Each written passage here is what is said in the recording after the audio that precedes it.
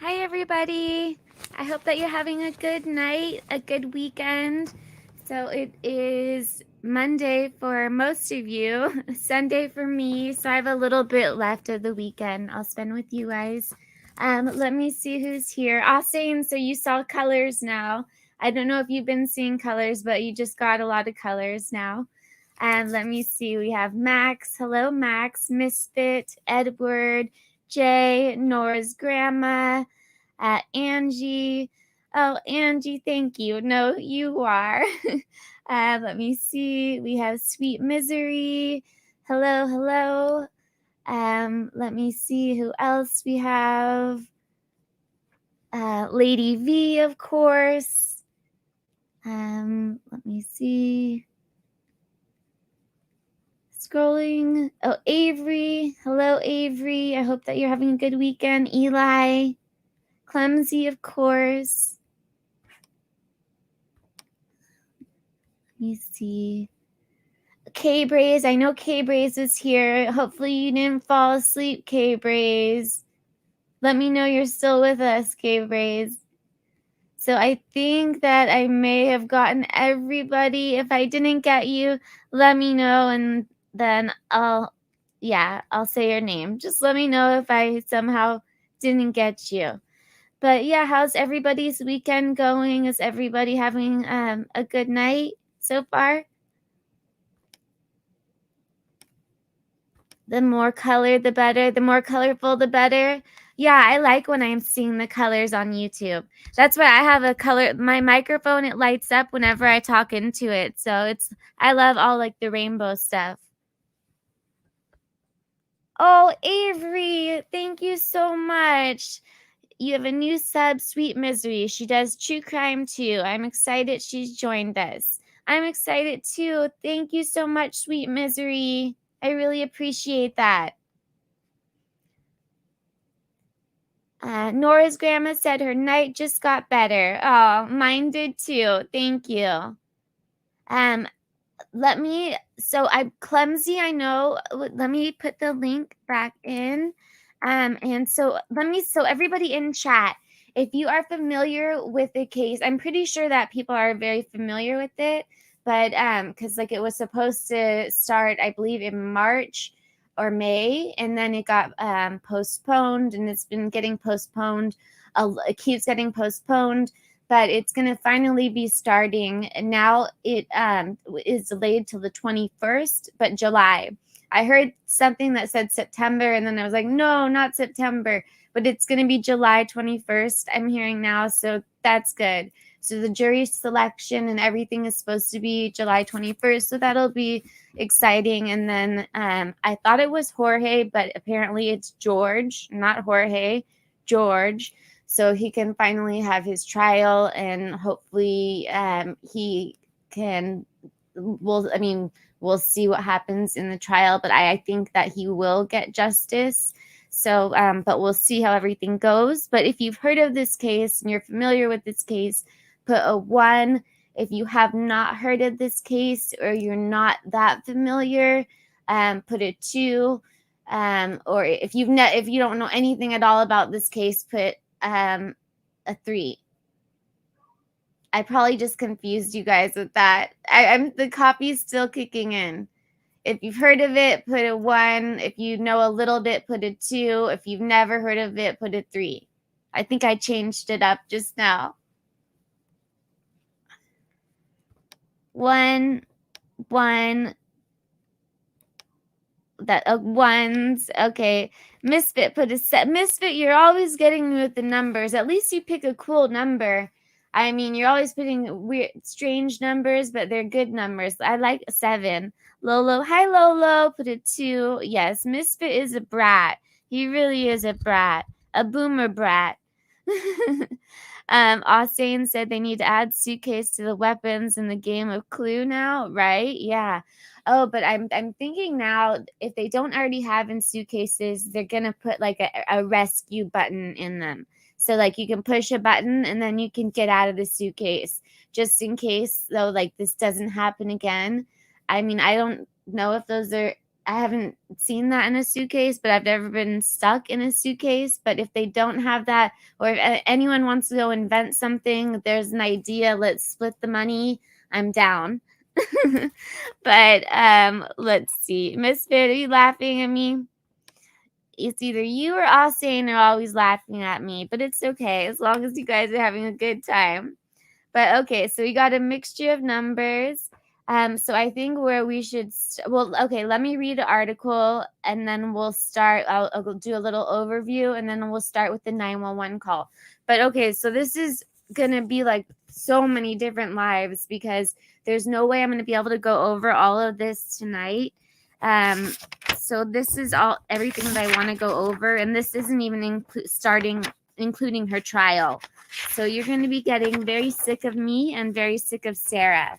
So we have the 911 call to go over, the body cam footage from the next day, the interrogation, and that itself is like 2 hours long. Then we have the suitcase video itself. We have an interview or an interrogation of her ex-husband. Then he has a new interview recently. We have an interview with the neighbor, an interview with the landlord, and the new people that are living there, as well as updates on the case and the newest pretrial and her letters that she sent. So we have a lot of stuff to go over. So I'll stop chatting and just talk. I'll get to it. But yeah, there's a lot. So this is going to be broken up into, I think, a lot of lives. Because I know people would probably rather watch like a few 2-hour lives than like 3-4 hour lives. I mean, I don't know. Lady V, I know you like to watch long lives, but we'll see how it goes. But like, I know if after like 2 hours we want to keep going, then we'll do that, or we'll see who's all here and stuff. But yeah, let me read an article and then let me show you a video. Just one moment, and then I'm gonna have something really cool that Clumsy she's working on, and it's gonna show like she has on her channel, like when she has to step away, it shows like some neat I don't know where she is. She's supposed to be coming up. Let me put the thing back in the chat. She could explain it better. It's like when you guys are waiting, when I say hold please and I'm getting something, I can put up this neat like little screen, and not like it's gonna show like different serial killers and different killers. She has a cool thing that has to do with tarot cards, but this will be super cool. I'm excited for you guys to see it when I get it. But yes, okay, we're waiting for panel guest, and then let me get to the article. And Misfit, thank you so much. Thank you. Okay, I see Jay. Hi, Jay. Hi, long time no see. I mean, it feels like it's been ages since I've been on your panel. I know. Welcome. I'm happy that you're back. I'm happy to be here. You know, I'm a little tired, but I'll do my best. You're not clumsy either. I'm just kidding. I was unsure if you wanted me up here now or not. If not, I can drop back down. Oh, I'm just totally kidding with you. Of course. Yes. I'd love for you to come up. Definitely. Okay. Well, I knew that. I just didn't know if you were ready. Yes, definitely. Okay. So, but how are you doing, both of you? I'm awesome. How are you, Jay? I've missed you both very, very much. I feel like it's been an eternity. Aw. I do. I'm like, yay. Are you there, Jay? Oh, I am sorry. I was just plugging my headphones in. Did you ask me a question? Oh, she was just saying that she feels it's been an eternity since she's spoken with us. And there is Clumsy. Yeah. There you Hello, are. Clumsy. Here I am. Hello. How are you, sweetheart? Good. I missed everyone. I do too. I started that job you told me to take, and now hard to make it all the time. How is it? How do you like it? I love it. Oh, that's so awesome. That's going awesome. well. That's so good to hear. Waiting to see what happens in August and October. Nice. Hey, Mark Klein. I see that you're here. So good to see you. But so you are all, I know that Jay, I know you're very familiar. And I know Yeah. Lady V, you said that she's nuts. So you seem pretty familiar. Clumsy, are Oh you yeah, familiar? Yes, definitely. I am actually. All right, so let's get to this craziness of a lady. Huh. Let me see if I want to read something real quick, though. You guys chat among yourself while I do this real quick. So how So have you how's guys everyone's been? weekend been? Mine's good. How about you guys? Very, very busy. I had a DJing gig on Friday. I played a rugby game yesterday. Well, technically 2 days ago because it's now Monday for me. And now I'm on here with you fine people. Well, Mine was I've missed good. you very much. I know. I missed you too. I need to. I need to stop in. I haven't been able to do it, Clumsy. I'm so sorry. That's okay. I did a reading for you last time too. It's time stamped over in my Discord. Oh, thank you. You're Thank Hopefully you welcome. it's for good doing that. news. You're welcome. You guys are I all brats. appreciate it. Just kidding. You know, see you can get a hold of me, even though I don't come see you as much as I did. Actually, I haven't got to see you yet. You can get a hold of me anytime you Okay. want to.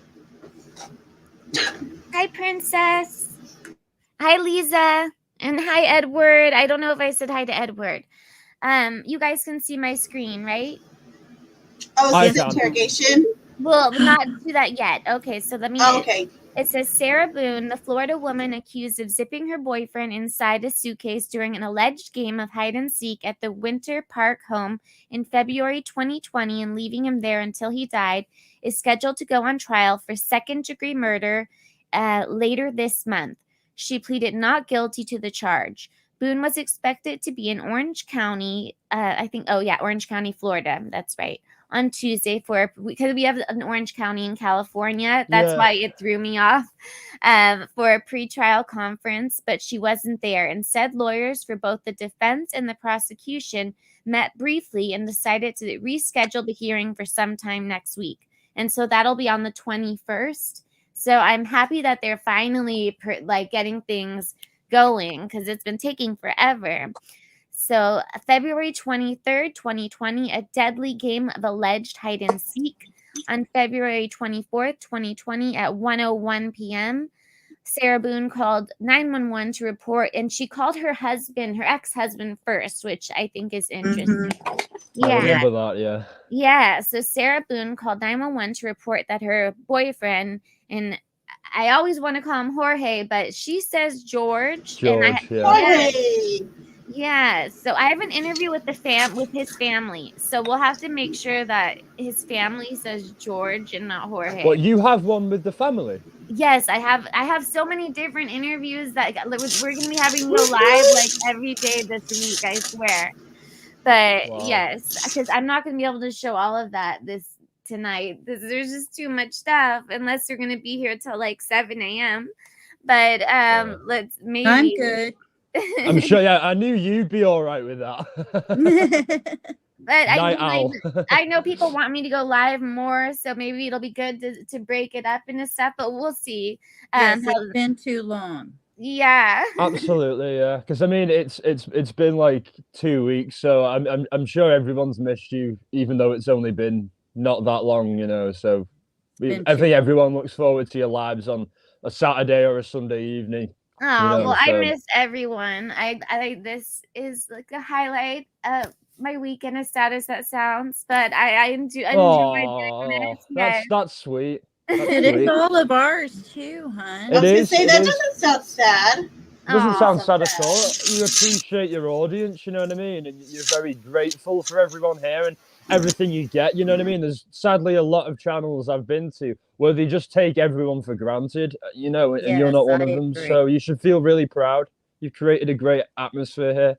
Well, I know someone said that they really enjoy everyone in the chat family, which I agree and Clumsy, you have a really nice chat group too. But everyone in the chat, we have a really good chat group. Like, and Valerie, yeah, I need to talk to you off of this. Okay. All It's right. important. Okay. I keep I'll telling make you an this. okay. Well, I'll get back to it in a minute, but everyone knows like I don't do phone calls, but I'll make an exception for you. Thank you. Val doesn't do phone calls. She hates. I don't. She doesn't do phone like it. calls. She doesn't do I- mornings. No, That's I it. don't. I don't either. I don't either, but it's important. But I'll call you. Okay, so it says that they are playing a game of hide and seek the night before. During that game, they both jokingly thought it would be funny if George got in the suitcase. And I've been paying a lot of attention to her wording, and it contradicts this. So, but we'll go into that more. She was 2 shifts to the wind, though. In all honesty, in that video. Yeah, she definitely. Like, let's be honest. She totally was. Yeah, Boone said that she and Torres were drinking wine. At some point, she went upstairs and passed out in her bed, the report said. And also, her ex-husband said that when she would drink, she would always get passed out drunk. Like, she would never just drink and then that would be it. It would always be to, like, oblivion. So It'd always have to be to excess. Exactly. She said she woke up hours later to her cell phone ringing, went downstairs and found Torres unresponsive and not breathing in the suitcase, according to the report. Minutes after the 911 call, the Orange County Fire Department arrived and confirmed that Torres was dead. The cell phone videos. Okay, so this goes into what he says during the videos, but we'll wait till we play that. This goes into the interrogation, which she says a million times. It was not intentional. I swear. If you wanted to do a drinking game or a coffee drink, just coffee, you could have drink your coffee every time she says it was not intentional. Yeah. But yeah, for a week. Yeah. I have a funny story about that unintentional. I had a teacher like in high school. He would say all the time, he'd be like, unintentional, like when someone did something on accident. It was the funniest thing. He said it like in such a weird voice. So he'd be like, it's okay, unintentional. So when I saw her going, not intentionally, it just brought me back to high school. That's weird, because in the UK and Europe, everyone says by accident, whereas here it's everything happens on accident. So I don't get it. I love how the dog and the turkey are right there for the battered spouse defense. Yeah, I do. I don't get that at all. I don't get that at all. What an unappropriate it's an advertisement, photo. right? Yeah. Okay. It's an advertisement. It's just placed very funny. But okay, yeah, so we'll get into all that after. But for now, let's just so I guess we'll go with the 911 call because everyone does know about how. Okay, yeah, so she's charged with second-degree murder in the death of the 42-year-old George, not Jorge, Torres. And he was found zipped up in the suitcase at the Winter Park apartment. Let me see. Okay, cops discovered incriminating videos on Boone's phone.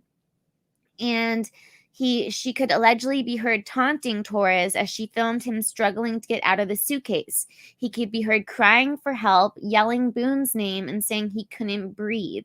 In one of the shocking videos, Boone laughed and said, "That's what I feel like when you cheat on me."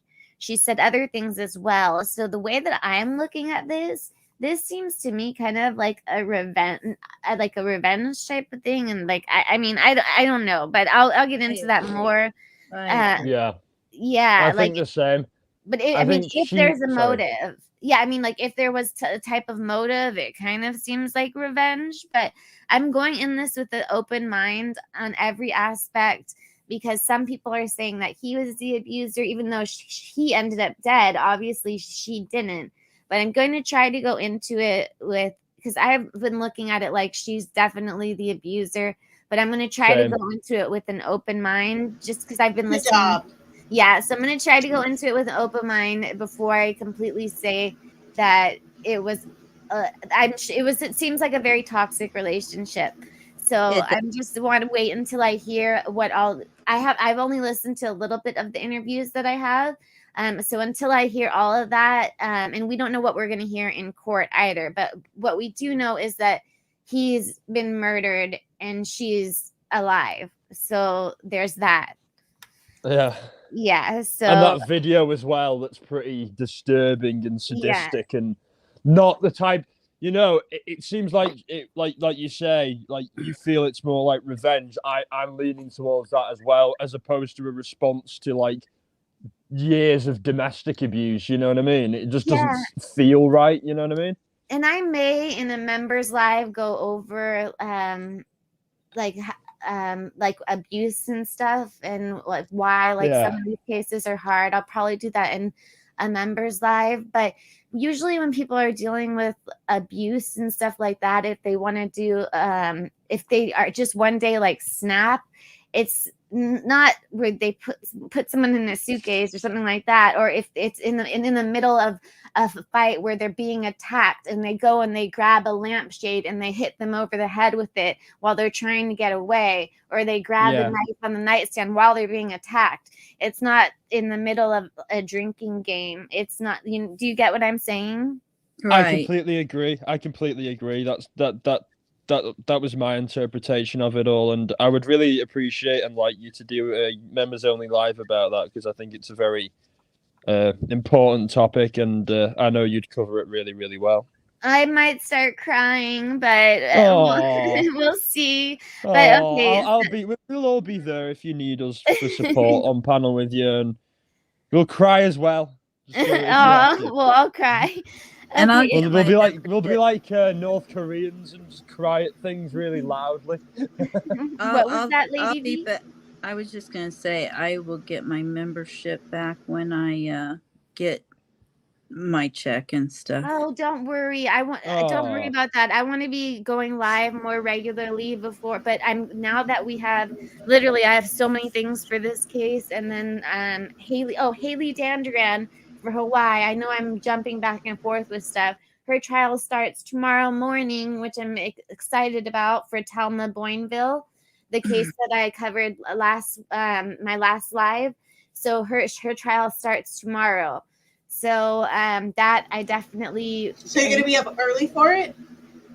I don't. Live coverage? You'll do it live or after? I don't know where I can do it from, but speaking of, no, they're on a different time zone. So actually, right now it's only. Oh yeah, they're behind. Oh yeah. It's only 7:30 there right now. But I'm not in Hawaii. Hawaii. Yeah. So I'm trying to see where I can find to watch it. I'm sure you can find a local station, or check on YouTube tomorrow, maybe. I'll look. Are you sure? Are you sure? Is it not going to be on Court TV? No, it's not that publicized. Oh yeah. That's a shame. Like I remember you saying in your last live that it wasn't getting enough attention, Val. I don't understand why. It's horrible. It was an innocent mother, a Spanish teacher. Or a teacher, I don't know if she was a Spanish teacher, a teacher, just trying to make some extra money, brutally murdered, you know what I mean? I really don't get why it isn't, why do you think it's not getting as much attention? Do you think it's because so many cases are happening at the same time? I hate to interrupt, Valerie, but people are wanting you to repeat the name again. Let me see. Oh, and Misfit, oh my God, you gifted memberships. Thank you so much. Thank you. The name for Haley? What's your last name? What's the name of the trial? What's the name? Let me type it in so people could see. Okay. You guys better not start watching it without me. Okay. Okay, so this was the live I did last week on Talma Boinville, but she is the victim. And so the one defendant, Stephen Brown, he already went to trial and was found guilty, but they're doing two separate trials. So now Haley Dandran, her trial starts tomorrow. So let me put that information in there. When does Sarah start? The 21st. God, I was thinking it was coming up. I can't wait for that one. I know. Same here. I mean, I know what I have the feeling, but at the same time, I'm like you. I'm going to keep an open mind because I'm sure there's a lot we don't know. But at the same time, drunk or not, you should know, that's Yeah. not a smart Yeah. idea. Yeah, Okay. drunk or not, you shouldn't be freaking locking people in the suitcases and No. throwing them downstairs. I'd and like to know how taunting them. he got him in there in the first place. My husband be going, Okay, yeah, so that's something that I wanted to go over. I'm kind of thinking, okay, and so in the autopsy, it said, and I haven't even gotten to any of the videos yet, but in the autopsy, it says his injuries were all over his body were that it literally seemed like he was beaten. So Wow. yeah, She but threw there him was down all the stairs. yeah, so I think that it started upstairs. She threw the suitcase downstairs, and that she may have even been beating him with a bat, possibly. Yeah. Wow. But it says that there were injuries all over his body, long nail scratches to his upper and back, large scratch on the back of his neck, contusions to his left shoulder, contusions to his left skull, left forehead contusion, and in the arrest affidavit, it says that the forehead contusions caused by blunt force trauma. So I'm thinking that she might have hit him in the head and then put him in the suitcase. And she got his, because she said in many of the things, she's like, I put him in the suitcase. We were playing hide and seek, and I put him in the suitcase. So I'm thinking that he didn't maybe willingly go in there. Like, I know a lot of people think that he did, but I'm kind of thinking that she put, even though she is small, like I don't think she's that tall, but maybe she because there's blunt force to his head, so maybe he knocked her out. She knocked him out and put him in that suitcase, and then he woke up in the suitcase. Well, That's when possible. you get I think that, when you get extremely upset, you have a lot more strength than you normally have. Yes. Is that fight or flight response? Yeah. I've gotten no, not even at that. I mean, there was times my husband, I wanted him to do something. He's like, "Oh, I'll get it later," and he never did. So the next day, I'm like ticked off, and I'm moving this huge old big thing by myself, and I'm gonna make sure it's moved. You just get more strength when you're upset. Oh no, I completely agree. Hold on, let me put that down. But so let me get to the 911 call, but listen to her wording in it.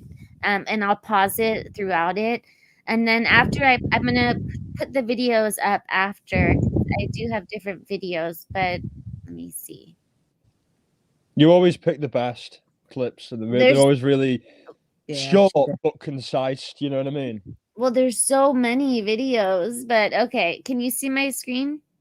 Yes. Yeah, I can. Okay. I don't know what it is, but it's an advertisement. It looks like a Muppet. I thought it was like Miss Piggy turned green or something. Looks like Fraggle. It's Fraggle. Oh no, I shouldn't have that song on there. I hope I don't get in trouble for that song. It's only a little brief snippet, so you should be fine, hopefully. Come on, what is this? Go away, advertisement, go away. Okay, all right. Are we ready? Okay, emergency. 4748 France Court, apartment 3. 4748, what's the street name? France, FRANTZ. And the apartment number? 3. Is this a police or medical? My boyfriend is dead. Wow. Okay, send the line for the fire department. Do not hang up. She says it's so matter of fact. Yeah, my boyfriend is dead. Exactly. She said it like it was nothing. She's like, "Oh yeah, the trash is out. Come collect it," type of thing. That's basically how she said it. Fire risk. That's a location emergency. That's 32. No, please don't leave. 4748 France Lane, apartment 3. France Court. France Court. Yes. Okay, is this near Mackenzie Drive? I don't know where that is. Okay, fine, okay. It's Hillwood Park Apartments. Okay, 4748 France, correct? Correct. All right, correct. Now tell me exactly what happened there. My boyfriend and I were playing last night, and I put him in his case when we were playing. And like kind of hide and seek kind of thing. So I fell asleep and I woke up and he was dead in the suitcase. So I don't know what happened. I don't know what happened. Right, okay, what's your apartment number? 3. I don't know. Apartment 3? Yes, like he.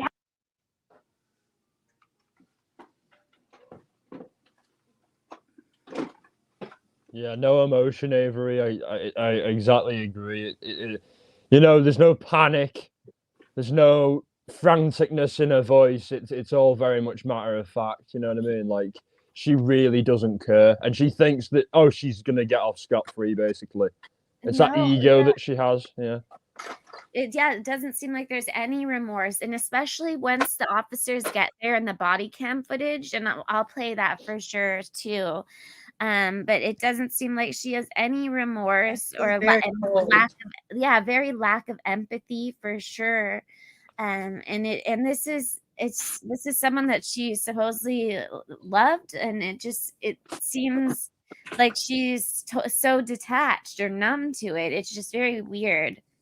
Oh, but yeah, so did you hear that part and listen for it where she says, I put him in the suitcase. I put him in the suitcase. Yeah. She said it many times. She never said he got into it. It's always she put him in it. So I think you're right. You know what I mean? I do think she probably knocked him out and put him in it. Because who the hell would get in the suitcase? You know what I mean? Drunk or not. It's just not something you do. And I mean, unless they were playing some kinky game, but I mean, I don't know. But she didn't say he went in. She said I put him in. So yeah, then I don't know what kind of game that would be, anyways. But here, let me press. Suffocation. Let's play suffocation. How fun that would be. Right? Yeah. He has like blood coming out of his mouth, and I don't know if like he had like an aneurysm or what happened. Right, okay, all right, okay. Listen, we're getting help out there too. All right, okay. Okay, now? Okay, man, listen, we're on our way out there. You're at 407-716-8684. Okay, is he hanging from somewhere or what, ma'am? No, I pulled him out of the suitcase. I tried giving him CPR. Okay, so he was in a suitcase? Yes, and I fell asleep. Okay, how old is the boyfriend, ma'am? 42-year-old male. All right. Okay, we're sending help out there. Sheriff's on the way out there? Yes, I'm sir. sorry? Yeah, okay. All right, listen to me. Okay, I just need to confirm this. All right, I understand. I just need to confirm this. Is he awake at all? Is he conscious at all? No. He's purple. Is he breathing? No. All right. I need you to get him on the floor, flat on his back for me, okay? I did. I tried giving him CPR. All right. I tried giving him CPR. Yeah, okay. Well, but nothing happened. He's purple. Didn't they say there was no evidence of her trying to give him CPR?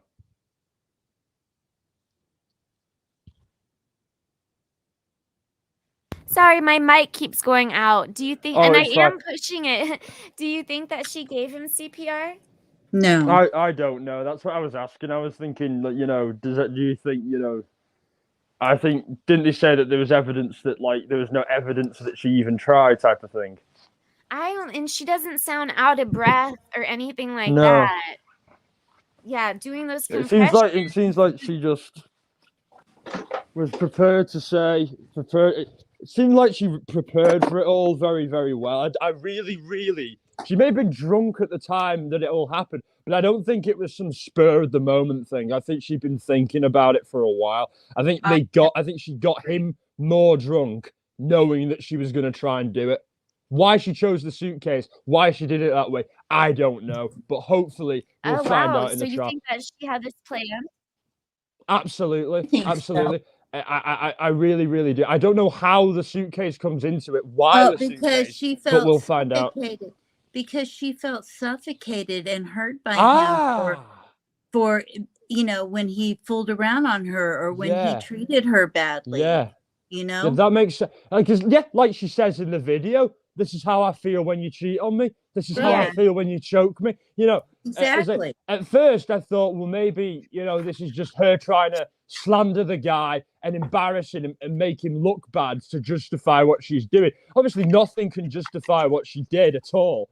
It's No, fucking I mean, disturbing. But if this it gives an had happened, insight into maybe why it happened. You know what I mean? right, if this had happened during the course of him choking her or something like that, that would be one thing. But Yeah, and that's where I it would have do- been, like I said, like where she could have got a Yeah. lampshade or something like that and hit crime him in of the moment. passion, That's self-defense. Yeah. and self-defense and crime of passion. But I mean, no, I think she had this planned out. I'm not sure if she meant for this to happen. I don't think she meant for this to happen. I think she meant for him to suffer and come close and scare him to death. Yeah, because if she wanted it, a good point there, to be honest with you, because I'm starting to agree with you. It's like if she wanted him dead, she wouldn't have taken the video type of thing, because it's just evidence that she had him in, Right. that she was the reason he was in there type of thing. Or if she Right. just didn't take the video and he died, yeah, she could probably keep saying, oh, until they have the blunt force trauma and the full autopsy report. She could have said for a while, oh yeah, he put himself in there as a joke. It was a dare, and I fell asleep and I was drunk. I woke up and he died. It's horrible. You know what I mean? And if she had any brains about her, she'd be acting all scared and sad. You know what I mean? But she didn't. Yeah, I don't think it was premeditated either. Lisa said, I don't think it was planned. Just because as we listen more to the 911 call, and when the police get there in the morning, she does seem like a little bit shocked. Like she screams, like when she's to the realization that he is actually dead. So I don't think, don't think she woke up expecting him to not be alive in the morning. Yeah. I thought she planned to put him in there. Like, I'm leaning towards you in that I don't think she planned to kill him based on the fact that she took the video. That's exactly what I was meaning as well. Yeah, you're right. You're right. I think the same. It's an interesting one. Yeah, because she does seem emotional in the morning, but it's like surreal type of thing. Alsane says he thinks she's just crazy. I'm sure she's crazy too. Yeah, she's going to write a pardon to Joe Biden saying, I've been wrongfully imprisoned. Can you get me out? I'll get to her letters. She's been busy writing letters. That's for sure. Oh, she's been writing letters. This will be great. I can't imagine what they'll say. Okay, listen to me. There's a defibrillator. I need you to get it for me, okay? What is it? You have an AED available? No. All right. Are you right by him now? I'm sorry? Are you right by him now? Yes. Okay. Lay him flat on his... Okay, ma'am, listen. So is he cold and stiff? Yes. Okay. Well, he's not necessarily cold, but he's stiff. Right, okay. All right, listen to me. Listen to me. I want you to lay him flat on his back for me on the floor. I did. Removing the pillows, okay. Yes, I did. All right, okay. He's stiff and purple. Right, okay, listen. Okay, man, that's fine. We're still going to do compressions on him, okay? All right? Place the heel of your hand on his breastbone, right in the center of the chest, right between the nipples. Yes. Put your other hand on top of that hand. Baby, I'm telling you. Just by looking at him, you can tell. Okay. Please. Okay, he just gurgled. Okay. Listen to me. All right. I want you to place the heel of your hand. Okay, right between his chest, right between his breastbones. Yes. Put your other hand on top of that hand. Yes, we want to pump his chest to me hard and fast. Go into those.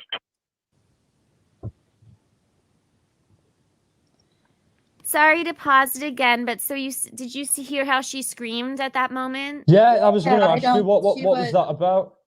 I think she did pump his chest, and I don't think she was expecting that to come out. What, blood? Yeah, he gurgled. Yeah, there was stuff coming out. Yeah, and I just think that it is the realization of him, of a actual dead person right next to you right there, I think is coming to her like that. Like I'm saying, I don't think she was planning on killing him, even though she didn't want to touch him, that's for sure. Yeah, exactly. Like she wasn't looking at him in a loving way or anything like that. Twice per second. There's not a lot of compassion. I'm doing it again. Okay, no, just keep on pumping. That's all you need to do for me. Keep on pumping his chest for me. I don't need you to stop and talk or anything. I just want you to count out loud for me, okay?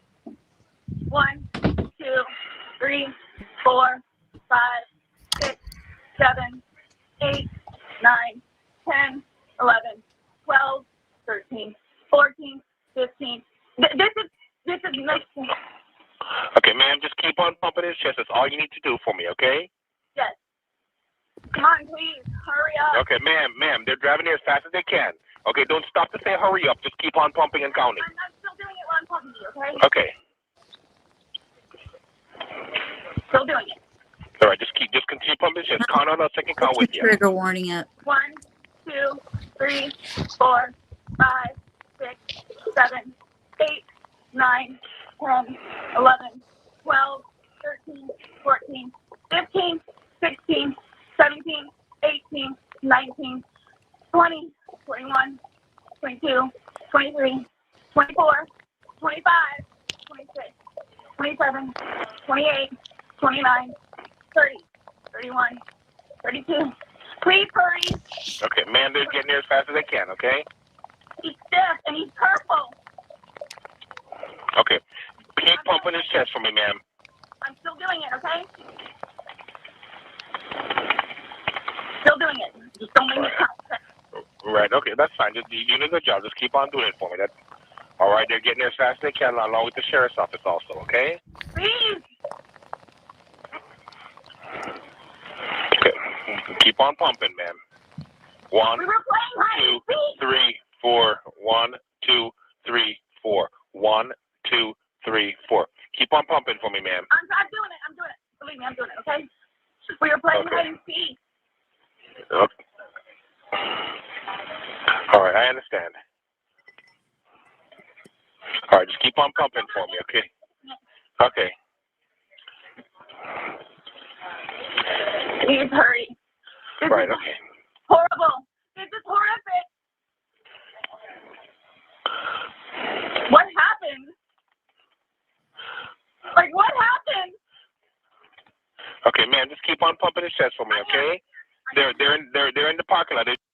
See, she does genuinely seem to be in shock to me. Either that or she is having to touch him and feeling forced to do that, and she I doesn't. think she is in shock. I don't think she meant that she knew he would die. I don't think. Yeah, I don't think so either. Yeah. Yeah, I think it's forcing her. I agree with what you're saying, Lady V. I think it's forcing her to confront what she did in a way that she wasn't comfortable doing. You know, so that lends to the theory that she didn't mean to kill him. You know, because if she did, she'd be like reveling in it. Because that does sound genuine. You know what I mean? That kind of like shock. You know, it doesn't sound faked at all. So. Yeah, I agree with you, Jay, and Clumsy. I do agree with that because I don't think she meant for that to happen. It might just now be setting in.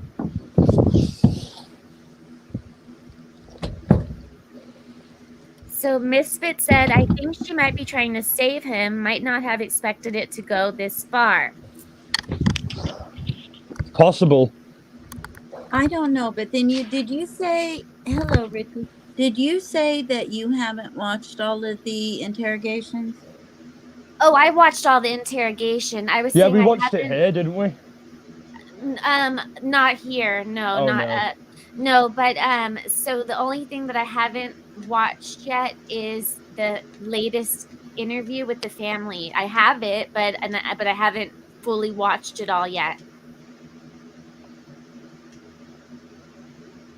I feel so bad for them. It must be awful. Sorry. This is my take. Okay, I'm just going to be honest because I've watched everything there is to watch on this thing. The only time that I ever see her get upset is when it has to do with her, not him, her. If it's affecting her in a way she doesn't want to be affected, then she's getting upset. Otherwise, she's stone cold. No, that makes sense. Like the fear that we think that we might, or that I think I may be hearing, may just be fear as what's going to happen to me. Yeah, because the guy mentions that he's bringing the sheriffs down, and then she says frantically, "We were playing hide and seek. We were playing hide and Right. seek." She's already thinking of an alibi. Yeah. Oh I yeah, I But fully intended on getting him in there and doing what she did to him, but in the end, I don't think she actually meant to unalive him, but she meant to do everything else, Yeah, to in humiliate my him. opinion. Yeah, and to scare him, to intimidate him. All those To make things. him Yeah. suffer the way he made her suffer. yeah, Yeah. like I was saying about a revenge type of thing, but it went more than she thought it was going to go, like farther than Right. she thought. Yeah. And I mean, Here. I hate to sound cold-blooded about it, but I mean, it is what it is, you know?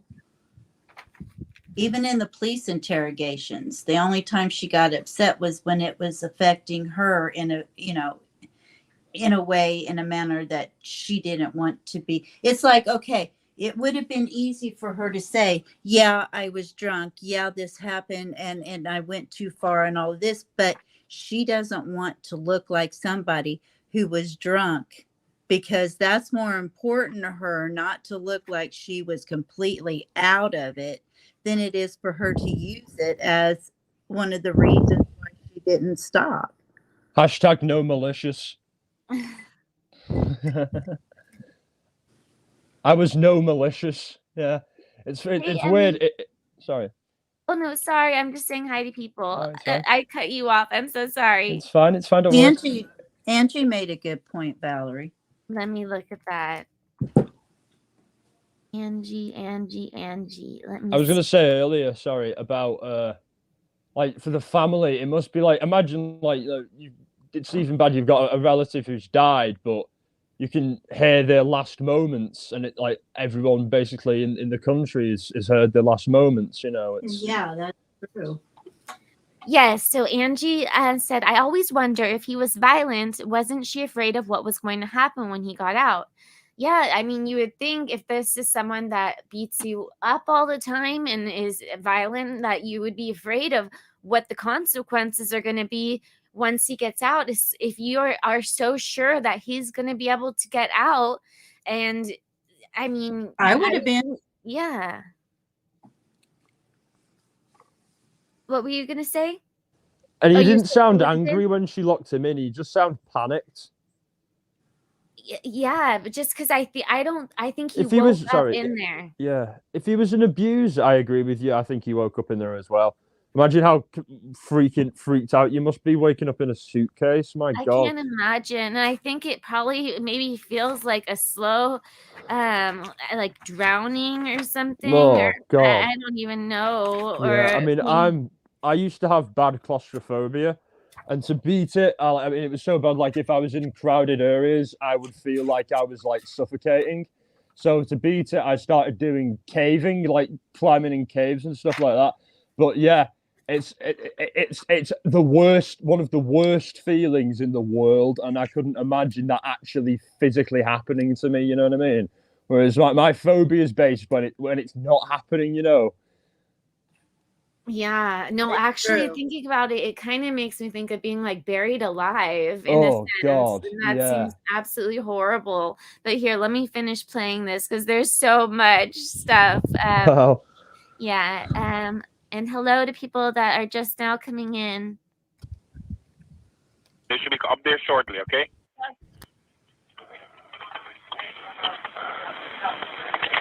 I'm still doing it, okay? All right, okay, good. And you found them in a suitcase, you said? Yes. We were playing hide and seek last night. I fell asleep. I think they're here. All right, just keep on pumping the chest until they take over, okay? I am. Okay.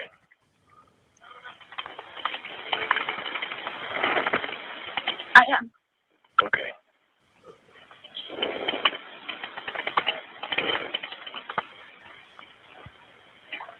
I am. Okay. Open. Come in. Can I stop hugging now? Let them take over for you, okay? When was the last time anybody saw him? Last night.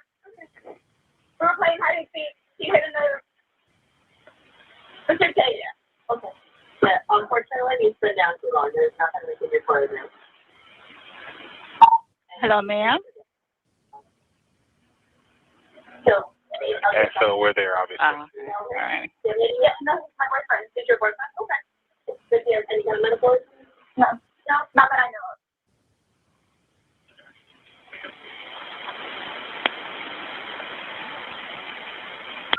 Hello? Hey, ma'am, the fire department's going to take care of you now, okay? Yeah, so we'll see you there. Alrighty. Oh, ma'am, we still there? Hello?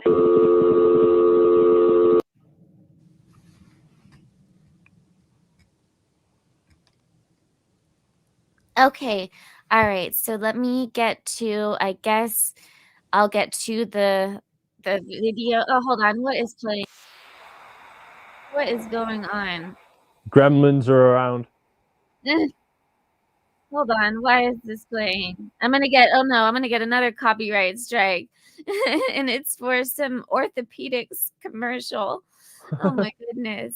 But okay, so I guess before we show the body cam footage, maybe I'll show the video of I hate showing it. Yeah. But while I get that, you guys can chat to each other or chat to everyone in live chat, whatever you guys want. I'm just gonna grab one of the videos. But yeah, Clumsy, I was meaning to tell you the other day. You know how I mentioned about those tarot cards from my group being released to the public? Yes. They'll be out by early September. That's when they're going to come out, and I'll make sure that I put a link on. Yeah. Around. Totally. Yeah, they're like available all around. They're really nice because they've got these really beautiful illustrations of like all the various cards and like alluding to what they mean and stuff. So they're really cool. They're all done like handmade, homemade by one family basically. Oh, awesome. Yeah.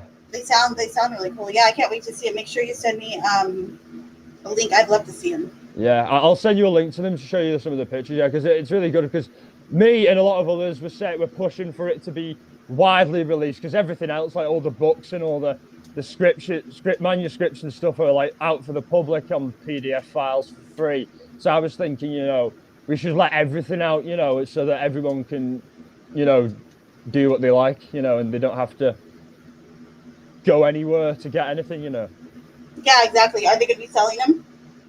I'm going to be selling them as well. Yeah, I will. Awesome. I'll have a batch. I'm going to start probably like a store or something like on Redbubble maybe or something like that, and a site like that. If there's better ones, obviously you could probably recommend them. But things like that where I'll sell basically the tarot cards, the decks, and just basically ritual stuff.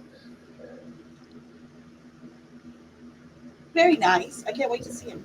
Yeah. Because I've been meaning to do that thing, like that ritual to show everyone, but my sage hasn't come. I ordered it like weeks ago and it hasn't come. It's taken that long? Yeah, everything's been taking long recently. I ordered that, and like a few other things from Amazon have been taking long. It's annoying. I ordered some new guitar picks and they've been taking forever as well. Dang. Yeah.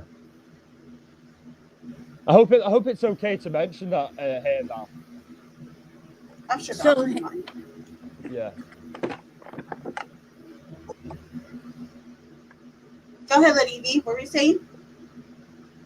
Oh, nothing. I was just reading chat. Five Flame says being in shock doesn't mean she didn't mean to kill him, which is very true. He left him in there to die as he begged for help and saying he can't breathe. Do you know what? I want to know what she's charged with because I feel like she's charged with second-degree murder. I thought she was overcharged because I thought for sure they charged her with manslaughter, like Or negligent unintentional. homicide. He's charged Yeah, with that's- second So degree I'm right. murder. Okay, she is charged with second degree. Yeah. Okay. So Interesting. let me play this.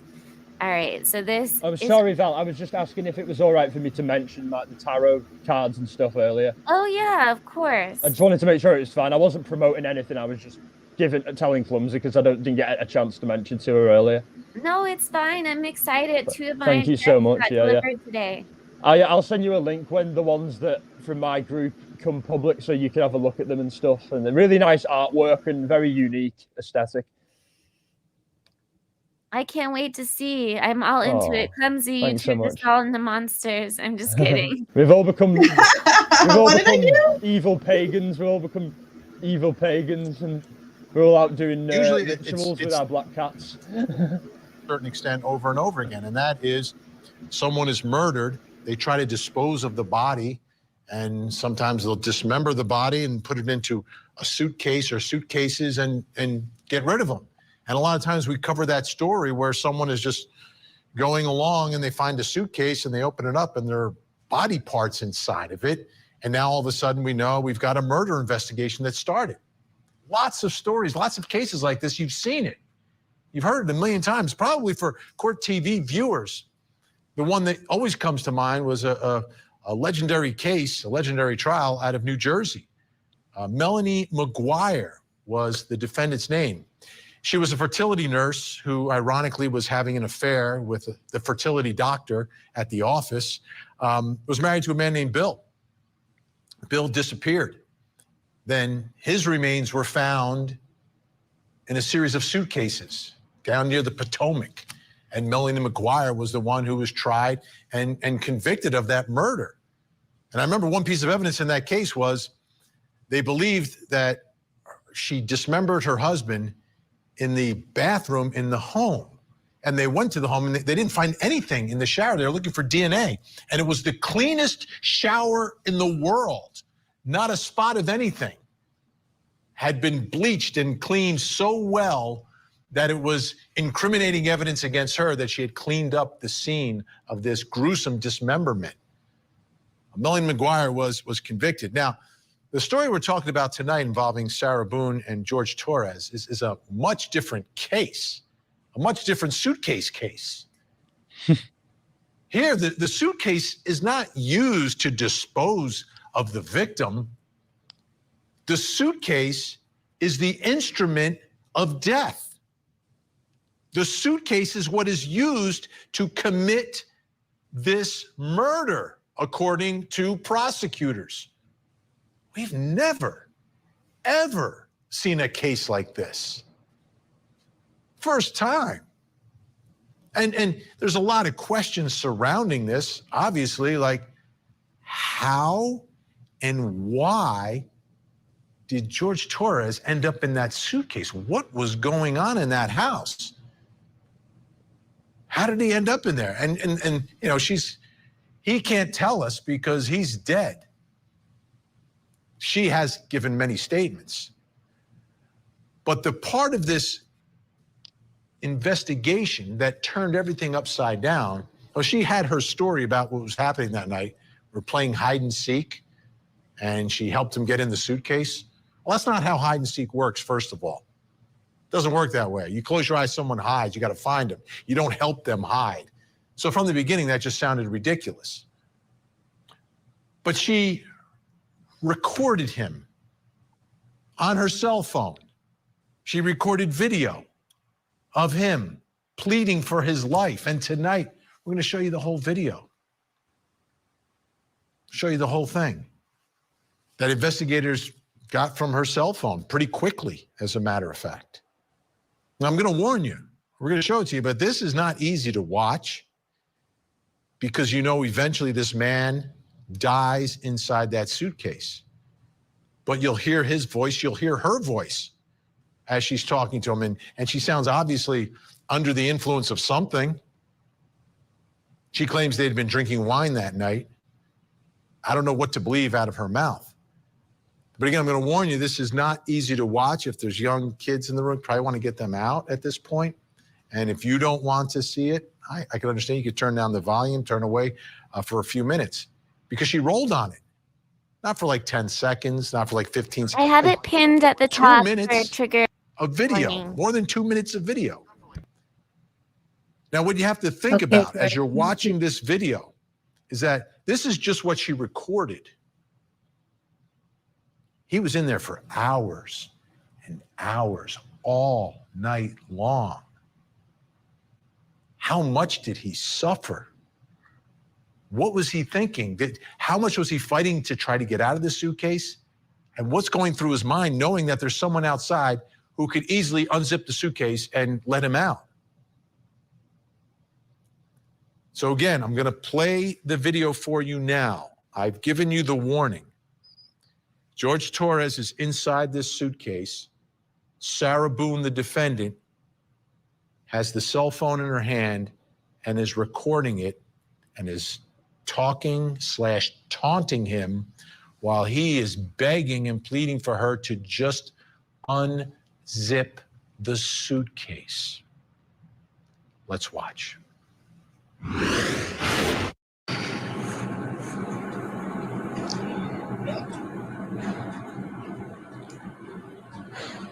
Sarah.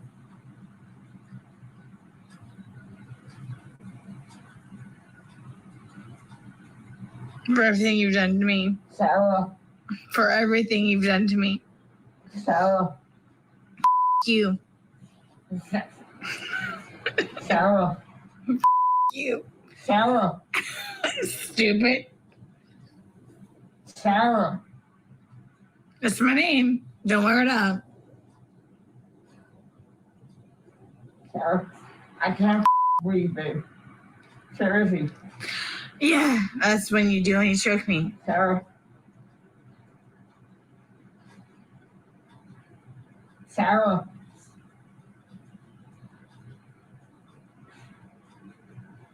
Sarah.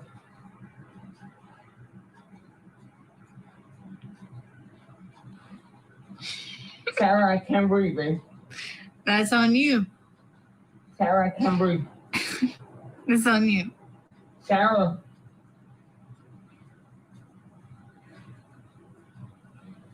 Real or ransom. I want to get video for it extra. Because I got this. Sarah. Real or ransom. Sarah.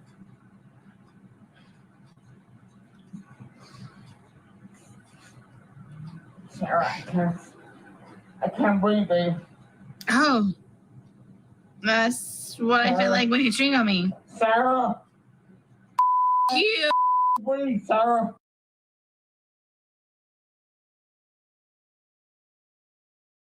He doesn't seem angry to me at all. Maybe he's too panicked to be angry, but he just seems scared. It's Do weird.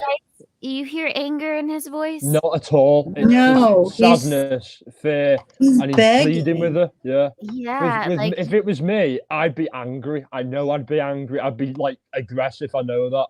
You know, Yeah, I'd My husband would be I'd mad. be like, I'd start panicking, and I'd be like, get me out, get me out, get me, and I just start getting more frantic, and then maybe then the neighbors would hear, and then they'd fucking call someone. Sorry to swear. Maybe then they'd call, and they'd have called someone, and it would have saved the day. You know what I mean, or something like that. But I know I'd have gotten panicked, and it would have made me aggressive and angry. You know what I mean? Because I'd feel trapped, and it would just, Well, yeah. you know.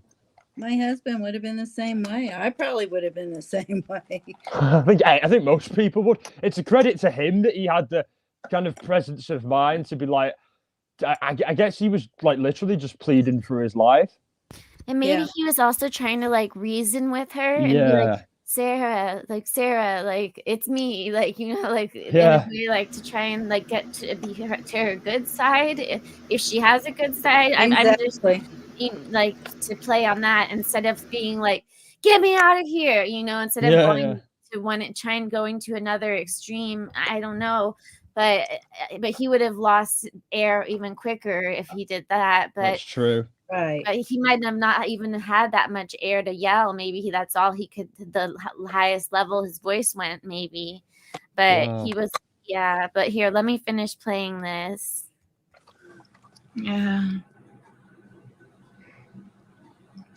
You should probably shut the up.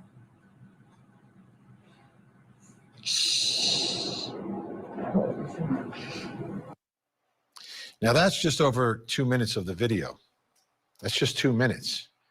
But you can tell he's already in distress and he knows that something bad is happening here. This is not good. And she's laughing, she's taunting him as all this is going on. This is cruel. Now, there's a second video that she made. It's shorter, and it's recorded 11 minutes later, which means, okay, so we watched just over 2 minutes there, another 11 minutes inside the suitcase, and then she decides to record some more. And you'll notice in this one, he's not talking as much. Again, same warning. Let's take a look.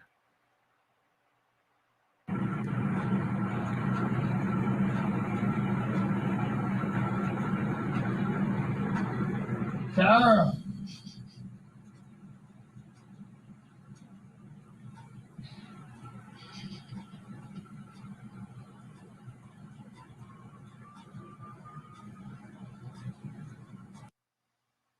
And there you can see the suitcase was in a different position. She admits she flipped it on its side. I mean, she's not only taunting him, she's like flipping the suitcase around. What is this? What is this?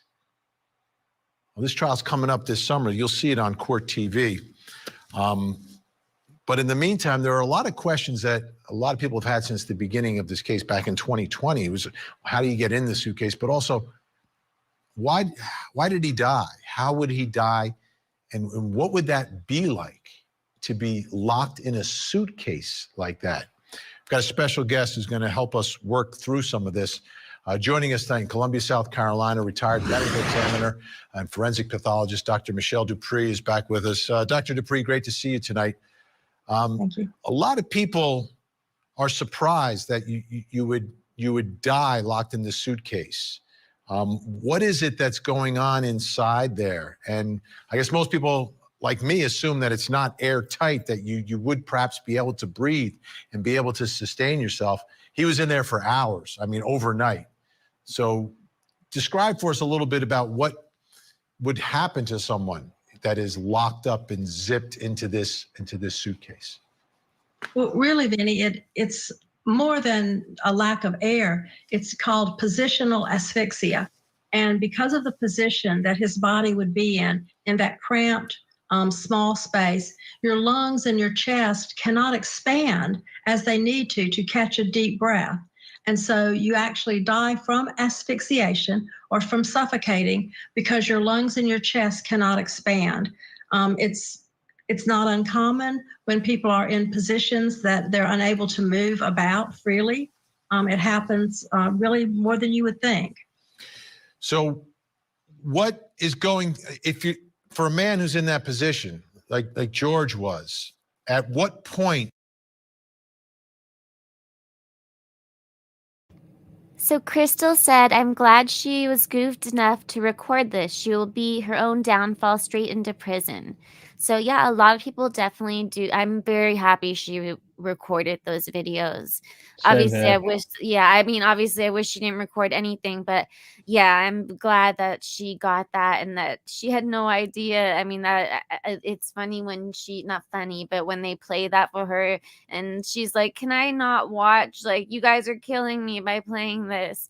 But I think she may be her own downfall. And especially when she gets on the stand, the prosecution is going to tear her apart. And Yeah. you know she's going to get on the stand. Like, I've been reading that she's going to, so I can't wait to see her on the stand. It honestly wouldn't surprise me if she represented herself at this point. Oh my God, No, yes, I there's don't been think she's- 6 attorneys. Oh, I don't think she will either, but I'm just saying because she keeps switching attorneys, I wouldn't be surprised, but I'm sure she won't. They'd probably beg her to let them go. Yeah, please. I don't want to represent you.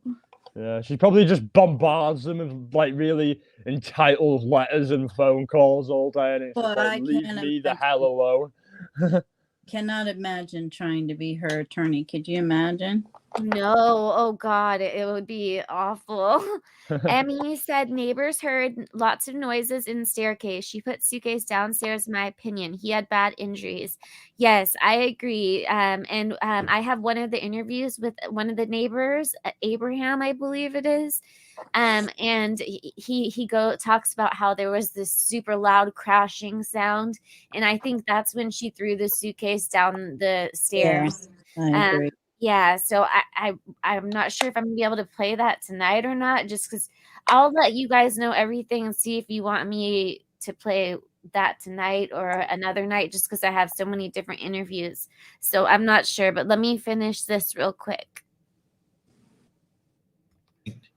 How long would it take, do you think, for him to realize this is bad? This is going south. I'm starting to struggle here. And how long would that struggle last, do you think?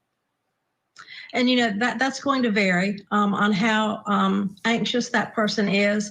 I would say 10, 15 minutes, you're going to become very distressed. It's going to become terrifying that you can't get out and that you can't breathe. You would be scared to death because you can't move, you cannot breathe and take a deep breath. I am almost thinking this is almost like, is it kind of like drowning? The psychological part of it, where you're there, but you can't breathe. If you're underwater, you can't breathe. And then your mind starts racing and you get into that panic mode.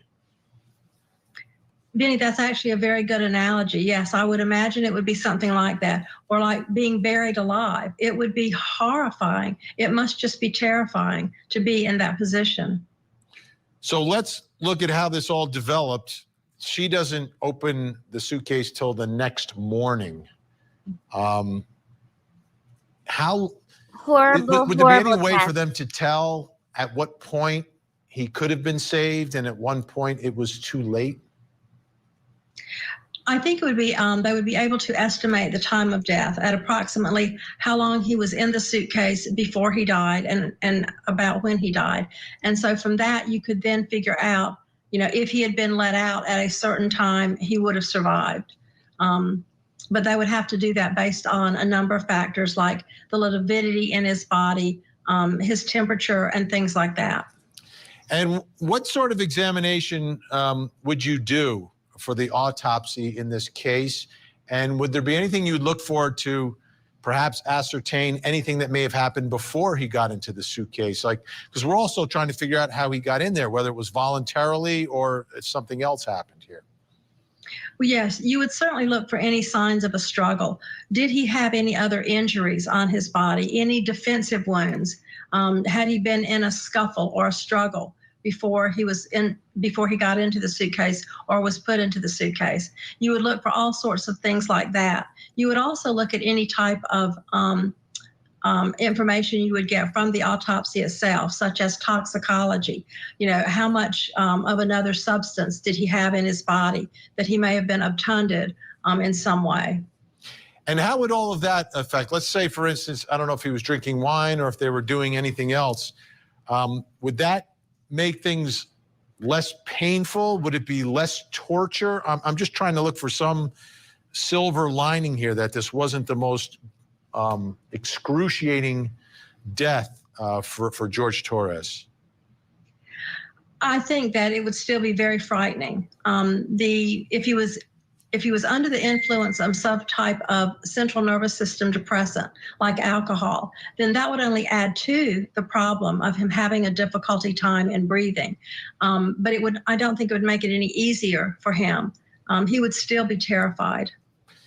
And through the autopsy, would you be able to ascertain the position of his body as he was inside the suitcase? Because I think she opened it before investigators got there. There's probably no photographic evidence of that. Would there be any way to figure that out? Yes, again, depending on how long he was in the suitcase, and I believe it was around 11 hours or so, there would be rigor mortis, which is the stiffening of the muscles, and they would be stiffened and basically in place in the position that he was in. There would also be lever mortis, which is the settling of blood according to gravity. And then that way we would know, when he was facing downward or facing upward, based on the lividity.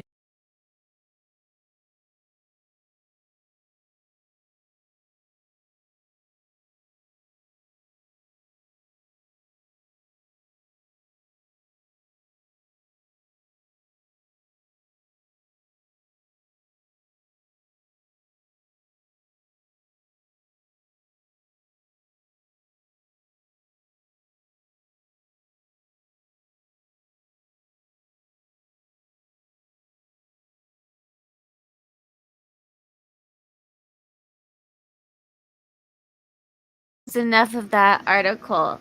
Enough of that video. But yeah. Enough of you, Vinny. What was that? I said enough of you, Vinny Politan. I like him. He's in other stuff as well. But yeah, so I have so much. I'm trying to think what to go over because I have so much more stuff. Lady V, you said you saw a lot. But I'm gonna wait to show the ex-husband's interview. I'm trying to think if I should go in chronological order, maybe. Yeah, maybe that might be a good idea. Yeah. So right now, do you want to start with the body cam footage when they get there in the morning? That's a good one. That's a good one. Right after the 911 call too. So that's kind of shows you the timeline, like how things unfolded. I'm sorry. I was gonna say I didn't mean to hit that comment, but it was funny anyway. So Sarah's such an idiot. I didn't even mean to hit that one, but I agree, Princess. I'm so offended, you guys. My name is Sarah. Just oh my God! I didn't mean to do that at the time that I was talking to you. I'm sorry. I'm dead. Oh my God! Can I tell them? They probably don't know what we're talking about. You've been found out, girl. Okay, can we explain for the people that don't understand why? Are you able to say what your name is or no? Yeah, Sarah. Okay, so people that don't know, her name is Sarah. So that's why. Yeah, well, I know, right, Lady V? So her name is Sarah. Clumsy's name is Sarah, and Princess Megan Elsa put Sarah such an idiot, and I happened to highlight that comment while she was talking. She doxed herself, man. Yeah, it wasn't me, but. What happened? What did I miss? Hold on. It is, but her name's without an H, so. You guys really are talking to me, yeah. Oh. Hers is out an H. Oh, well, I spelled it wrong, but oh, well, she doesn't deserve it to be spelled right anyway. Yes, that's correct. I did that. Hold on, no, wait. She doesn't deserve to have my spelling. Wait, she has an H or she doesn't? No, she doesn't. I do. Okay. So it's like Sarah. What was that? So her name's like Sarah then? Sarah. Yeah. Sarah. I spelled Brian Koberger's name wrong once, but I left it because I felt that's a mouthful though, Koberger. I spelled his name it was Brian the Brian part. It was Brian. Yeah. Oh, with an I instead of a Y? Yeah, but I figured he doesn't deserve to have his name spelled right anyway, so I kept it. Yeah, you just deserve the courtesy well. Yeah. I called him Brian Kohlbergers once. Yep, nope, that's not his name. Okay, so let me get to hold on. And then there's the body cam, and then there's body cam where they analyze it, but we could do that another day. Literally, there's so many days of this. We're gonna be going we're gonna be doing a live all the time. There's so many different. There's just so much material for this. It's insane. You just try your very best, your very hardest to make us sick of you, and we'll be happy. Because it won't happen. All right. So this one's 41 minutes. Let's see. I'll try not to pause it too much. This is where she wants her spigot. Do you know what I'm talking about? Her water spigot. I know Jay knows what I'm talking about. She's got a dry mouth. She's hungover. She's got a very dry mouth. Yes. Okay. So police grill Sarah. Okay. So this is the next morning. So let's see if she seems like she's remorseful. Can you see my screen? Yeah, I can. Okay. please put a 1 if you can hear it. Oh, there's nothing to hear right now. Hold on. Now you should be able to in a minute. Hold on. They're not talking. Come on, you guys. Don't you want a donut? Talk.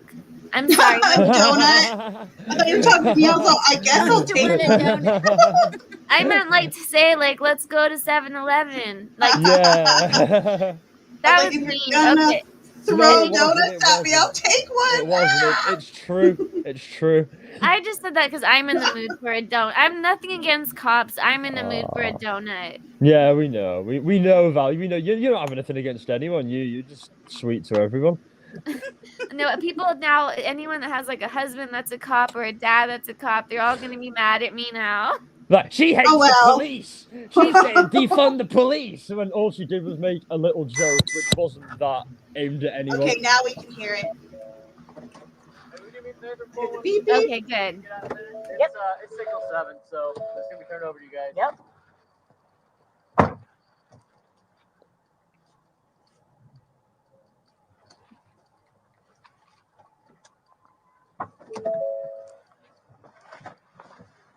Thank you for the ones in chat. You could get all your guys out of there. What's that? You could get everyone out of Wrapping there. up getting info. You got a clipboard, I'll get you all your names and stuff. Oh yes, thank you.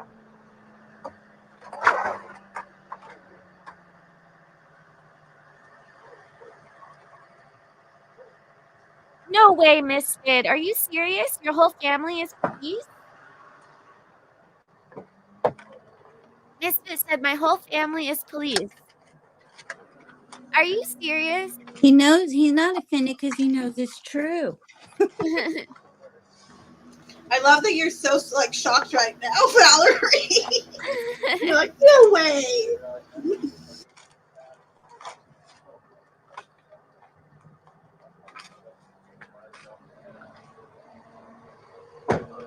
Who pronounced?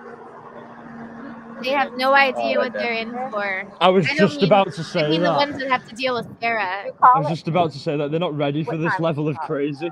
No. I mean, well, they are in Florida. And again, sorry to people that if you live in Florida, don't get mad at me. It's or- true. okay. That's horrible. It's true. It is California's bad too. We have a lot of crazy things in California. So I'm no one to talk Where's at that? all. You want that list? Oh, don't worry about that. We'll take care of that for you. Yeah, but Crazy California is stuff full happens of here pot. all the time. We have like a chase here every day. That's cool though. I had a cigarette, but I'll get it for you, okay? Wait 1 second, okay? Apart from the people on the freaking highway. Okay, well, I got my Dr. Pepper on the counter. Wow, Okay, Misfit. give me 1 second. Val, you have a new member too, by the way. I do. Yeah, Richie just became a member. Oh, Richie. Yay. Thank you for becoming a member. Put the time that you called it. You got the time you called it? Okay, perfect. You can't go back inside. What's going on? Who is he to you? Boyfriend? Yes, for like 3.5 years. What happened? He and we drank last night. We had a. Can you pass this to the around to the SD guys? Stop. They need to sign that for sure. They're with me, so they're not. Oh, they're not leaving. I Okay. think I woke her up. No. Each of them has to. Cause this might be a real scene. So each of them has to put their name. Normally and we all initial. I just put everybody. Yeah, you call it working. What's going on? So I just got here, so fill me in. No problem. Like Yeah, he and that's I right. were putting a puzzle together. We've been doing some artwork together. You are putting a puzzle together? Yes, we have a puzzle that we started in there. Okay. We've been doing art, taking stuff off the wall to make new art put up there, like having a good time with one another. But we're drinking. We had a bottle of wine last night. Okay. So then it's like we decided to play hide and seek, right? Okay. So he gets in the suitcase. Okay. Who is this guy? That's my ex-husband, my former husband. How did he live here with you guys? No, I called him over here. Okay. I didn't know what to do. Okay. I didn't know what to do. Okay. So then he came over here. Here, let's talk in private, okay? I called you guys. I tried giving him CPR. The problem is I fell asleep. Nora, you're making me laugh. And I thought I was on mute. When I found it. Before you called? Yes. It's 1 o'clock right now. I tried. I was awake, but I actually got out of the bed at like 12:30ish, whatever. So I came downstairs, and I was like, "Oh, he's in the suitcase still." and that's when I found him, and I took him out, and I tried doing CPR, and then I called him, and then I called you guys. Did he get here before the fire department got here? Who? Your husband or Yes. your ex-husband? Yes. Okay. Where does he live at? Right down the street. Okay. So you were playing and who dipped him up in? I did, but then I fell asleep. Okay. You're okay. I wasn't here. I'm just trying to figure out what happened. I fell asleep, so I don't know if he suffocated or like had an aneurysm or a heart attack or what. What kind of medical conditions does he have? None that I know of. Nothing that you know of. None you that I didn't take know any of. medicine No. last night? No. All we had was a bottle of wine. Literally, just a bottle of wine. Okay. Doing puzzle artwork. Then we decided to play hide and seek. That's all that happened. Okay. So I don't know if he had a heart attack or what in there. Like, I don't know what happened. While saying her shirt says it was a good day. Prior to you calling 911, you tried that all morning. Wasn't a good day for him. And then I called him while No. I was What time did you start? Probably give me a rough ballpark. Here, let You me know fill there this are up those again, shirts okay? that Please, say ma'am, like my good Dr. Pepper. day I'm and all so that. cut now right now. Ma'am, and you can't talk to him until we get done with this, okay? Just don't leave, okay, Brian? Thank you, ma'am. Well, Appreciate it. Thank you. I'll get Lucas. I know. Do me a favor. Stand over there by that. I One know, second. just on. I know. We'll have to put on puppies or something after this. Okay, we gotta We need to balance it out. It's on the counter. I can't move anything from out of the house. Seriously, like, I'm making Here, I want you to sit down because I don't want you passing out. This is probably a lot for you to deal I with, need right? Sit. Ma'am, I don't. water. Just water. I can get you some water, okay? Just I want you not on your feet because I don't want you passing out on me. I need water. Okay, I'll get some for you. 222 Charlie, but you on it.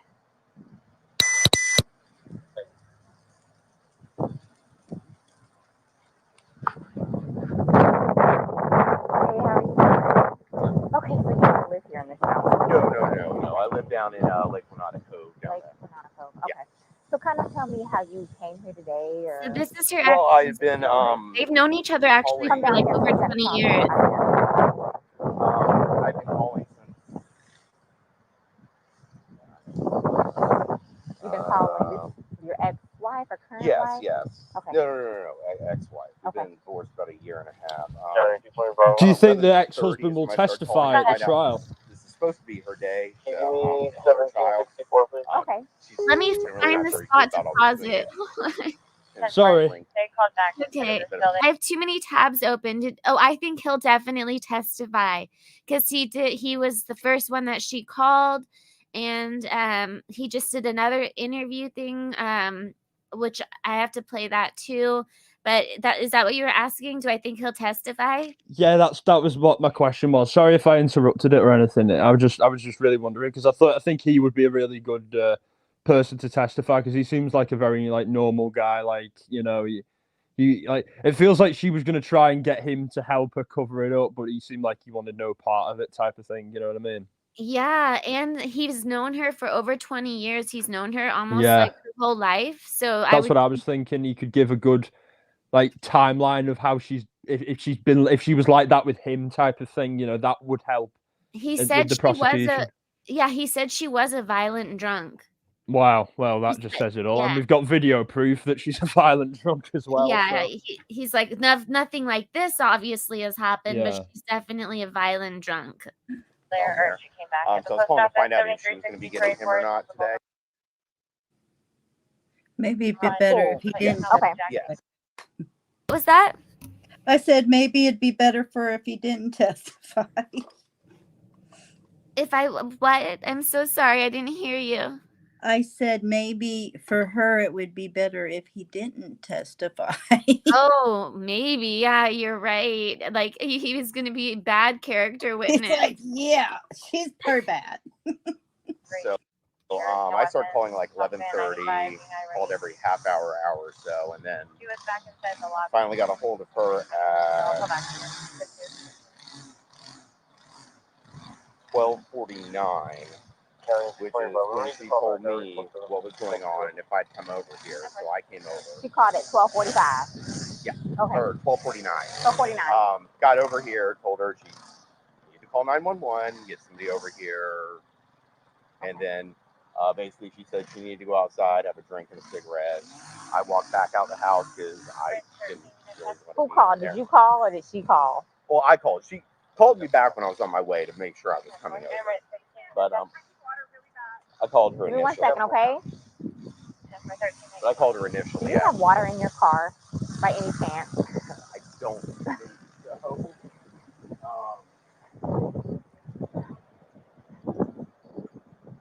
Nothing? No. Okay. No, I don't. Okay, so she called, you get over here. Well, I called her first. Okay. Trying to find out if she's going to pick up Lucas. That's what she told me everything's going on. I got my stuff together, put the puppy up in this crate.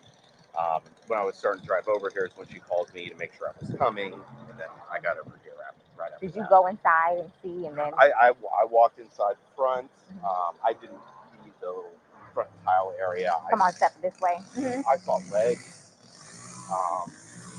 I just didn't really want to be in there around it, so I told her. Well, just for the sake of the crime scene, I want to know if I were to find your footprint, it would be because you went this far into the house. So did you actually make into the threshold? I don't think I ever made it to the carpet. I think it was just in that. I've been over here before. Right. Yeah. But no, I don't think I stepped past that tile area. Okay. So I touched doorknob.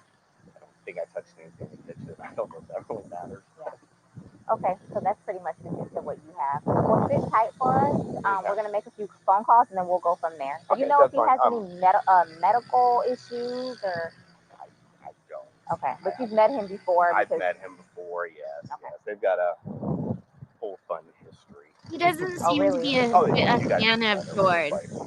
From his other interviews that he's done. Really? Okay, I'm not familiar with. I haven't been here personally. So they have he's currently on parole because of it. So he's not a fan of Sarah. Yes. Okay. Yes. Last time he got Yeah, it seems like he was probably the one that filed for divorce. I think so, from her because of her drinking.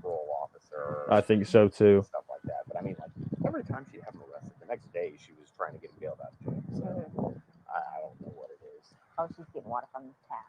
Probably gonna pass out on us. Okay. Well, listen. Please do me a favor. Tight. Oh, no. I'll make a few phone not a problem. calls. I mean, where's your kid need to be picked up? Lakeline Elementary. How soon though? 3 o'clock. 3 o'clock. Okay. I don't leave the house. Let me.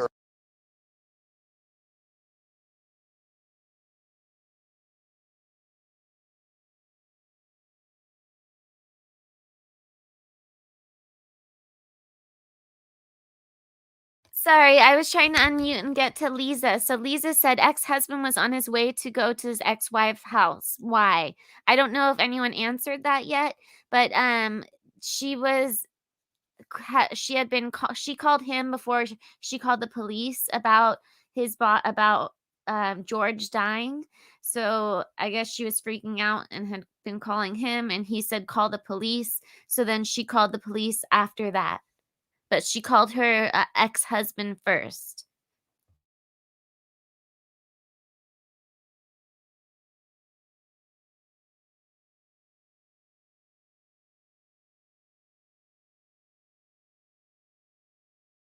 Try and get this going for you because I know you need that.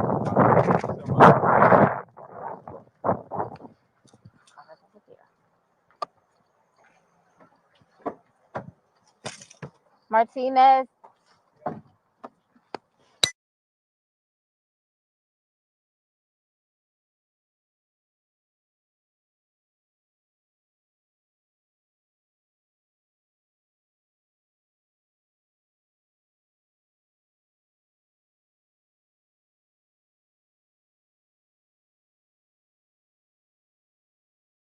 I was in bed probably by like what, 12:30?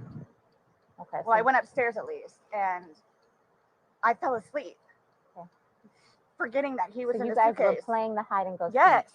And at some point, you put him in the suitcase? No, he got in the suitcase. So he thought it would be funny to be put in the suitcase. So I was like, okay, well, I'm going to joke with you, and I'll. I really don't think he thought it was funny to be put in the suitcase. I really, really don't think that he did. I think he might have if they were both drinking. And we need to go back and forth because sometimes she's like a lot of the times, and on the 911 call, she says she put him in there, but there she's changing it and saying that he went in it. Absolutely. So, yeah, I don't think she knows. Really? You don't think she remembers? Nope, I don't, because she doesn't even remember recording those videos. You heard me, I think she does. you heard me say all the injuries that he has, right? Yeah, Yes, I the did blunt hear that. force trauma. Yeah. So, but here, let me finish playing that. But I don't know. But yeah, let's pay attention to each time she says it was him, and each time she says that it was that he Her. went in and that she did. And I swear that Liza or someone wanted to come up and put something in the private chat, but maybe I imagined that. But let me press play. Zip you up, Or make them, Lisa. squirm a little bit, whatever it is. But then I fell asleep. I fell asleep. Where was the suitcase? Right You where got it in is. Right down there? Yes. You zipped him in there? Yes. Thought it would be funny, a little It joke. was. We both were laughing about it. And then I fell asleep. Where did you fall asleep at? Upstairs. In your bedroom? Yes. Okay. Totally forgetting that he was in the suitcase still. Okay. And then you came back downstairs? This morning, or this Around afternoon, yes, when I got up. what time? 12:30-ish. I was awake, but I totally forgot that he was in the suitcase. He can tell you there's a lot of things that I/Leah think of jobs. Yeah, he did tell me. Life, all that good stuff. So I just totally So you forgot. began to do CPR on him? Yes. Yes. About And he what time gurgled, this morning like he did you start doing that CPR? No, it was the afternoon. It was afternoon because I was awake, but then I finally decided to come downstairs at like 12:30-ish, whatever it is, and I was like, I forgot he was in the suitcase and he wasn't moving, nothing was happening, so I unzipped it, took him out and started doing CPR on him. Mm-hmm. He was on his way over here. I called you when he got here. Once he got here, you called us? Yes. Okay. And like air was coming out and he was gurgling, but I could just tell by looking at him. But you knew how to do CPR. You were doing that on your own? Yes. Okay. And then the person that was on the phone with me also.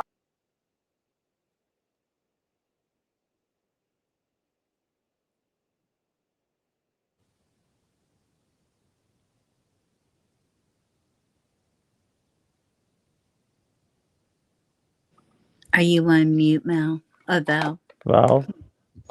No, it stopped sharing my screen. No, okay, I thought you guys were watching the same thing as me. I don't know why it stopped sharing. Okay, no, I was watching the body cam. I don't know why it's not. Hold on. Hopefully I'm not still on mute. Can you hear me? No, we can hear you. Okay. Yeah, I don't know why it is playing it for me, but it's not playing it for you. Oh my god. Okay. Can people in chat see it? Oh, we It's can see working it now. now. We can see it now. Oh, I won't. Can I have a cigarette, please? Wants her cigarette and her spigot water. Okay. I'll try my best to get you what you need, okay? Maybe one of All I need is all I need is a cigarette and a tree. Okay. Okay. I don't want you on your feet. Yeah. Want to talk over here?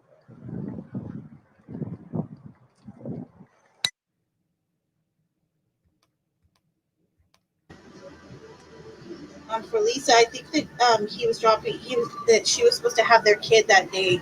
He was going to drop off their son.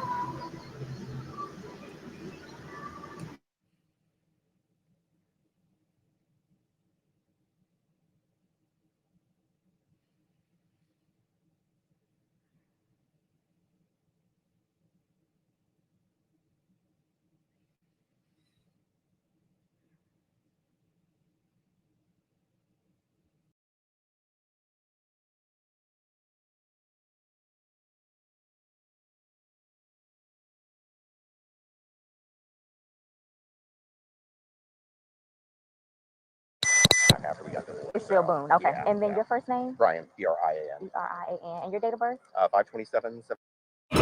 It might spark something funny. Is it okay if I take my...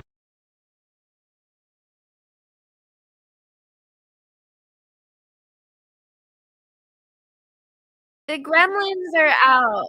The gremlins are out. Stop sharing I the don't know screen what's again. going on, and I'm echoing. I don't know what. Oh my god. Maybe I should go out and come back. I don't hear your echo. Bear with us. It's just the gremlins. We'll everything will be back to normal again soon. Can you hear me? I don't know why it's still echoing for me. I don't hear I hear you fine. It is for me. Let me see.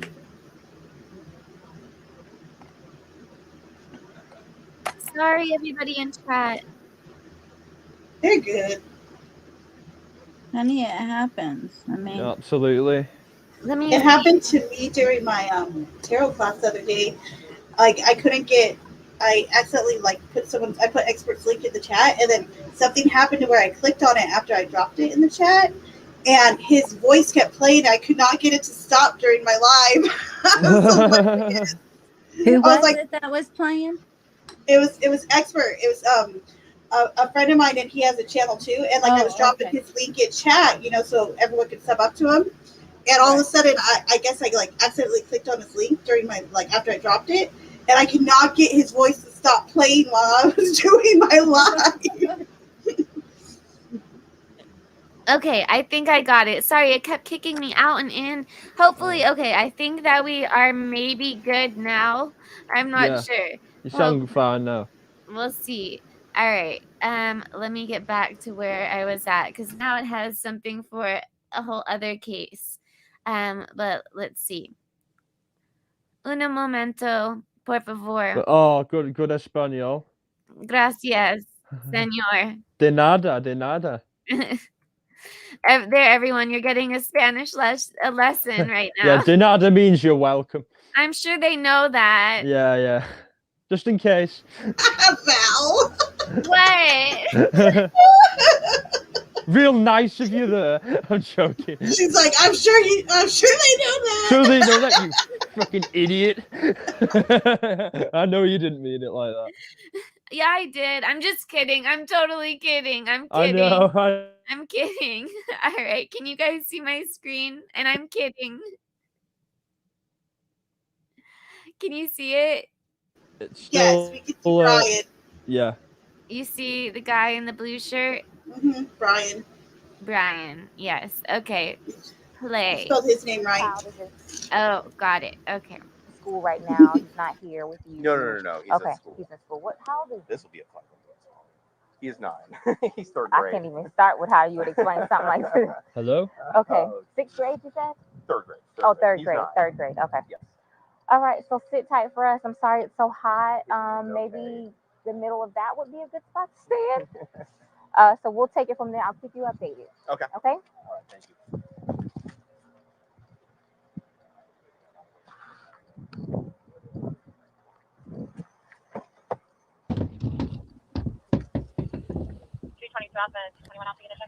Let me know if this is too fast. Sorry, I was having internet trouble. I'm not pissed or anything. I didn't want you to think I was angry. Oh, okay, good. I wasn't. Let me know if this is too fast or not. I think it's perfect. Okay, perfect. I'll do this now. Oh yes, Lisa. Okay, I didn't imagine it. Lisa did want to come Did you up. get that dog by any chance? Okay. So your backyard's not fenced. Bridge. Okay, because we put him in the backyard, and I guess he knew your dog. We thought the backyard was fenced. The dogs are outside? No. We have them contained. One's dead and one's blind. Okay. That's why I was making sure they were Did you say one's dead and one's blind? So we just One's dead. get instructions on what to do next. I don't know. Don't read the subtitles. Okay. They're always wrong. I know that they are always. Not right now. We can't have you make go. That's what I I thought I heard too. I mean, they come up with some crazy stuff. But she just keeps a dead dog around the house. Freak. Yeah. Are you?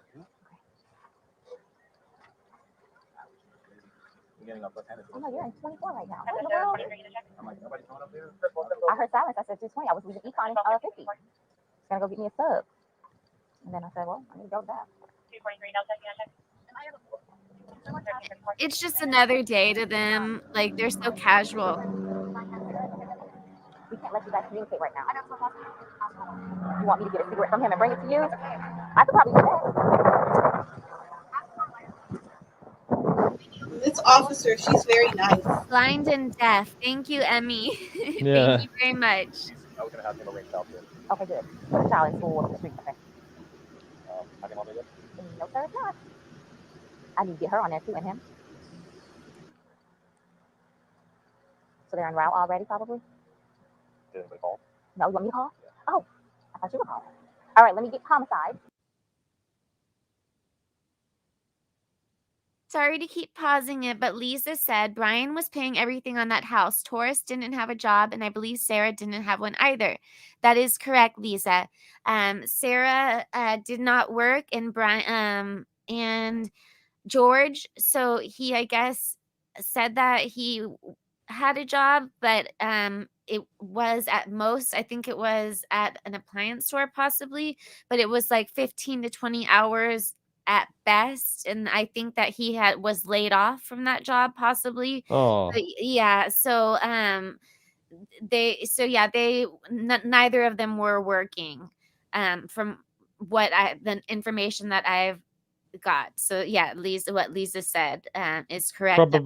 probably made things worse between them both being around each other all day, you know. Yeah, just like in COVID, there was a lot of domestic Yeah, violence went up a absolutely. lot because people were together 24/7.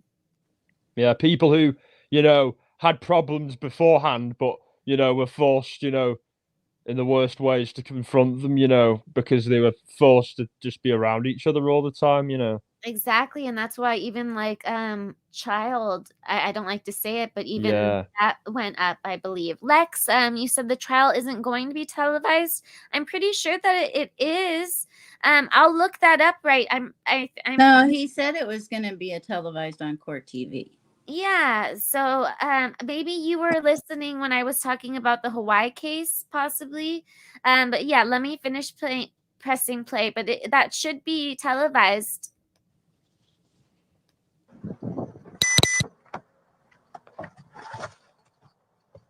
Right. Okay, let's see.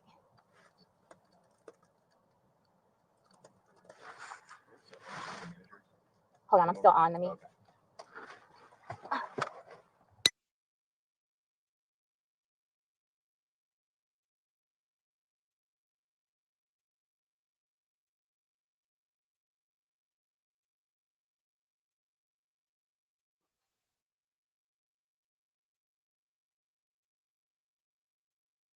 Be a while. I'm welcoming the streets right now. It's kind of warm. All right, so just bear with us. All right. Let me look at my computer. See.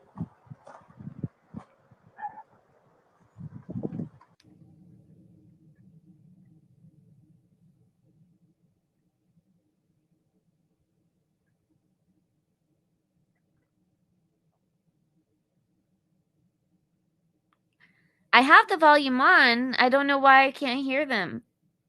I can't hear them either. It's just you. Now it is. I think it's their like Hear them walk-ins now. that keep going in and out. Go from there. Oh, And maybe. around I think it midnight, is. you decided you guys. That makes sense. Okay. You guys decided to play hide and seek. Well, we were playing hide and seek, and then was your son home at the time, or okay? No, he was fine. With Ryan. Okay. Decided to play.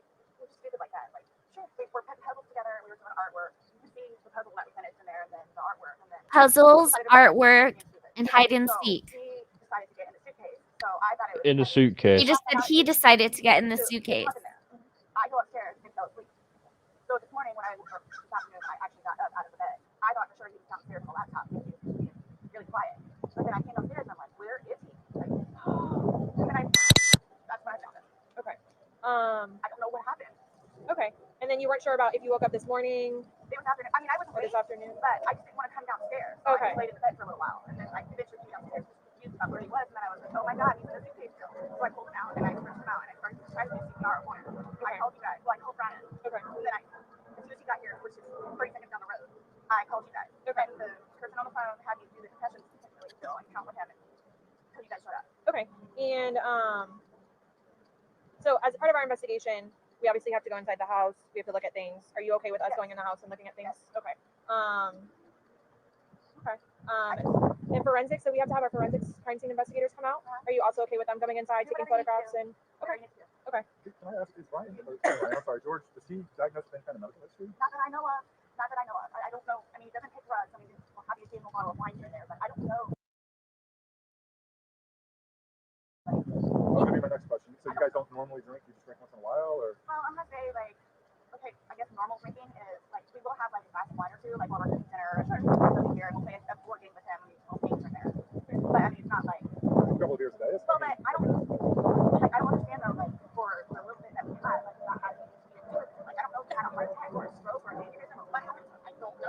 were you guys together all day yesterday? Yes. Okay. Here? Yes. Like neither of you left the apartment yesterday? I think we drove up to 24 to get cigarettes. Okay. I mean, you can walk there. Does he have any history of something? I know he doesn't now. He just said he doesn't. But I don't know. As far as you've ever known him, you've never seen him. No.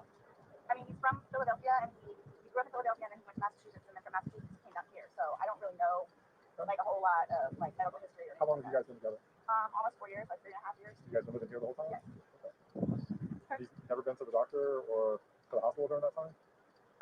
He and his brother got into a really bad argument at one point, and he had to have facial reconstruction.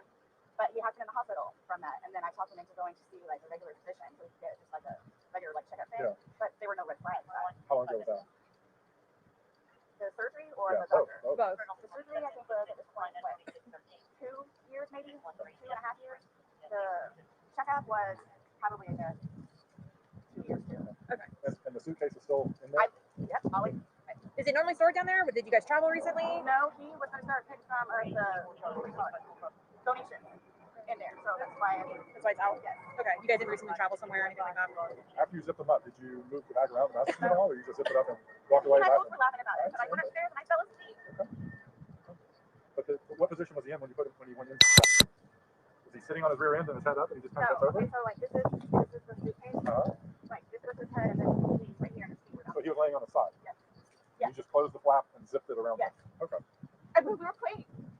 Understandable. Okay. So he said that I needed to tell you guys about his family. Like, who do I talk to about? We're gonna do that once we walk through and see. Yeah, we're gonna. We're not going anywhere. We're I'm gonna just telling be here you, like, yeah, this is gonna be a I'm while. afraid for my life.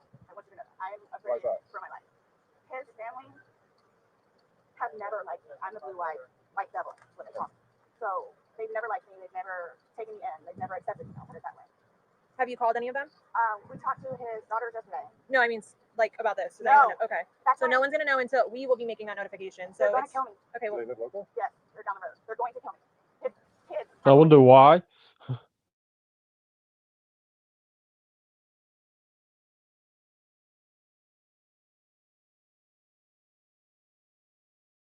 I was on mute. She just seems like she's just concerned, like what's gonna happen to her. Oh and- yeah, it's all her. Yeah, that's what I was yeah. saying. That's the only time she gets Totally right. emotional, when it's something to do with her. Narcissist completely. Mhm. And she actually, in one of her letters, she mentions about how people think she's a narcissist and stuff like that.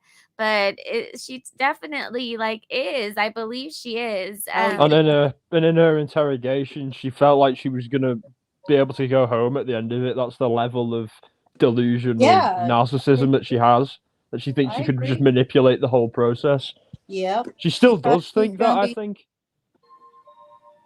She thought she's going to be smarter than the LE. What's that music? That's my clock. Oh, it goes on every hour. Yes, ma'am. Well, it's 4 minutes fast.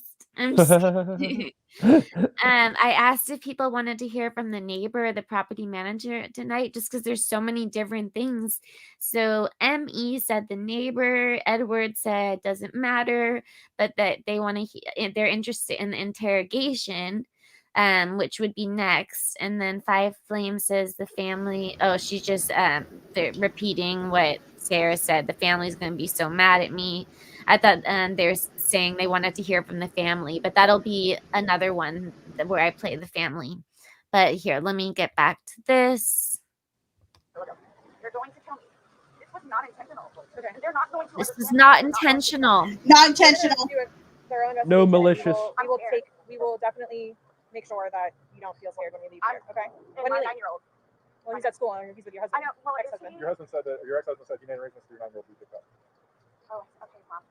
Okay. All right, we're going to go inside if that's okay. Yes, please, but you guys just keep me posted. Of course. So I know what's going on. Yes, ma'am. All you have to do is get their attention if you have a question or you need to talk to us. He's standing right there. She'll be right here. Yeah. Okay, but will you guys tell me, like, so you're telling me, like, you won't call whoever it is without telling me, right? No. I mean, I have all their phone. We're not calling. We're not making phone calls. We're actually going to speak to them in person. Yeah. We That'll are. be later They're on. going to. Okay. It'll be You'll know later. prior to us making any I'm not going to be here. They're going to kill me. I don't get why Follow people back, okay, before we- talk to police. You never talk to them. Thank you. Just stay seated, okay, Sarah? I know you're panicking, okay? Just relax. We're going to talk to you. We'll keep checking on you. I'll say that's an amazing idea. I think I'm going to.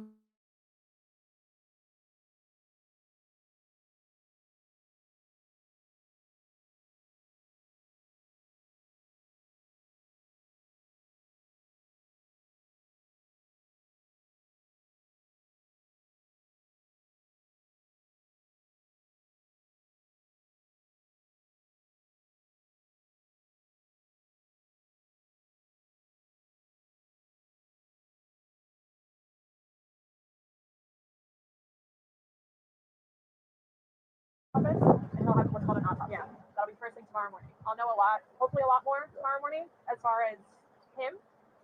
But I cannot. There's no way I could say how, why. So just by looking at him, like, why is he purple? Oh, that's normal when someone passes away. Lividity, turn. There's a heart stop beating. It starts to settle to the lowest points of the body, and then you'll come very down. That's what happens then. I'm like really scared. I want you guys to know that. We have all these deputies here, so while we're here, nothing's going to happen to you. Before we go make any notifications, you'll have plenty of time to leave or do what you need to do. Whatever you need to do. Okay? And we can talk about that more in length. Right? Yeah, we're not going to be surprised. Real quick, and then, but like, I don't like this was totally like not intentional. Like, that's what I'm scared about too. Like we're don't here, know so anything though. Like, why or how? Unintentional? We will not know the answer to that because we're not doctors. So what's gonna happen is he's gonna go to the office, and he'll have what's called an autopsy. Yeah, that'll be first thing tomorrow morning. I'll know a lot, hopefully a lot more tomorrow morning as far as him. But I cannot. There's no way I could say how, why. So just by looking at him, like, why is he purple? Oh, that's normal when someone passes away. Lividity, turn. There's a heart stop beating. It starts to settle to the lowest points of the body, and then you'll come very down. So that's what happens then. I'm like really scared. I want you guys to know that. We have all these deputies here, so while we're here, nothing's going to happen. We're not as scared as he was. You'll have plenty of time to leave or do what you need to do. Whatever you need to do. Okay? And we can talk about that more in length. Right? Yeah, it's not going to be a surprise. Real quick, and then, but like, I don't like this was totally like not intentional. Like, that's what I'm scared about too. Like, Not intentional. We'll have all the answers. We'll have a lot more answers tomorrow after that. Like you said, what you're seeing here is common. It's like, dude, it wasn't intentional. Leave me alone. It's number 3. That's her number. That's her third one. We have passed away. I know. We come out to an investigation. Sarah Boone drinking game. I don't know what it is. You have to do some type of game on a Friday night. Something. Yeah, we can do a kind of drink whatever it is that you're drinking game or smoke You whatever would it want to is do you're a smoking. smoking game. Yeah, I'd have to because I'm not a big drinker, so I'd have to Not like. either. Yeah, I smoked like 2 bones whilst we've been on here, and like you just haven't noticed. So like I said, I gotta go do some paperwork. They're gonna chat with some people. I hope that's and then okay. and talk to you if you're okay with that. So just give us a little bit more time. Like I said, I need to go and do that. And just go do So, but do you guys tell his family like today or after tomorrow? You have to. It's the law. Once our investigation is pretty much complete here, once we leave here, we will be going to. But again, we'll know. I'm not going to just go and do it without you knowing. We'll know. We'll talk to you prior to doing anything like that. But how? I mean, I understand what you guys and how you do it, and you know. So, but like, what do you just tell him? What do you tell his parents? Like, what's the reason passed away? We tell them what we know at that point. Yeah. We tell them the truth. And that we're going to be waiting for the autopsy results, and I will be at the autopsy in the morning, and hopefully the doctor will be able to give me some of what they think and see. We'll give them their number. They can contact them and get it from them. But yeah, they're gonna know what we're here, what we're investigating, and that they're gonna think I killed him. Why would they think that? They always have said that. They've always have said that. I told you it's because I'm the blue-eyed white dragon. That's what they call me. Because they don't want him with me. So White dragon. I don't think I've ever heard white dragon. White devil maybe, but white dragon. I've encouraged him numerous times to go over there and see his family. He breathes fire. Where they never accepted me, and everybody was really bad for me to kick my ass. So especially his sister. He had to pull her off me one time. Do you have somewhere safe that you can go tonight? Both my parents are deceased. My grandparents are deceased. My aunt and uncle are deceased. I got nobody. I have a brother that's in the Marines, and I've got another one that's in jail. Unless somebody that's Marines is he local? No. Well, he's in Altamont, but I think he's doing whatever Marine thing he's doing. But the only way. Your phone's inside, correct? Yes. Does he have a phone? No, he doesn't have a phone. He used my phone. He used it. Yeah, we Okay, share phone. So the only place I could go is over to Brian's house. So I don't think I've had a problem with it. So, well, like I said, we're not gonna leave here. If you do not feel safe, you're not gonna leave here. We cannot feel safe. Hi, Lisa. And then his ex-wife in Philadelphia. Well, she's in Philadelphia. Because Hi, Lisa. There's gonna be a funeral. Right. Lisa. Hello. In Austin, I put it. I don't know if see last saying I put Valerie Knox mute ? Yeah, I can see it. Lisa. It's been a while, Lisa. Hello, everybody. Hi. Hello. Hi. How are you, hon? Oh, I'm fine. I'm just listening to this craziness. I know. It gets crazier and crazier too. This is just the beginning of it, just to kind of get everyone kind of familiar. But this is just the beginning. I just feel like there's too much DV between those two. I don't know about the kids, because I think that she has a boy. A little boy. Yeah, and alcohol is as bad as anything else. And in some cases worse because of how accessible it is. Oh yeah. Yeah. And it's accepted as well. Well, yeah, it's people don't look that much at alcohol, but the way she's talking to them, and then the way I read some of the letters that she sent to the judge, maybe one or two, she's a complete different person now, the way she communicates. Oh yeah, And I if you think, want, I could bring that up. But yeah, I have all of her jailhouse letters. If there was something you wanted to go over in them, I can bring those up. well, I think that is interesting because the way she communicates, the way that she tells her story, is obvious that she's deep into alcohol right there, where, the moments that we see the video and we hear her. And I'm not saying that she didn't do anything bad. She obviously left a man to die. But second, I don't know.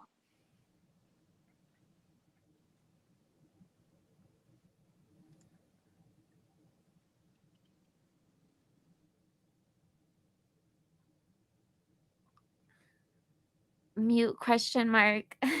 Hold on.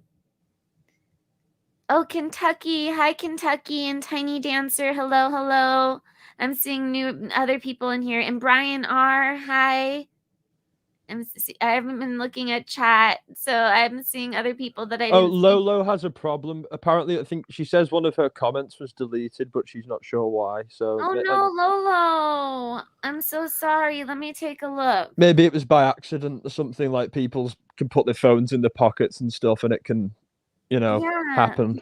Let me take a look, Lolo. I hope that I didn't do it. I don't see. I'm looking, but here, let me finish playing this while I look. Okay. You're talking like days and weeks. No, I'm talking right here, right now. So let me get my notification. Let me go do this paperwork that I'm talking about, because we can go back and forth about what it's like all day long. I know. So I promise we're not going to leave here for you and you not feel safe. Okay? I promise. Please. I don't even know what to tell you. It's okay. Just Hi, playing. Have some water. Give us a few minutes. Let us do our thing, and we'll be back to talk to you. I promise. Okay? Like you said, you need us again, let them know. Sure. Thank you. Okay. Thank you. Well, yeah. Okay. You have anyone in here? There's nobody here, just me. Okay, that's fine. You're right there, right? Yeah. Sit there and take your time. I have relief coming, so just take your time.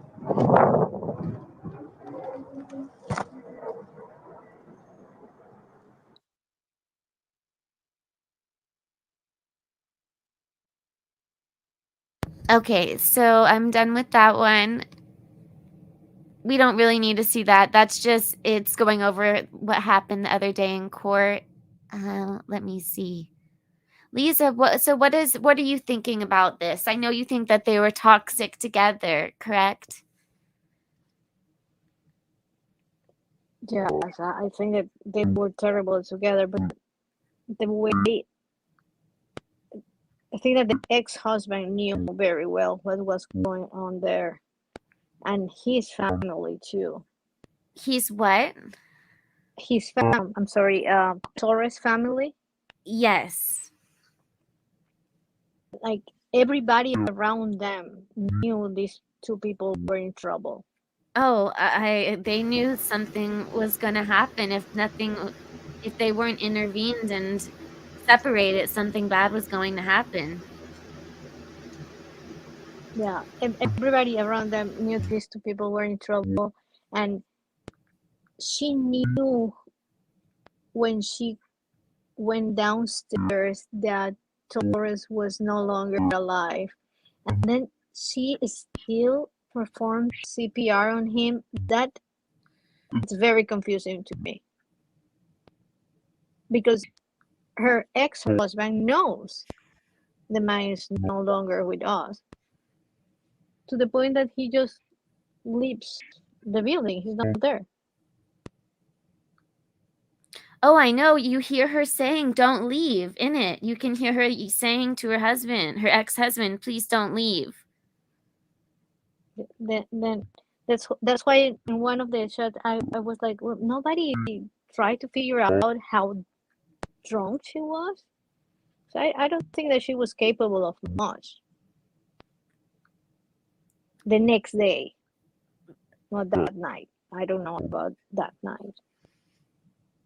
I'm not sure. It's going to be interesting to see what comes out in court and how strong strong the defense is going to be and how strong the prosecution is going to be. So how do you think you're going to cover it? Do you think you'll end up doing like a live every day, or do you think you'll do like? Or what were you going to say? Am I going to do it every day or what? Or are you going to like do a few a week and then every couple like do clips or videos daily or something like that? Or how are you going to do it? Like a live, sorry. At least a few a week, because right now, like, I have so many videos. Like, I still have a lot more to share. Yeah. Like the interrogation and all that stuff as well. Interrogation is 2 hours in itself. Yeah. Yeah. Well, you're gonna have to do something if you're gonna want to cover this before the trials actually starts. You're gonna need to do something. Yeah. I know. You could do Sarah Boone week where you just do like Sarah Boone content. Sarah Boone. That's my nickname for her. Yeah, that's a good one. I like it. Hype it up for in preparation for the trial. You know what I mean? Like I should have done for Insidious, but just didn't because I'm lazy as balls. I like that idea, Sarah Boone week, and just do everything Sarah Boone. But I do have to do the updates with Haley as well. But I do like Sarah Boone week, so I may do that. I'm gonna show one other thing that I may do more than that. But then I also want to show the interview with a neighbor because that got me thinking a little bit more about the roles in the relationship, kind of. Yeah, the fact that it was maybe both ways type of thing. Possibly. Well, once you hear what the husband has to say, well, I mean, the husband and the landlord, but I want you to hear the neighbor for sure. And they both are falling asleep in their neighbors' yards. Like they both do this. It's very so they definitely needed help for sure. More than just a few glasses of wine type of thing. They're proper alkies. And they said that they were both abusive to each other. Yeah, I remember that. Yeah. That's what I've been hearing, and in the beginning I was like, no, she's the abusive one. It's her. She's the abusive one. But now I'm like listening to all these different interviews, so I was thinking, no, she's just like an Amber Heard. She has to be an Amber Heard, and I hate, like, I'll go into it more in a members live when I can kind of explain it more about why it bothers me when people lie about those type of things. Yeah. Just because it's sensitive to me, but and I don't even know where I'm going with that, but I'll explain it more in a members live. But let me play. But yeah, it does seem like they were just very terrible for each other, and you'll see that when with recordings. I think people will maybe change. They're not going to look at her like a victim or anything like that. She's not a victim in any way. She's a cruel, sick person, and absolutely to be in jail the rest of her life for sure. And George to be here, and I wish they got away from each other. I reckon she'll end up getting out. She'll end up getting out. Oh, absolutely. I reckon I reckon she'll get out in 20 years. Yeah, it'll be a while. If she behaves and does, you know, which I don't think she will. I think she'll be a troublemaker in there, to be honest with you. I think How she'll would just you love to annoy see her and Letitia all the other together? inmates. Yeah, they just annoy them all. You know what I mean? Because she walk around being really entitled and think, oh, I've got all this media attention. I'm going to be the queen of the block, and she just get a nasty reminder, you know, on in the prison yard, you know, when she gets a punch in the face. Avery wants the link. Val, Avery wants the link, hon. Oh, sure. And then, I mean, I don't know how awake everyone is. We could, like I said. I am. Okay, I mean, it's just I don't if we want to keep doing like more lives during the week, but there you go, Avery. And then, like I said, I'm finishing this one video right now so I can play the neighbors because I was working on other videos today, but Lives during the week are actually better for me, to be honest with you. Not that it should be planned around me at all, but just for me personally, it's easier for me. Oh, for you guys, I want to know, since I love having you all up, what is good for you? I know, Clumsy, you are a late person, but what's good for you? And in chat, let me know in chat, what works for you, since I'm going to be covering this a lot more regularly, so it won't be like just one night a week staying up till 2 a.m. or 3 a.m. What's going to be like, since this is going to be more regularly, like at least 3 times a week, but let's just say like 4 or more, let's just say 4 to 5, what would be good times for you? 7 p.m., 8 p.m., 9 p.m. and Pacific Standard Time. Let me know in chat and also on panel. Okay, this is a little selfish, but I'm going to say it. I would kind of like to do it so I could still get to Lost and see Lost Souls. Oh, okay. But you guys do whatever you want to do. You should do a poll on it, maybe, Val. Okay.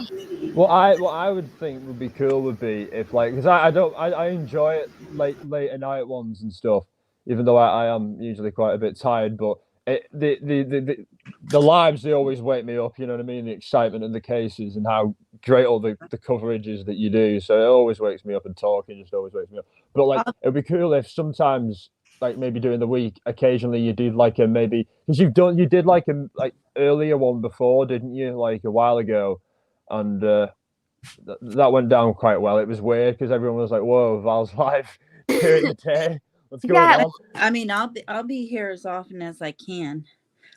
Because I started working, so it's like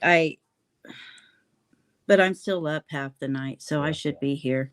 When I say earlier, I don't mean like work hours. So like 5 your time basically would be earliest, so that people have time to get home from work. You know. I just asked chat. I said, what time works for you guys? I'm going to start going live. I know you guys can see it, but chat, you guys, I just asked you what works for you. It's really good that you're taking a consensus from the audience. Yeah, so you're here. You can let me know right now. Val. Yes. I'm going to hop down because I got a live in like 25 minutes or so. Oh, can we put in Clumsy's? Let me put in your link. Hold on. Or unless you want to put it in, or I could do it. Let me see. We need to get you a night bot. I can do it. We need to get you a night bot, Val, so you can just type the freaking exclamation mark like Melissa J does and just put the name in like Melissa J and Ali do. That's so cool how she does that. Yeah, okay. I love that. Okay, so let me play another segment that's going to explain it. There's, like I said, I have so many different videos, and most of it's been us chatting instead of playing the videos. Let me see. Hold on. Sorry. Okay.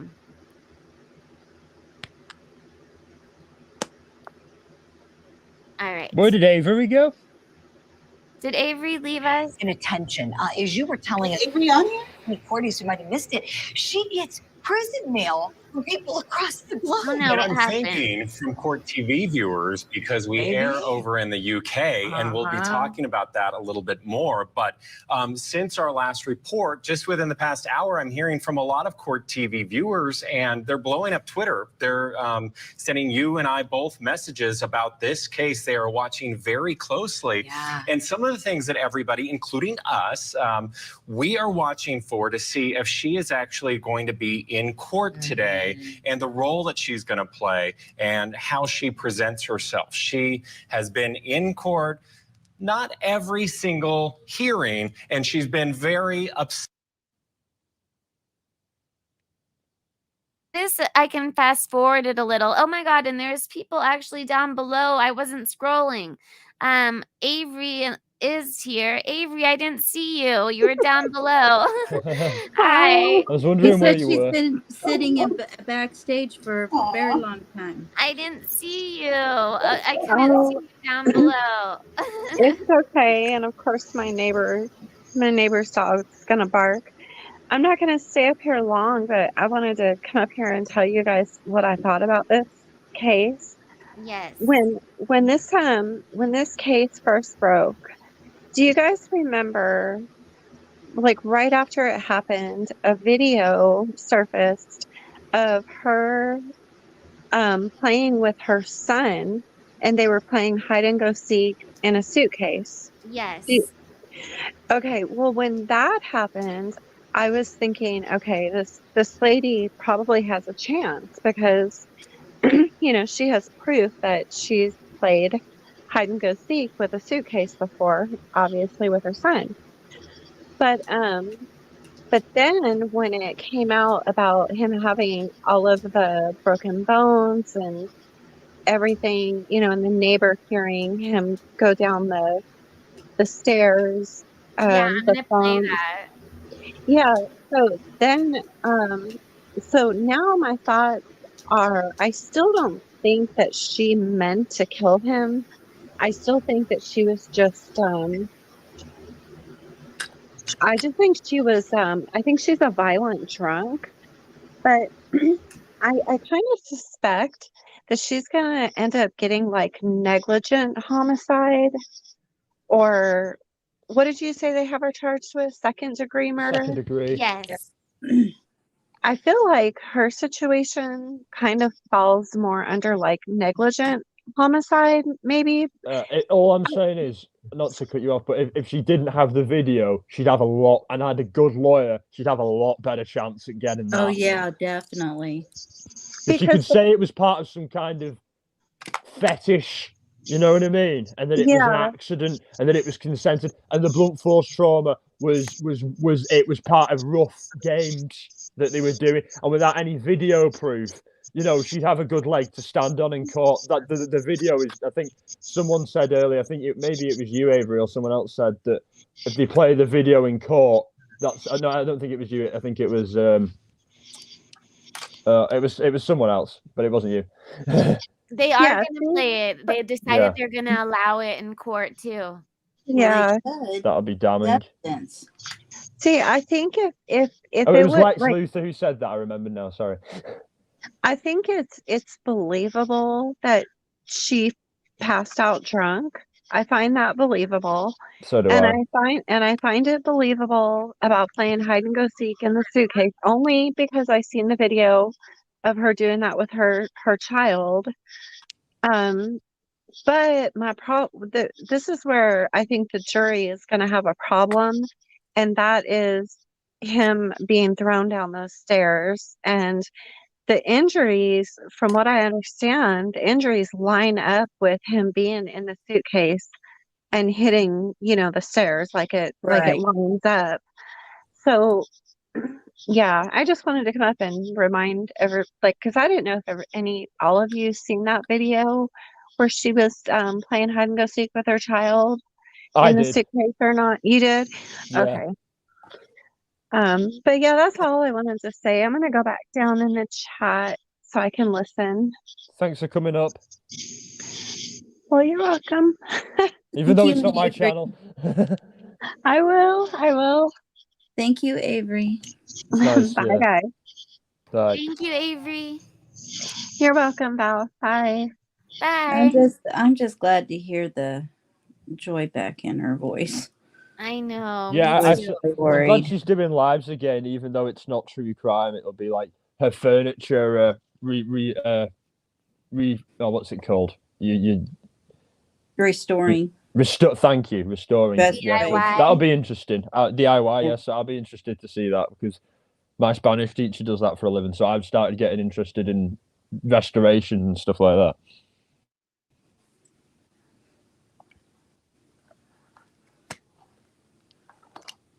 Said about that. How do I know? Well, she writes the judge and she writes her attorney. She's on attorney number 6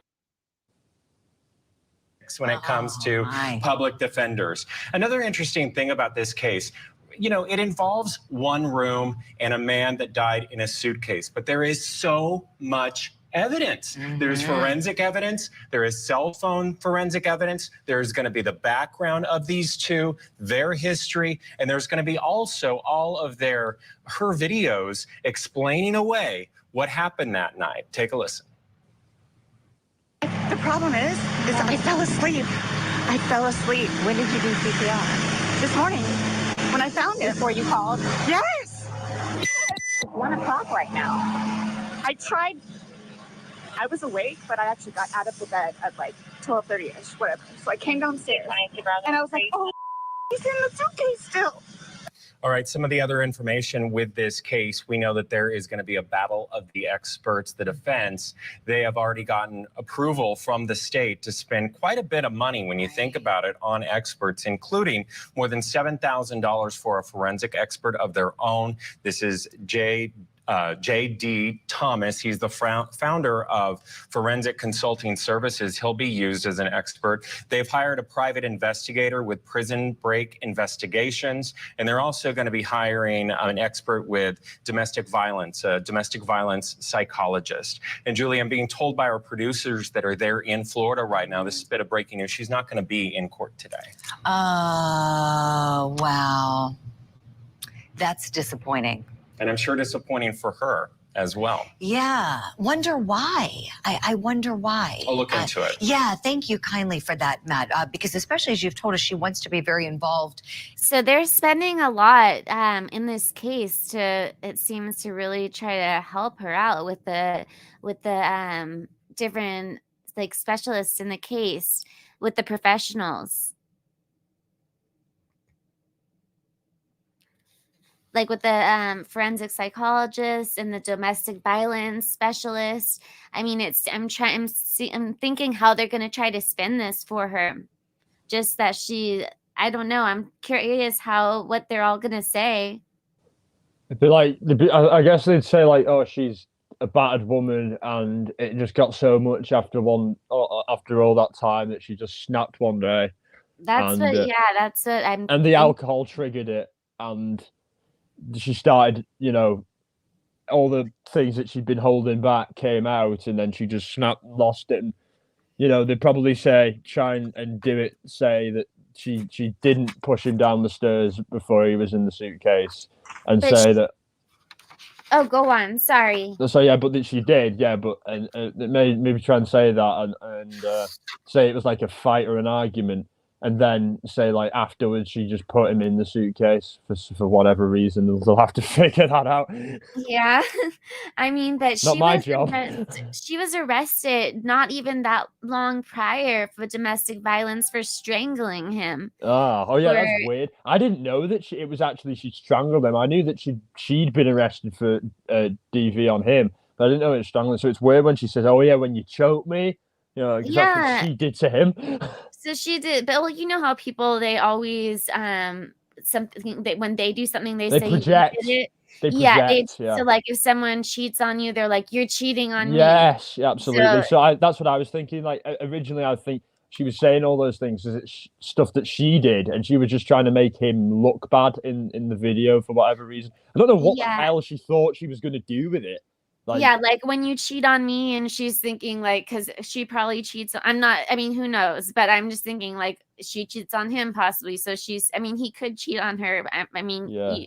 It wouldn't surprise me. They've got a very dysfunctional relationship, clearly, or had one anyway. Yeah, exactly. But I mean, hold on. Let me see what Lumpy Larry said. And I'm loving the new names in here. Lumpy Larry said, "Thought I was a sloppy drunk. These two first prize, right? I don't think anyone can get worse than these two." Oh my God, Avery! Last Thursday night, I found my child unresponsive. It was very scary. Wait, where? Yeah, that's what I was talking about earlier. What? When I said it's nice to hear the joy back in her voice. Oh no. Yeah, it was very, very scary. He was unresponsive. They had to fly him to the children's hospital. Oh, that's horrible. Yeah, do surgery and stuff on him, and hope he's all right. So sorry. It's only been within the last day or two that he's been doing better. So. Oh, I'm so glad to hear he's doing better. Like Avery, everyone here, you know, our thoughts and you know our best wishes to you are the or prayers, whatever, you know. Yeah, prayers to you, Avery. Yeah. Oh, and I'm putting it in the private chat. Oh my God. I just said it to Lisa, Lady V, and to Jay. I said prayers. I meant that to you though, Avery. So sorry to hear that, you know. so You're sorry. such a nice person as well. It's horrible when, you know, it's horrible to see when not bad things happen, but especially when they happen to good people, you know what I mean? And Exactly. children as well. Yeah. And he I saw a video of him once. I think it was around last Christmas, and he looked so happy, and they were having so much fun. That's the only thing that I could not get that out of my head. Oh, that must be. Oh, it's so sad. Oh, but I'm so glad he's getting better though. That's a great thing, you know. Yeah. So anyway, I didn't mean to, and I know she didn't mean to bring anybody down or anything. No, we want to was know just because we very care. happy You know to what I hear. mean? We really care. We really care. I We wanna, know you do. if anyone in here is like feeling down, we want to raise them up. You know. Yeah, he's 12. I was thinking he was 12. I thought that's what you said. Oh. So what are you guys thinking so far about? I mean, was I just being cold, or do you like see what I mean about the only time she gets upset is when it's like directly affecting her negatively? Yeah, it's all about her. I totally agree with you. It's never like, oh my God, he's dead, you know, and I can't believe this happened. It's oh my God, I can't believe this is happening to me. You know what I mean? But, and it's like, you know, she's like, I think the last thing I would be worried about is the color that he was. You know, it's like she's like, do you know why he's purple? Well, because he couldn't get any oxygen, woman. I mean, is she like mental? I don't know. Yeah. But the thing is that when we talk, I mean, I remember back in the day when I used to party a lot, and half of my family is very Greek. They like to drink a lot. When you talk with somebody that is intoxicated, they are not close to themselves. Their reactions are not normal. That's very true. You're telling them you are going to sleep. The party is over. No, we are going to Mars. It's like you're talking to a child, basically. Yes, Yeah, absolutely, absolutely. It's impossible to have a conversation. I mean, then I don't know because I don't know her. And it's weird. Like when I don't get too drunk like that, but when I do, it's like I can barely hear myself talk. So I end up like talking really loud. So I'm basically shouting at people. So I just sound like a massive idiot. So like, oh yeah, I'll have another drink. So it's crazy. Then her responses, I don't know, have a base to say, well, if the woman she was drunk, and the next day she's asking for water, and we know why she's asking for water. Hungover as hell. I have no clue if she had other substances on her. Yeah. I Even if don't know. even if she did, Lisa, she knew exactly what she was doing. I Well, mean, she knew he was uncomfortable and hurting and having problems breathing in there. I see it Yeah, this he was way. enjoying it. I don't know how he got there and why she got there. I think that their little game is a little kinky. Yeah. Weird. I could see that. That's what I was saying. Yeah. Like, she could use that defense type of thing, I but would- if it I wasn't would for the like to- video, Yeah. I would like to because know. it can tell that he isn't playing a game. You know, he isn't like, oh yeah, he isn't enjoying it or anything like that. Not Because at if it this was a point, kink, yeah. he would enjoy it. You know what I mean? It's consenting. You know what I mean? That's clearly not consented at all. You know, he's clearly begging Well, not at this point, to anyhow. be let out. Yeah. And the I video would was on. be Yeah. interested in. I just want to Yeah. know how he ended up in there, just like everybody else. It's like, Yeah. Yeah, that video is a lot, but it's like the when somebody had drink too much and gets in a car accident. yeah, but you still. I And mean, but she. somebody else passes, and the other person sometimes they don't get second, they get manslaughter, involuntary. Or vehicular manslaughter. I mean, I don't know. There's a lot I don't of know that much about statutes. the history, because for what I'm seeing, he was the same that she was. Yeah. too. I mean, Yeah, Yeah. I remember them saying that they were both abusive to each other. Like that's what I heard from the neighbors. Like that interview with the neighbors, they're like, the guy was like, "Oh yeah, I always heard them arguing. Like I could always hear like Yeah, their voices and but I stuff." remember hearing it from LE too, I believe, somewhere in the interrogation. I think they mentioned something about it. I didn't realize what had the degree of it until I heard all of the interviews between the neighbors, the landlord, and the Ex-husband. and the brother. And the ex-husband. Yeah. Has everybody in chat heard the neighbors interview yet? If not, I'll play that as soon as we're done with this. I've heard it, but I'd love to see it again because it has been a while. Yeah. Okay. If you've heard the yeah, me neighbors too, interview, long ago. okay, if you've heard the interview of the neighbors, of Sarah and George's neighbors, can you put a 1 if you've heard it? If you have not heard it, can you put a 2? Well done. You called him George the entire stream. You didn't mess up and say Jorge. Did I do it just now? No, you've done it. You said George the entire stream. You're gonna mess. Now I'm gonna end up saying. Oh No, I will. no. I will now. Okay, I'm seeing all 2s. Okay, so I've seen 1. Angie's heard it. Okay, hopefully not for a long time. Let's. All right. I've really enjoyed the live. Well, there's going to be a lot more. Like I said, there's just so much material, and like I said, Yeah. even the interrogation's 2 hours long. Exactly. Yeah, that's a whole live in itself. What with 2 hours plus our commentary, it'll be more like 3.5 hours. You know. So, yeah. Oh, Teddy's meowing outside the door. Well, Hi, Teddy. He says hello. He's meowing. He's like, I'm awake now, so and I can hear you talking. So I think there's people in. So he wants to be part of the conversation. He's the most like personable of all my cats. He loves people.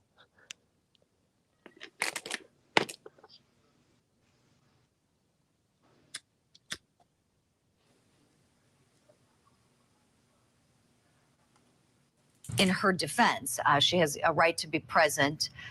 I'm Just wondering, going are they through going to this real continue the quick. hearing or something? I'm wondering if, are the lawyers going to be there? This makes me scratch my head. Well, and today we were expecting to hear whether or not this trial was going to proceed sooner or later. Our sourcing telling us that this might have correspondence with her. Again, she has past 6 attorneys and also the judges in all of this, she wrote some letters, and this involves some of that. We have some quotes for you. I would like to be a part of all proceedings that pertain to me.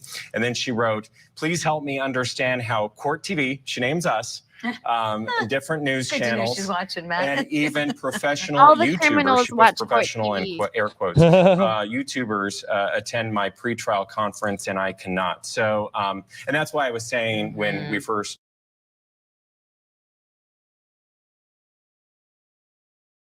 I bet she's like, I'm Court TV famous.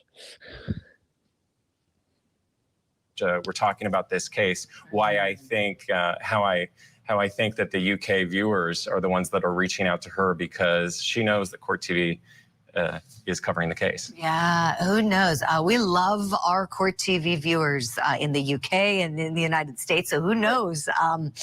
We'll see what happens here. Okay, Matt. Well, thank you for that. We're going to go in live as soon as it begins. I know you're going to watch things closely with us and help us unpack it throughout the day. We'll see if we get some answers this morning.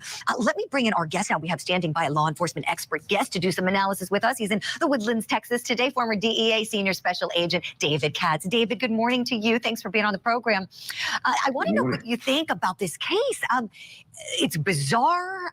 Now we're hearing that she's going to be putting forth this defense of what's sometimes referred to as the battered wife defense, alleging that she's a victim of domestic violence and this all happened because of what she experienced. Tell us what you see as a law enforcement analyst. Very much so.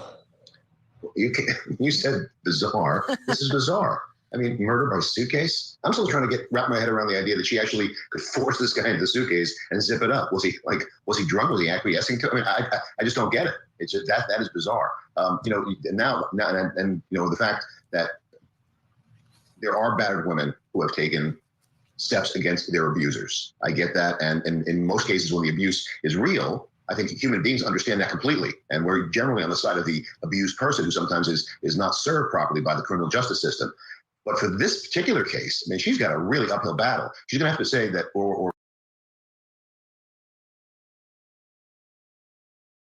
And I'm being careful with what I'm saying. He said that you're usually on the side of the abused person. I'm always on the side of the abused person. Absolutely. And that's I always 100% am on the side of the abused person. Oh, that's why. Yeah, and that's why with Amber Heard, I saw through her I couldn't. That's why Amber Heard pissed me off so much that she would make things up like that. Yeah, it drove me crazy that she would do that, especially for people who've really gone through that, and then to her make a mockery of that. Absolutely, and the fact that it was such a massive show trial, you know what I mean, or hearing or court process where people who suffer from that, that's all they're going to see all the time, and the fact that she's someone who is lying and was making a mockery of what they've been through would make them feel, hang on, maybe I shouldn't say something, you know what I mean? Because maybe people think I'm just like her, you know what I mean? Yeah. Oh, Jocko said, and hi, oh, okay, wait, I said it wrong before. And remember, I had a whole issue of saying, I won't do this for an hour. Okay, it's Jocko. Is that right? To put one if it's Jocko. I think it's Wacko. Maybe it's Jocko. Wacko Jocko. I was saying Wacko, Jocko, I was saying something like that, I think. I know Wacko with a J, so Jacko, right? I don't know. One of those are probably correct. So he's gonna put one because one of all of the ones I just said is correct. Guys, but in this case, both of them are the victims. Yes. I think so as well, Liza. That's why I want to play the interviews for you. So let me finish this. We won't be able to get through all of them unless people want to hear more. But I mean, there's a lot to get through. But I wanted to read I'm just going to say what Jay said. Not Jay Warren, but what Jay on JACO said, I'm a strong believer in no violence against women and children. Men should be the bigger person and walk away, even if provoked. If a woman is the aggravator, men walk away. That's interesting that you say that, because the ex-husband said that she used to hit him all the time, but that he never hit her back. And so possibly with George, that she was hitting George, and that George just didn't have the constraint that the ex-husband had, and Yeah, maybe and she he hit thought him he'd back. just And accept it like her other husband did. Yeah. But he didn't, you know, because he probably has issues of his own that he's dealing with, you know.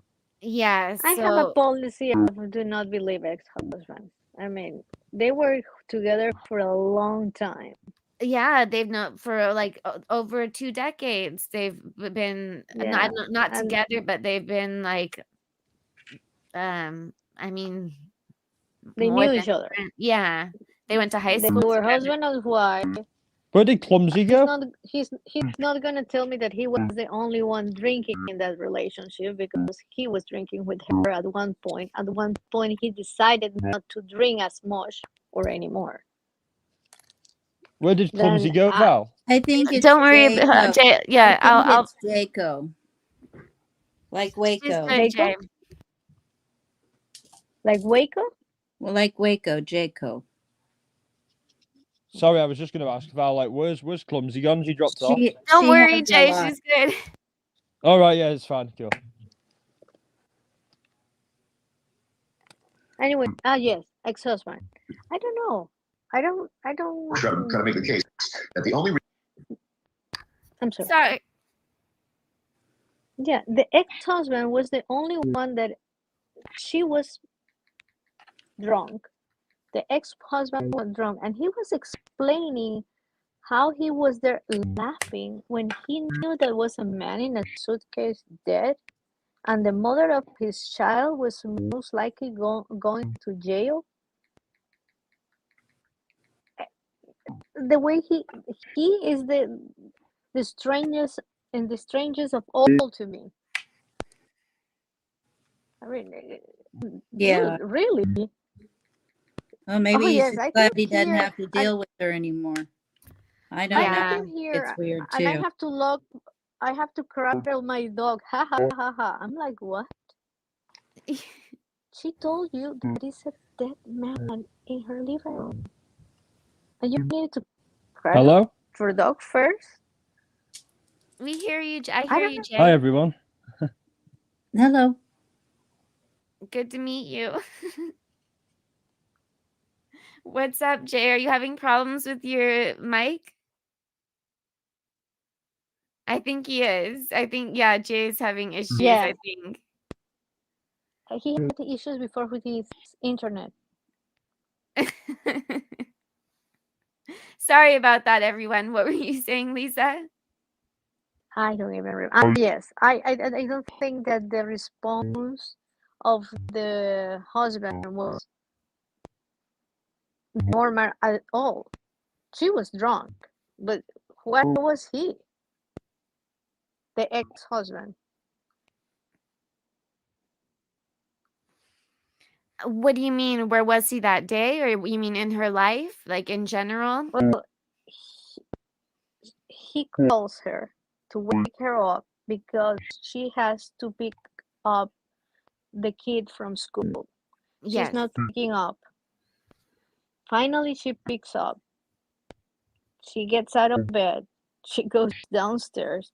She do not see Torres, and she puts one and one together. Torres is still in the suitcase. She calls back the ex-husband and says, "Hey, my boyfriend is dead in a suitcase. Come here." And he says, "Okay, call 911." She calls again or something like that. Maybe I'm losing something, but he says to the cop, "I was crating or my dog or something." It's somebody calls me, even if it's an ex-husband that I hate, and he tells me that his girlfriend is dead in his house, I probably will go without shoes. And this man is just taking his time, You know, I mean, it nowhere. seems like he still cares. It seems like he almost is like a fatherly figure to her now. If that sounds kind of gross and weird, and you guys are probably like, what are you talking about? But how he pays their bills now and how he seems to like bail her out in a sense. So it seems like he's taken on the mature role, and she never matured from her high school days. And she just he's more of like the caretaker role. So she called it when she's in a bind, she calls him. If she needs money, she calls him. Her boyfriend died, she called him. That's how kind of I'm looking at their relationship. I would agree with that. Yeah. It's something But still she, to him but that he, I don't like. but Lisa, she does have a point. I mean, he does act kind of strange sometimes too. In this, it's like, Austin said if my ex called me and said her boyfriend is dead in his suitcase, I'd run far, far away, not go there. I think I would too. Yeah, that's another one. I'm pretty sure that would be the majority. Only a couple, maybe only a few boyfriends would go there, I think. A few ex-boyfriends would go there. But let's say that it's just not an ex-boyfriend, it's the father of your son or the mother of your son. That's a little different. You can, you know, hate them a lot, but you still have to deal with them. And in the other way, Torres was not working for a while. Then the one that was paying all the bills was who? That one. Her ex-husband. Brian. Yeah. Yeah, her ex-husband was paying everything.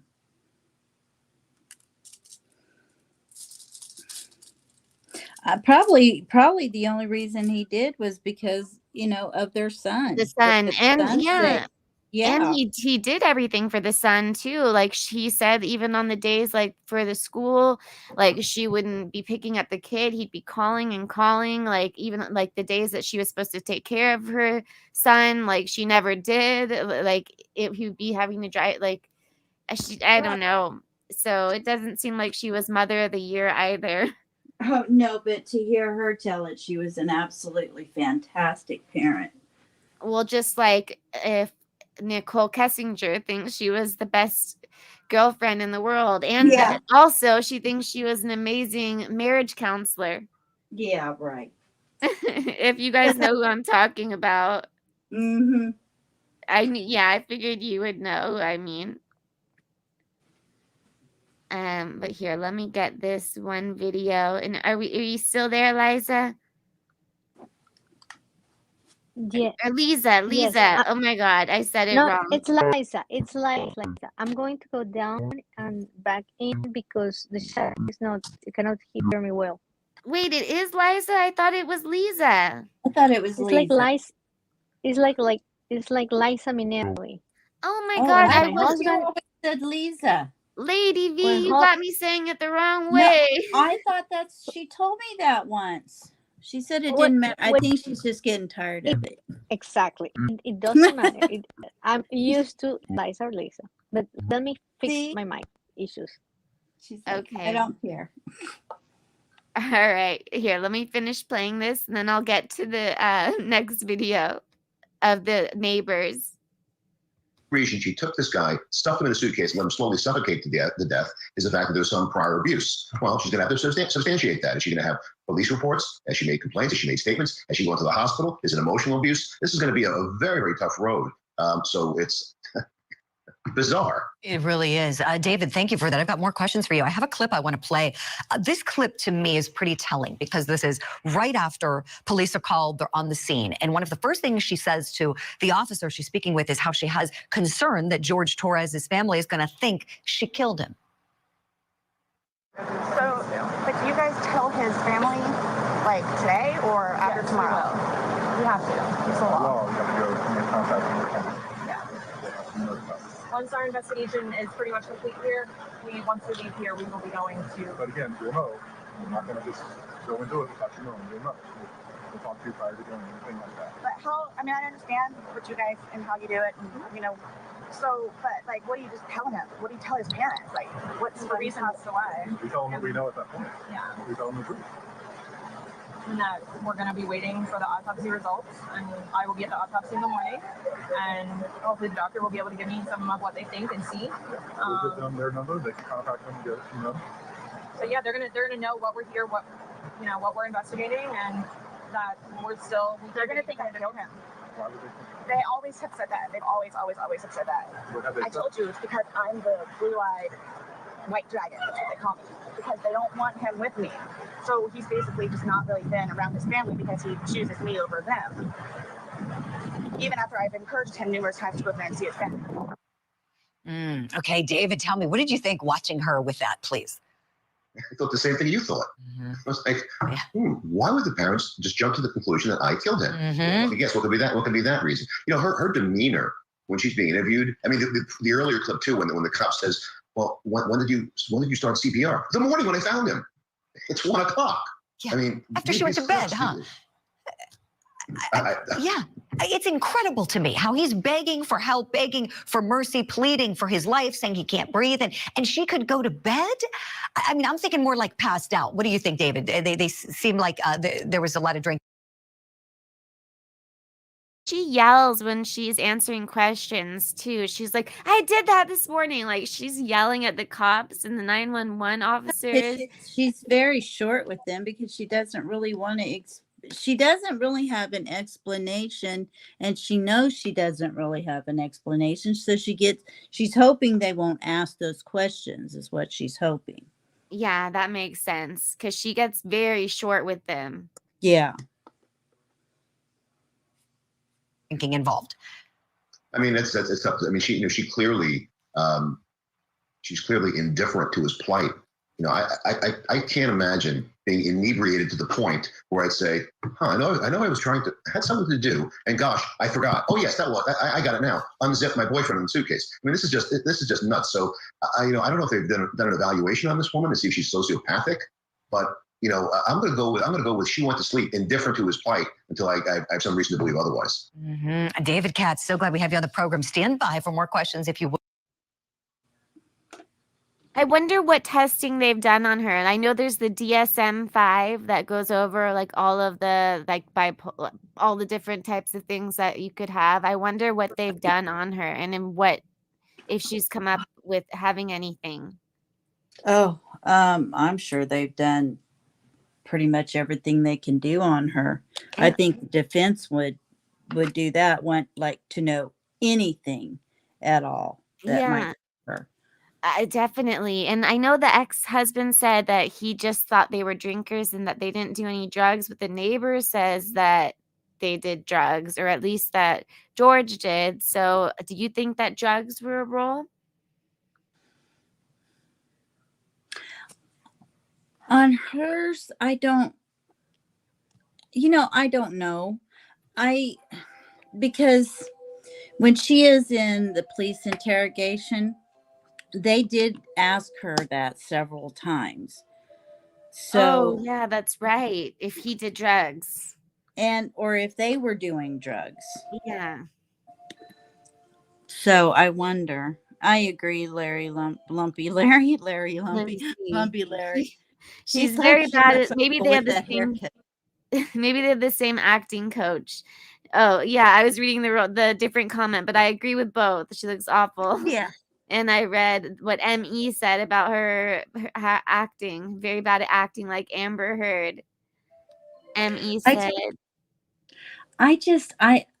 the more and more and more that I watched, the more and more and more that I saw, the only time, well, she got emotional when she didn't know how to answer a question. She would get short with them because she was like, damn, I don't have an answer for that. So I just, whatever comes out of my mouth, just like anything to make it go away, right?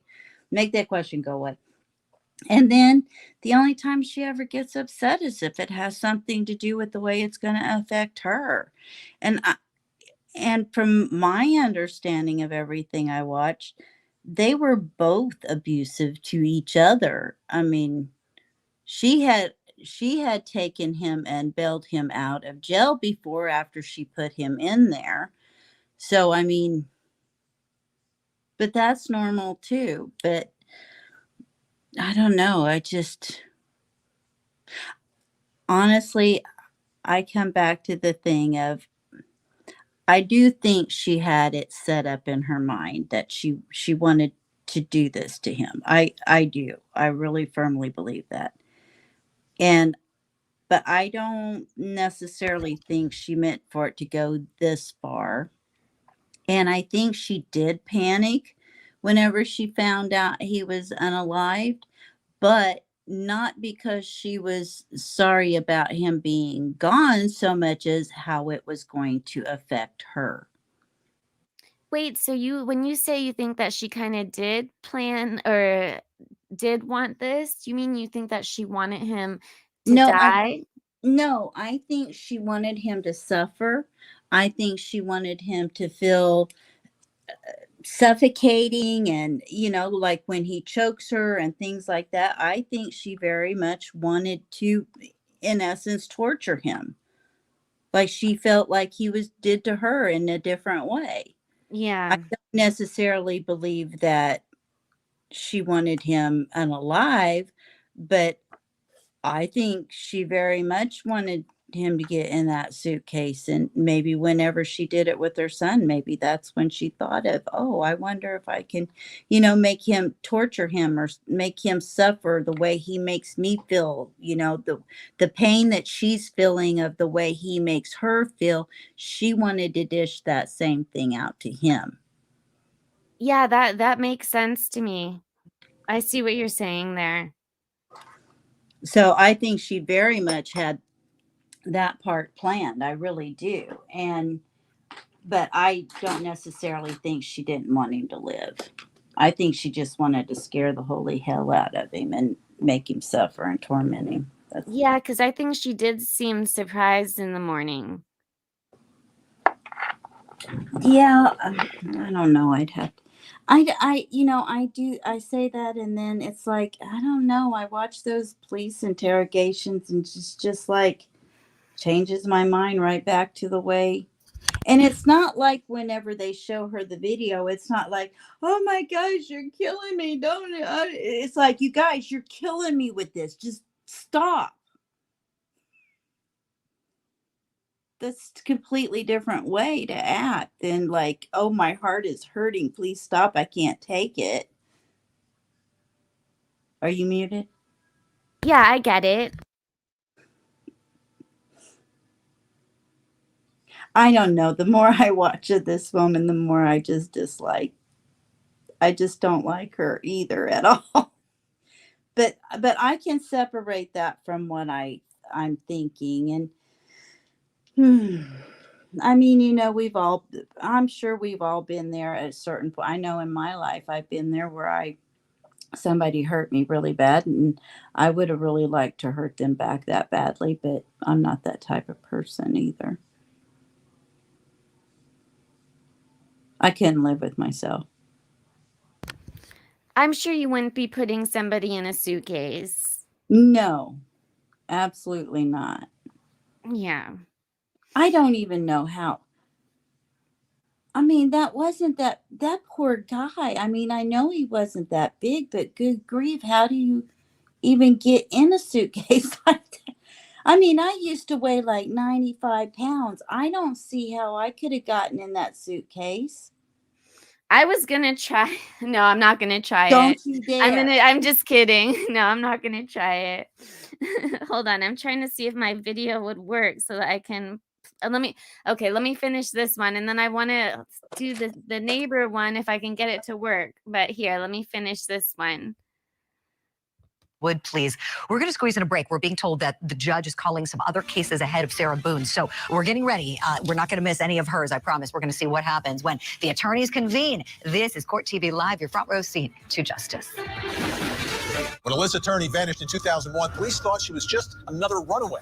That was the last time that anyone saw her alive. But a social media campaign ran by her sister led to a much darker discovery. Now, Alyssa's stepfather will stay at trial for her murder. But without a Boone was arrested for aggravated battery by strangulation, and Torres was arrested for battery. Then in June of 2019, another report of domestic abuse. Torres told an officer that Boone strangled. Okay.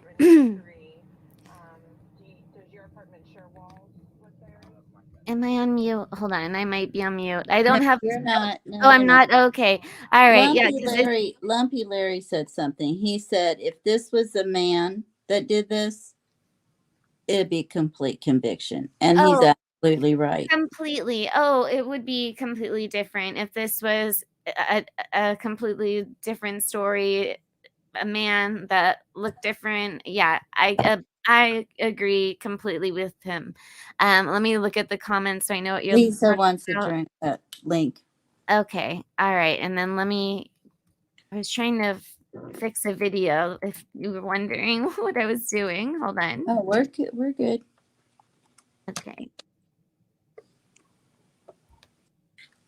Oh, Jay said I'm not. Oh, because there's 2 spots that I have to unmute out of. So that's why either I can keep myself off of mute on the one spot, but then you might hear my dog snoring or something like that, or then I might not unmute myself. So, I have it as mute. If that's all we hear is your dog snoring, big deal.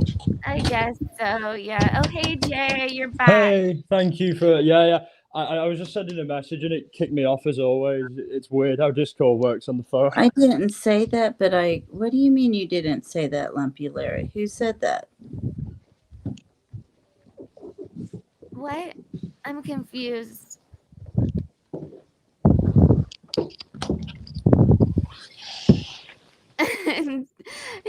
Austin says, I love how Valeria tried to tell us to hang on even when she thinks she's on mute, right? Yeah. So who do you think you were talking to? I'm just telling the walls to hang on. You're just keeping in the frame of the mind of the show, so it's good.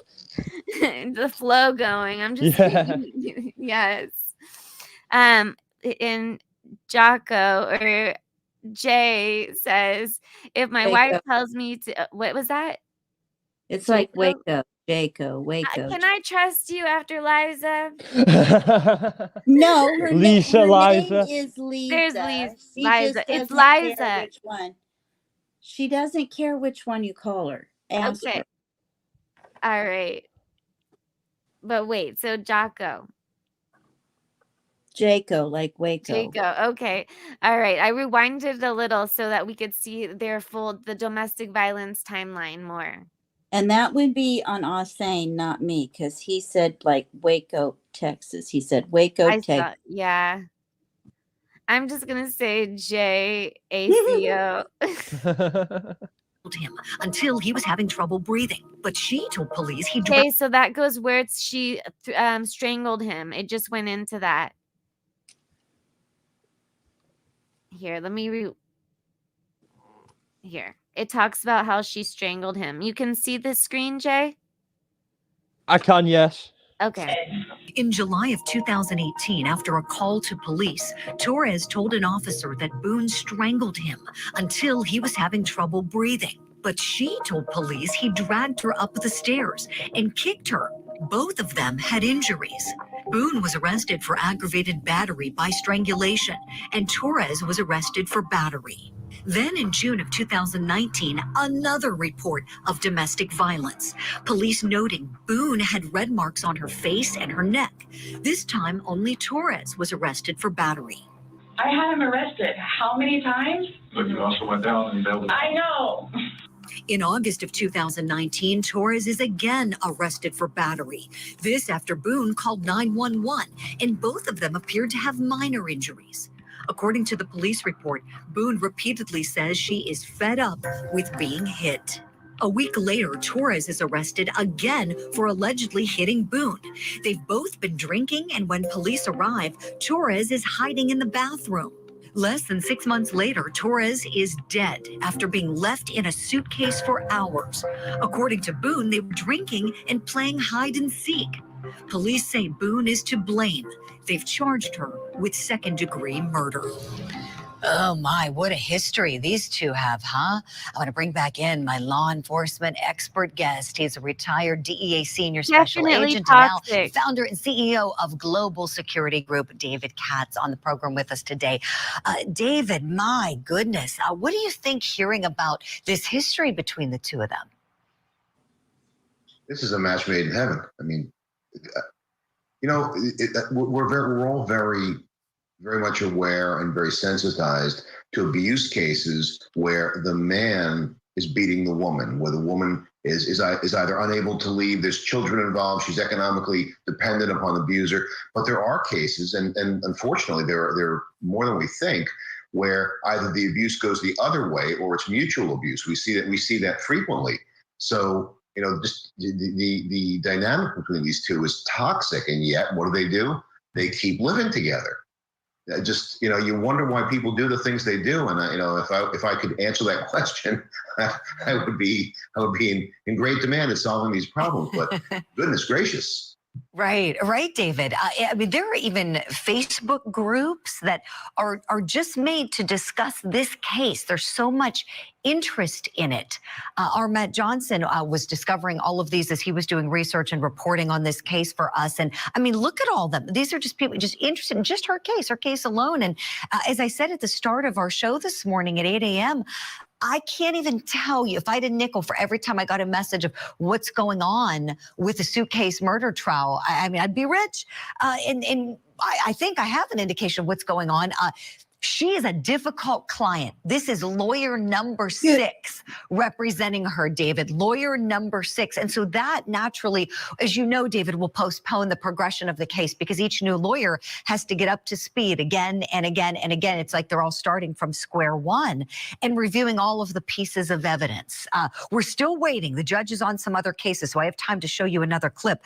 This is a clip going back to that history, but this is from the perspective of Sarah Boone's ex-husband, who we know she called before she even called police. She called him when she got Jorge, her boyfriend, unzipped from that suitcase. Take a listen to what he told police. He says Jorge. Got over here, told her she needed to call 911, get somebody over here, and then basically she said she needed to go outside, have a drink and a cigarette.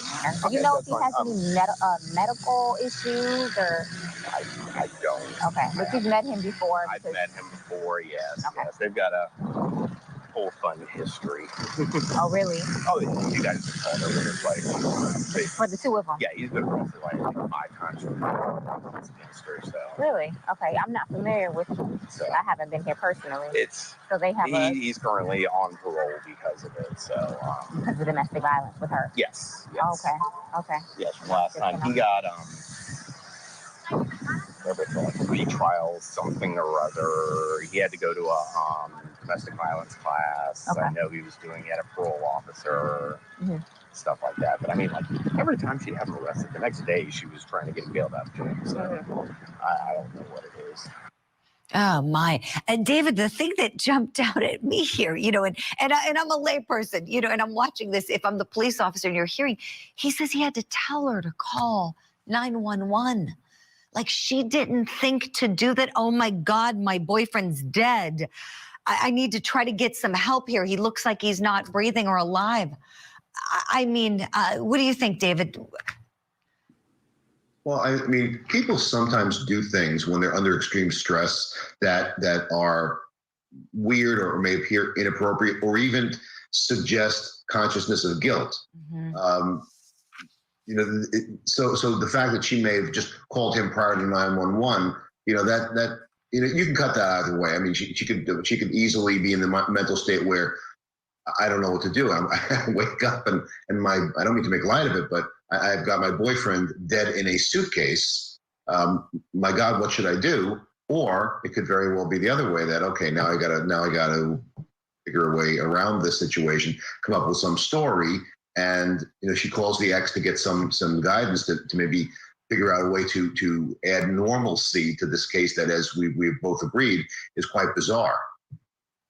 Yeah, it sure is. Well said, David. Oh my gosh, I can't, I just still can't wrap my mind around how all of this happened. And what else is bizarre is that he had blunt force trauma to his head. He had scratches on his neck and his back. And so what really happened before he wound up zipped up in the suitcase? Thanks for letting me up again. Thanks I'm so an much, idiot. Kelly. And also, it is day 2 in the missing sister murder trial. That's where Court TV legal correspondent. You know, I disagree with him on one thing. This was not a relationship made in heaven. It was a relationship made in hell. Oh yeah, I think that's what he meant to say. I think it was just early in the morning. He didn't have his coffee, so he was just a bit. And I words mixed also up. think, I think this is also going to be like a case that, you know, I mean, Letitia Stout, her attorneys, you could tell like they did not want to be there. Yeah. I think When's Leilani? When's she going to trial?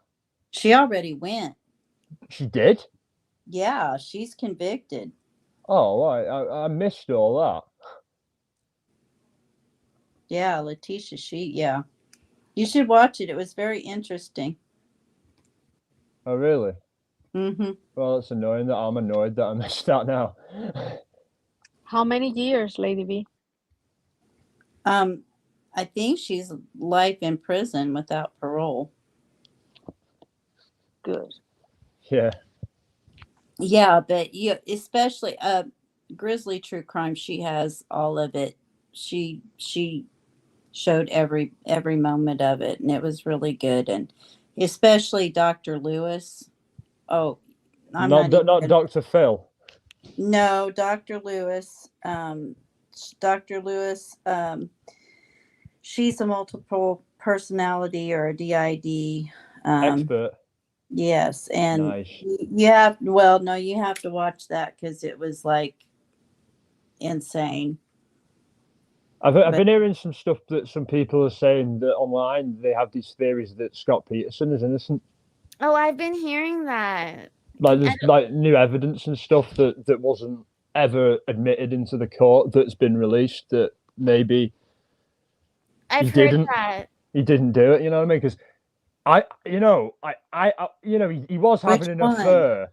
He was having an affair, but that's a big leap to go. All right, just because he was having an affair, he doesn't need to kill her. You know, he could have divorced her. You know. I don't know that much about it, but I have learned. I know a couple creators that have covered it, but supposedly there was about her walking the dog, and about neighbors saw that, and there was a robbery across the street or something like that. I don't know enough of the facts, but I know that there's a lot of doubt in that case. Yeah, because it's just like, I think he was tried on the basis that he had an affair, that he was having an affair. That's essentially what I think tainted his trial. People thought he was guilty just because he was cheating on her, you know what I mean? Which is bad, but it's not the same. It's a big leap to go from that to murdering not just her, but your unborn son, you know? Yeah. It's way far, you know? So, and he didn't have a history of beating her. Sure, because he took his boat to the marina. Yeah, he did. Yeah, he was known to fish, though. He was known to fish. Yeah, but the timing, and I think medically, I don't know, maybe something new that I don't know. When was that? Well, I'd like to hear. This is like the 2000s. No, this is the early to mid 2000s. Yeah, I'd like to hear the new evidence because I followed that very closely. I used to think there was a problem there, but after a while I was like, yeah, he probably did do it because the reasons that they've provided. But now I think I started to have doubts because I started to look into that new evidence, you know what I mean, that's come out, and the theories as well have made me think, hang on, maybe this isn't as it seems, you know, because he never confessed or admitted to it, and he never, you know, had any outburst in court, and he didn't have a history of beating her, you know what I mean? So there's a lot of things there. Yeah, I will be interested in the new evidence because everything. Yeah, me too. I'd love to see you cover it when we have a break from Sarah Boone. You know, when that's all over, Val. If you would be interested in that, you know, I'd love to hear your take on it. Definitely. Because It was a big I've case. seen- It was a big case back in the day. everything I've seen, I heard about it makes him over look in the guilty. UK, and that was before like YouTube and stuff. Like it was You're covered. talking about Scott Peterson? Yes. Yeah. Oh yeah, I know about it, definitely. I just didn't like go down the rabbit hole like crazy. Yeah. Yeah. One weird thing about that is, like the 9/11 tragedy, there were people who wrote songs to milk it, and a guy wrote a song about what happened, and to profit off the tragedy essentially, which is disgusting as hell. Like tragedy pimps before they was issued. God. Yeah. Everything that I've ever seen on that case makes him look guilty. I would really have to see that new evidence. And yeah, because seriously, I thought that as well, but it changed my mind. And the theories that have been put forward that I've discussed with people and I've read, reasoning for their beliefs on it convinced me. But sorry to detract. No problem. Okay, yeah, so I wanted to play these this and then the video with the neighbor, and then I know and then like I'm still good, but I know we might as well break it up into different lives. So, but yeah, let me play this real quick. Hold, please. He's a behavior analyst and body language expert who regularly consults with law enforcement. So let me ask you, if I could, Scott, briefly, do you hear something in her voice that is telling, other than the fact that she sounds very drunk? There's not a lot you can tell from this kind of situation. It sounds like anger. It sounds like pent up aggression and frustration. And I think she's finally been waiting for the point where she's got him on the ropes and took advantage of that.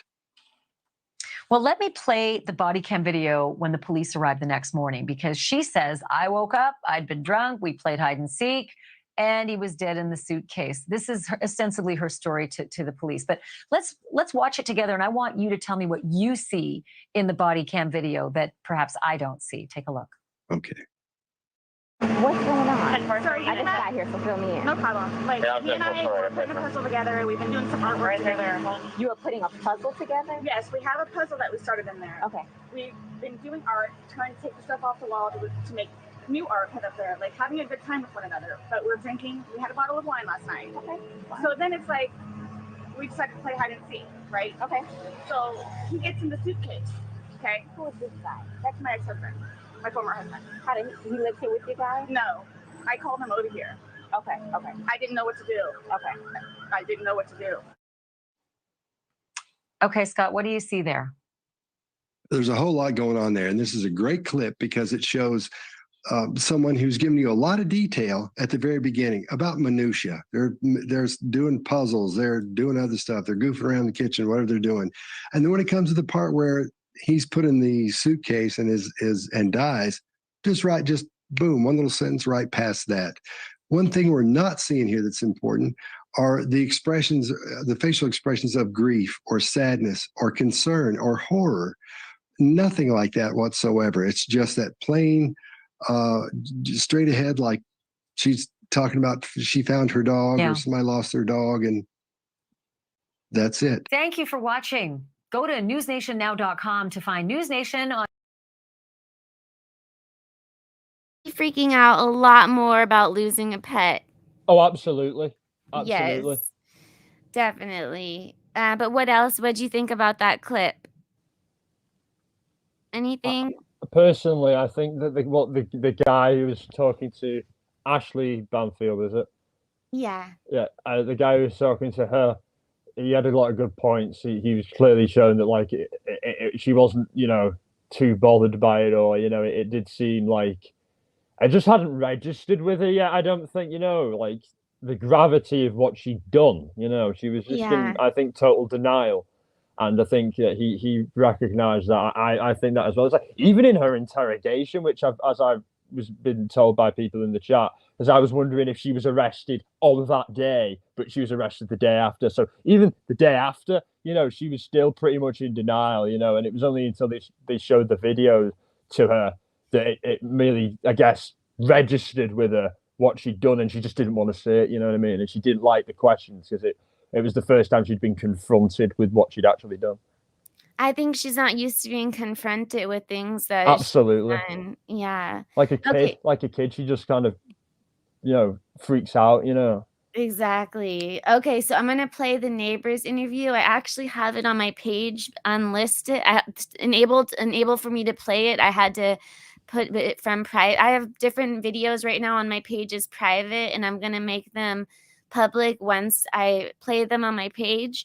But so right now it's unlisted, so I can play it. So That's a let really me. good idea, Val, because then like we can watch the clips afterwards, you know what I mean? Yeah, because there was other videos I made and I didn't put them on my page, and then somehow I ended up I lost them, and now I have had to redo them. But so let me play this. This is with one of their neighbors.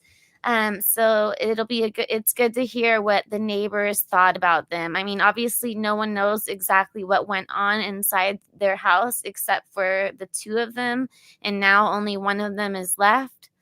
But can you see my screen? Can you see my screen? I can, yeah. Okay. Yes. All right. Read the back chat too, Val. Okay. Uh-oh. I always feel like I'm in trouble with the principal. Oh, no. Whenever my boss would be like, Valerie, can you come in the office? I'd be like, what did I do? What did I do? And he's like, no, it's a good thing. And I'd be like, oh, okay. And I'd I'm still always like that. it. I'm like, what have I done now? Okay. All right. Let me know if you can hear it. Pressing play now. France Court? You sure? I hear it. That's what I always park up. Yeah, because you can see it on the sign over there on the 4749. It's France Okay, Court. France Court. Yeah, it's weird. For some reason, all of the signs are on the opposites, are on the wrong side. On the wrong, building. yeah, the further that's side. apartment 8 there, and the sign's right there on that one. Gotcha. Okay. France Court, apartment, the Tealwood Parks apartment. And I'm speaking with, can you state your name? It's Brandon Knowles. And your date of. Okay. And you reside at this apartment, is that correct? Yes, ma'am. Okay. And you said that you've been living here since January of 2019? Yes, ma'am. Okay. On Sunday, which would have been. Let's just double check. Sunday was the 23rd. Were you home that day? I would have come home a little late that evening, but I would have been here around 8, 9 o'clock. I would have gotten in around 8 or 9 o'clock. PM? Yes. Okay. And so your apartment is right next to apartment number 3. Does your apartment share walls with theirs? My bedroom shares a wall with the lower half of their apartment. The lower half, okay. Do you recall hearing anything coming from apartment 3 while you were, after you had gotten home? Around 10:30 or 11 o'clock, there was a very loud crashing sound where I believe, I'm not sure, I haven't been in their apartment with my roommate, but I believe it's the location of the staircase. Okay, So a little bit above. A very loud, you said crashing sound? Yeah, like it sounded like something had been like falling down the stairs. Because it started up high and then it ended low. Okay.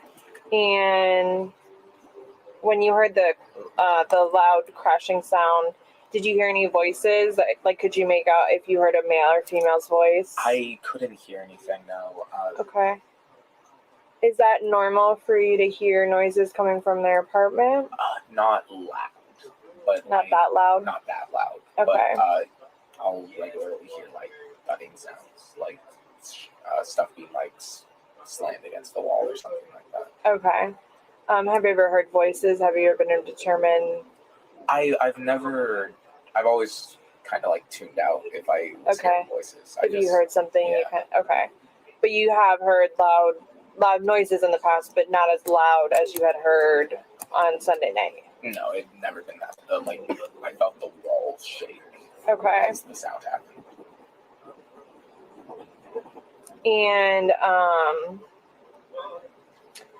do you know either of them? Like, do you know? I've had a few brief interactions with them. Okay. But I don't. Like, do you know who lives there? Like, yes. Can you describe who lives there for me? It is a sort of, I guess, like middle age. I don't know, like around 40s, blonde woman. Okay. And a Hispanic gentleman. I believe so. I haven't interacted with him much. I've spoken to her a few times. You've spoken to her a few times. Okay. Anyone else live there? I believe they have a little boy. A small child. Okay. Okay. When you have seen them around, how do they appear to you? They almost always seem either like tired or like tweaked out. Tweaked out? Yeah. Okay.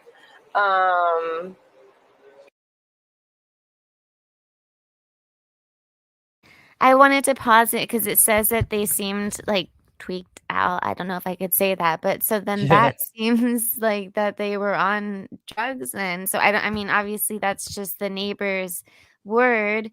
But I don't know. What do you think about that? I think they probably were, to be honest, with the kind of erratic behaviour and the fact that I think another neighbour mentioned in a filmed interview that I think you played a while ago on the channel. He mentioned that there was always like loud noises from the house. There was always arguments. So I think that maybe if there was drug use, like, because obviously, like, if there was drug use in him, it would be in the toxicology. Well, did they do a toxicology report? They sure had. I would think they did. Yeah, because surely, like, then, well, if they did, like, it'll probably be revealed in trial, won't it? Then, and not, we probably won't know it now. But a lot of these questions, like how she got him in the suitcase, will be hopefully answered at trial. It's the first time I hear that one. I thought that it happened, but I never pay attention before. It's just bad. It's bad. It's too bad. Everything is a disaster. The conversations you had, the interactions you've had with the female, like, what do you mean interactions? I remember one night she slept on the back porch of my apartment for some reason. I don't remember much, but I just remember, like, looking at the shade and seeing her, like, laid down. Okay. Do you recall, like, maybe what month this was? I couldn't say. It was pretty early when I moved in. I would say the summer of 2019. Summer of 2019. Okay. Did you wake her, or? No, I just. Okay. And by sleeping, you guys all have like a cement area, right? Yes. Like a back patio, but it's not enclosed. No. Was she in a chair, on the ground, like or on the ground? On the ground? Okay. I don't have any chairs on her back porch. Okay. Any other run-ins with her? Things you've witnessed with her? I was coming home from class one night. I would not be able to give you a time period on this. Sure, I don't remember when it is. And I was waiting on my roommate to get home because I had left my keys in the apartment. Mm-hmm. And I remember she came over and was talking to me for a minute, and it was very visible that, like, she was talking to me because she didn't want to be in her apartment. Okay. I don't know why, like, I didn't ask, but it was just very evident that she didn't want to be there. Do you remember anything she was saying? No. Her demeanor? She seemed like skittish, like nervous. Okay. I don't remember anything we talked about because, in complete honesty, when I was just, it was in one ear and out the other. Right, yeah, you're just kind of, right. With vague nothing. Okay. Did she appear to be on anything at that point, or just she seemed nervous? She seemed nervous. Okay. She didn't seem like high or anything. She just seemed out of it. Okay. I would chalk it up to be more like tired and paranoid, or nervous, stuff like that. Okay. And any other interactions with her? No. Honestly, from the few times I had spoken to her, like anytime I saw her, I kind of just tried to go straight into my apartment. Right. There's a few times where I would walk past and she'd say hi or something, and I was just kind of lie and be like, oh, I'm only going to be here for like 10 minutes. I just got to change and head back to class or something. Like I tried to avoid. Mm-hmm. Okay.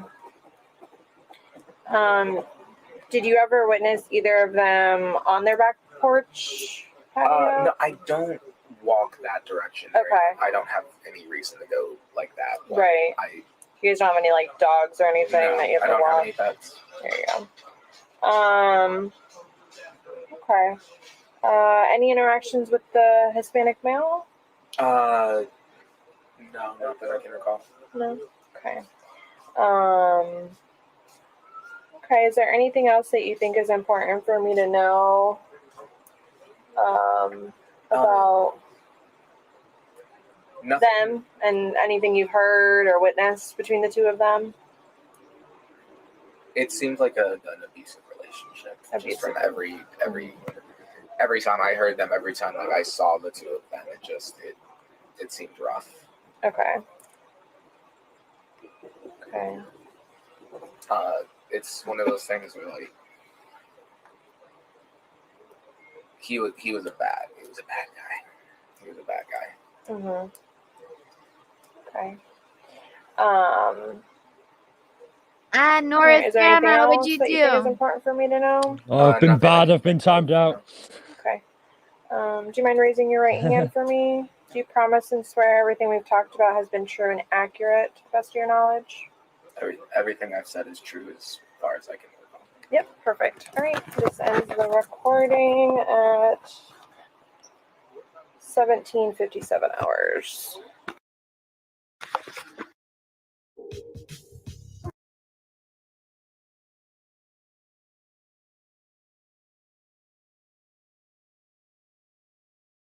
So, what did you guys think about while watching that? And in chat, what did you guys think? Nora's grandma, you're all good.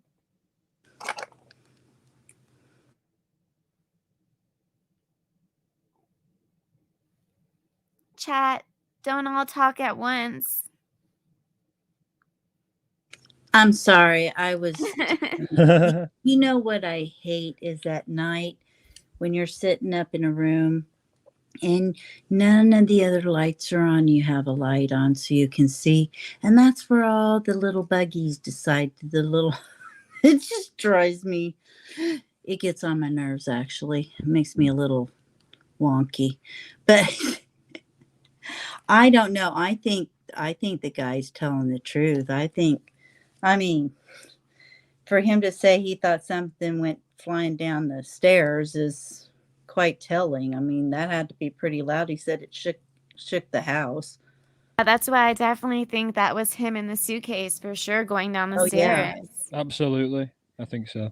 Which is so horrible. And I wonder like if he was asleep and that's what woke him up. Like I want to know how he got in there.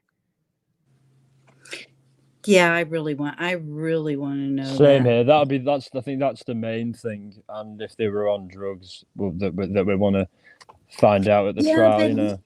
Didn't he say she didn't act like she was high on drugs? Not at that moment. Right. Valerie, could you show a picture of that suitcase in the living room? Oh, yes, definitely. Yeah, that'd be helpful, yeah. Of course. I have to Thank say, you. too, I have seen Lisa in person, and she is that beautiful. Wow, I didn't know that. that Oh, you've so seen her in you met person. up?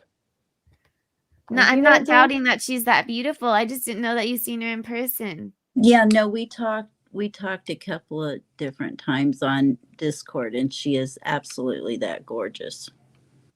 Oh, you're so kind, Lady V. It's very Thank nice. you. Oh, there you go. Then what that that thing, where are the stairs? I think over here, right? Then she throw it's possible. I have thrown things very yes. But then because sometimes I put too Okay. much stuff in a luggage and I just don't Wouldn't want that to be deal with it. premeditated? Wouldn't that Yes. be premeditated? What do you If she mean? decided to throw him down the stairs, wouldn't that be premeditated? Yes. She could argue that she'd intended to hurt him but not kill him. And after he went down the stairs, she recorded that video. Yes. Okay. Well, yeah. I don't know what happened. Oh, that's the Haunting that art. video. That's the art that she's talking about. Those things. Yeah. Yeah. The Well, video is very haunting, but it's difficult to watch. I often think, hell would be sleep paralysis, but watching that video on loop.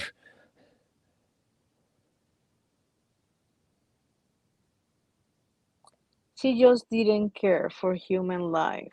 No, it's disturbing to see someone be so sadistic and cruel to someone, especially that they're supposed to love, Yeah. It's weird. She couldn't stand to listen to it for like a minute while she was in there. I hope that they like continuously play it for her in her jail cell, even though I know that's not going to happen. They should just keep her in cuffs and just have it on a TV screen and just play it on loop and have her eyes open like in a Clockwork Orange. Yeah. Let me see. That's the second time today I have heard that movie mentioned. That is the weirdest. Clockwork Orange. It's weird as hell, but I love it. It's a weird it is movie. A good movie. It's just like you get dystopian England. Like, It's like that's what dystopian England would be like. Just gangs of crazed people going around, just breaking people's houses and just doing unspeakable things to Singing in the Rain. Strange movie. Yeah, it's like an acid trip, that movie, honestly. Yeah, it's out there. It could be like M. Night Shyamalan. It's like a movie. If M. Night Shyamalan was alive then, he would have directed. Yeah, I agree. Was it Stanley Kubrick who did that? I think so. It seems like a Kubrick type It's movie. just about as crazy as this case is. Yeah, yes. I don't know. So let's see. He was in the suitcase. She zipped him up. He couldn't have zipped himself up. So she zipped him up. Whether she left a finger hole or not, I don't know. Then she turned the suitcase upside down. Then she threw it down the stairs.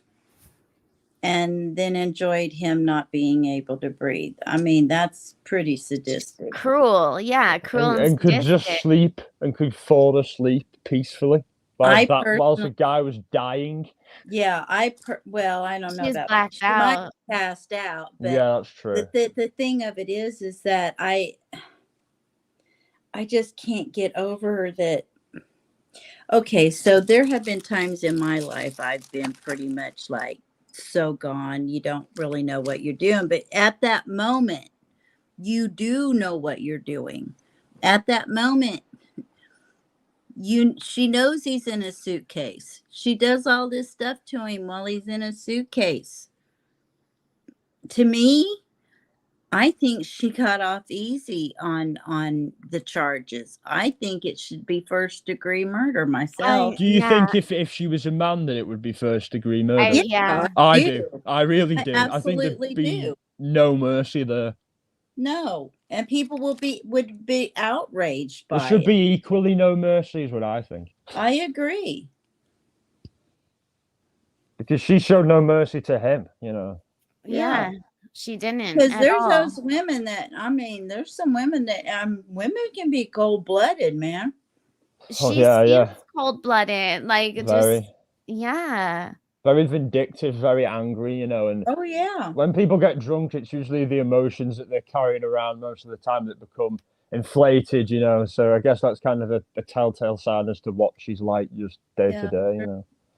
You know, the thing that gets me on it every time I see it is her ex-husband, how he just almost sounds completely bored with the whole thing. Oh, he is. It feels like he over it. expected it. It feels like he knew it was going to happen. I agree. Like one way or the other, one of them was going to die. Yeah, like he I guess he was like, that's why I got out of that relationship. So I didn't die. I didn't want to. Yeah. Yeah, I didn't want to be in the suitcase, dude. Yeah, he could have been in there. Yeah, I bet she was like, she called him up being like, oh, can you help me? And he'd be like, are you nuts? I could have easily have been in that suitcase. He's probably thinking, well, she's finally out of my life. Finally don't have to pay for her place anymore. Yeah. The taxpayer will. But yeah, I mean, it sounds like they just went back and forth on who was going to jail for abuse. Mm. It says I tried looking to see if he was on. Sorry, Liza. What was that? Now I'm confused with Lisa and Liza. Okay, Liza. What was that, Liza? The man got into the suitcase and he stayed still while she closed the suitcase. How the heck? Either that or we don't know. He knocked him out. Yeah, that's okay. So this makes me think it. This is what I was getting to. Okay, so it says his injuries that he had a black eye. So right here, look, a report showed. Okay, it says based on the medical examiner's findings, they estimate that he was in the suitcase for 11 hours or more. He had a black eye and other bruises, cuts on his head, his back, his hands had abrasions, bruises, and cuts, blunt impacts around the body. So, yeah, I think that he might have been knocked out, and that's what the black eye was. I don't know, but I looked to see if that there was any drugs, and it just said about alcohol. If she did it with her hands. How to escape the heat if you don't have an air conditioner. This only takes 5. I muted it. I almost had a heart attack. I was like, what did I do now? Her hands will have been bruised. Then she used something in the house to hit him. I heard a baseball bat, but I'm not sure if that was somebody guessing. I'm sure that was someone guessing, because how would anybody know that? But I heard that she had used a baseball bat, but I don't know if they were just guessing that she used her son's baseball bat or what. But I don't know. I heard the same thing, but I don't know either. Yeah. She used something, and it was not her hands because it would have been bruised. Right. And that will help the prosecution because, you know, okay, fine, they were doing weird stuff and he got into the suitcase. But if she hit him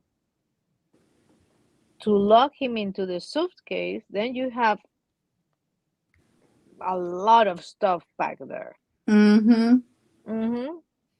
She cannot say that she was not drunk, that she didn't remember, that blah, blah. No. You hit him. Right. Didn't you say at one point because I thought I missed this, or maybe I misunderstood it. I don't know. Didn't at one point they say that she was in jail for strangling him? Yes, I had mentioned that she had a domestic violence report against her for strangling him, and that there was witnesses for her choking him. What is with Freudian strangulation? And it's usually like you think of that, and then like that's what Jay had said, like, oh, maybe she was deflecting when she was saying that's how I feel whatever when you choke me. But yeah. Because I felt it was part of the humiliation, you know what I mean? Oh yeah, definitely. Nora's grandma said, "No, I'm confusing this with Leticia. I know there's so many." So many crazy people out there. Cold-blooded as Leticia was, that's for sure. Let me see. What is and it's like, it's unintentional, but it was unintentional. So it was like, okay, so it was unintentional. So she's just supposed to be, they're supposed to be, oh, okay, well, it was unintentional. Don't worry about it. It's no malicious. And yeah, no malicious, unintentional. And she swears she'll never have another drink again. Oh my God. I remember that in the interrogation. She was like, I'll never drink again. Don't you understand? I will never have another. I'm like, oh my God. She should do a ukulele video where she like apologizes and stuff. We definitely need to watch that. I mean, I'm down to watch it, but Sarah Boone's version of the toxic gossip train. Yeah. By the time it will be, if I start it, people are going to be like, "Oh my God, Valerie started a 6 a.m. live." But I don't know. I've been in chats till 6 a.m. before. Me too.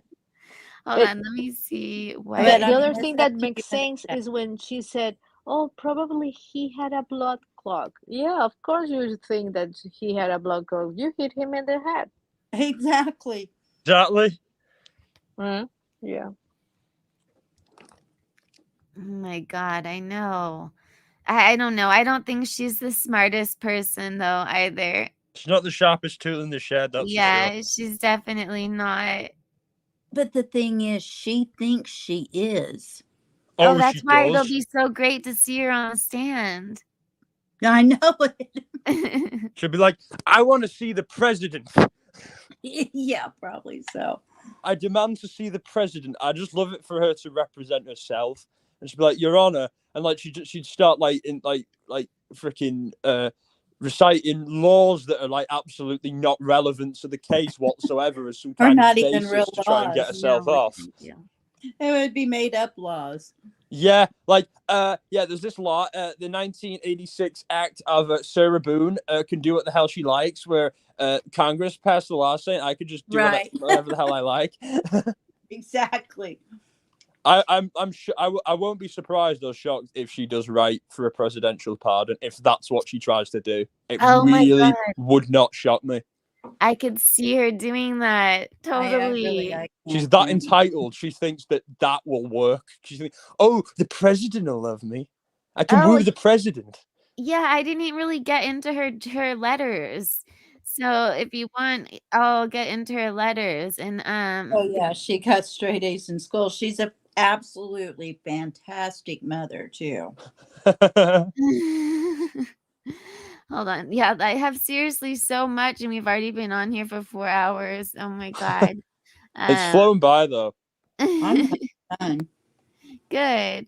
Oh, and also there's a look at inside her apartment. I mean, literally, like I said, this could be forever, that we can be on here for so long. Under interrogation.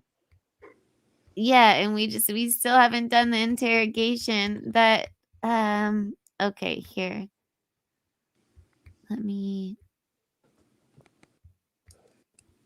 Good night, Five Flames. What about Flames?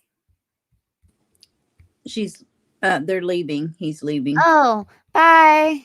Thank you for being here. Let me look, because I can't see this. Bye, Five Flames. I hope that I see you again. Thank you so much for being here. Sorry, I know that we were all over the place. Next time it'll be more structured, hopefully. Well, you've done. I think you've done really, really well. You know, despite the gremlins coming around for a little bit, they've stayed away now, and you did well to keep going. And you've not muted yourself too many times, so it's great. And I haven't said Jorge yet, but exactly. I will. You called him George, and I've wanted to say Jorge the whole time. It's like it's been hard for me not to because of me learning Spanish. So it's like saying the Spanish versions of things is just stuck in my head now. Oh right, yeah. because that's how it looks like. Yeah. All right, so it mentions the letters in 2 of them. One of it where it calls her like a witch, and the other one it says about desperation. So let me see which one I want to, or I could read them to you, but let me see. Well, these are letters written by her or about her. Yeah, she's written all these letters. So she says she's a witch. No, she didn't write that. Hold on. Yeah, she didn't say she's a witch. But that would be funny. Hold on. Yeah. Now I need to get that one so I can show you. It's called Witch Hunt. Okay, now I needed to show you what she's saying. It's a witch hunt. That's what it is. That it's a witch hunt against her. Not that she's a witch. But okay. Yeah, can you see it right here? Witch hunt? Yeah. Okay, so it goes into the letters. The woman accused of murdering her boyfriend by zipping him up into a suitcase. In another series of handwritten letters sent from jail, Boone calls out her defense attorney, arguing she hasn't heard from him in months as her case inches closer to trial. She also sends a message to the presiding judge saying, quote, "My case has turned into an unnecessary witch hunt," and later asks, quote, "What's your cut?" For everything you've done to me. Sarah. For everything you've done to me. Sarah. Fuck you. Sarah. Fuck you. Sarah. Stupid. Sarah. That's my name. Don't wear it up. Florida prosecutors say the 44-year-old murdered her boyfriend, 42-year-old Jorge Torres Jr., in February 2020 by putting him in a suitcase and leaving him there to die. At the time, Boone told investigators she and Torres had been drinking and playing a game of hide and seek. After that, Boone says she went to sleep and woke up hours later when her phone rang. That's when she says she found Torres unresponsive.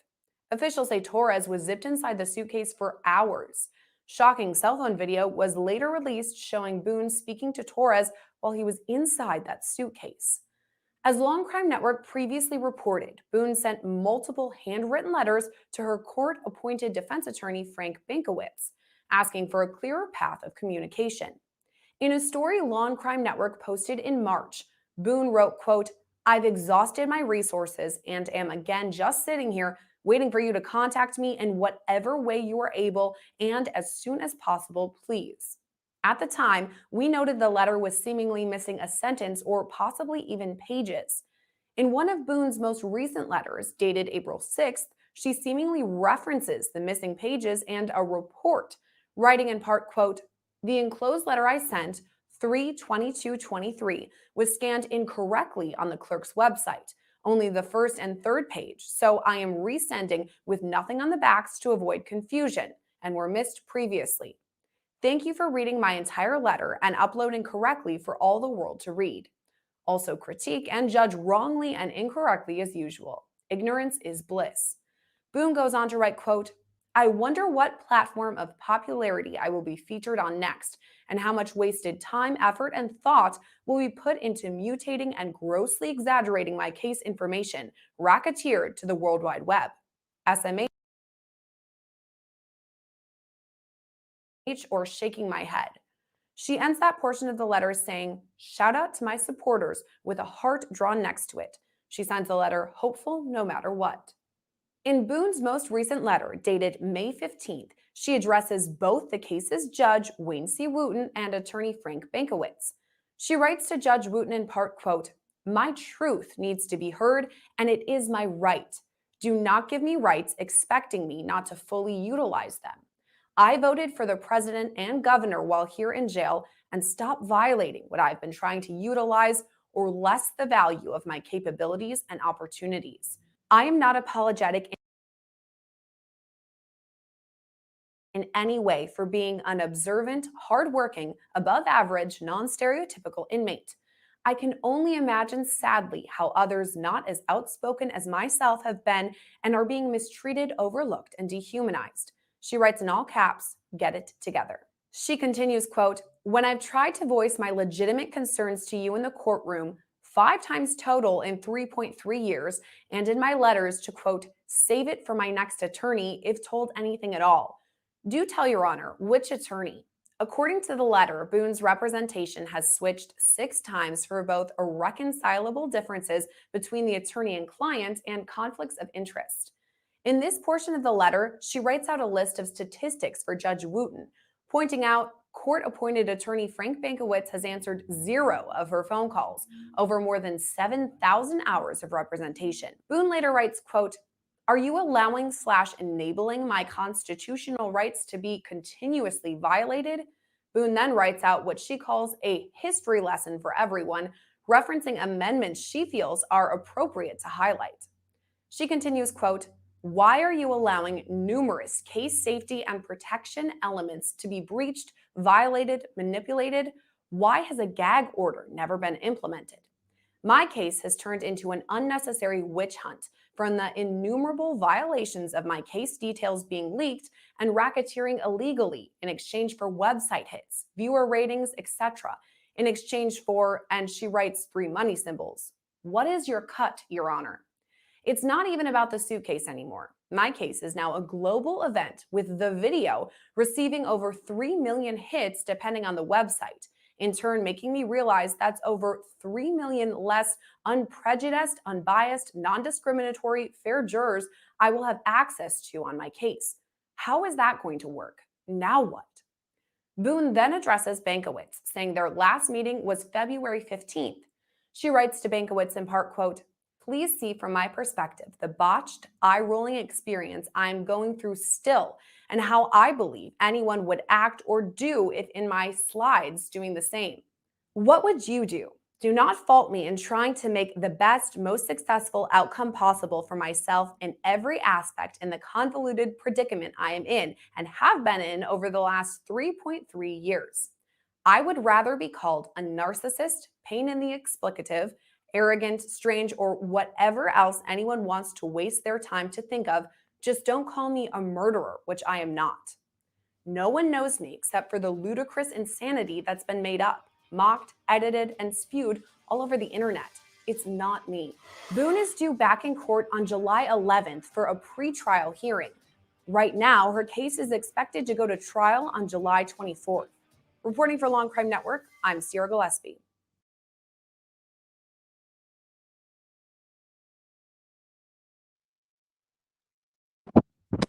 Those letters are crazy. She's so entitled, and that thanks to my to my supporters. Does she even have any supporters? I don't think so. Like, I was looking on Facebook at different groups, like, you know how like Idaho has a group that like all the different ones have groups that you can like get in different information and stuff. So I was looking at Sarah Boone groups, not support groups, but she doesn't have any supporters, just like where you can look at information. There was nobody that says like I stand with Sarah or anything like that. That she doesn't have anyone that's on her side.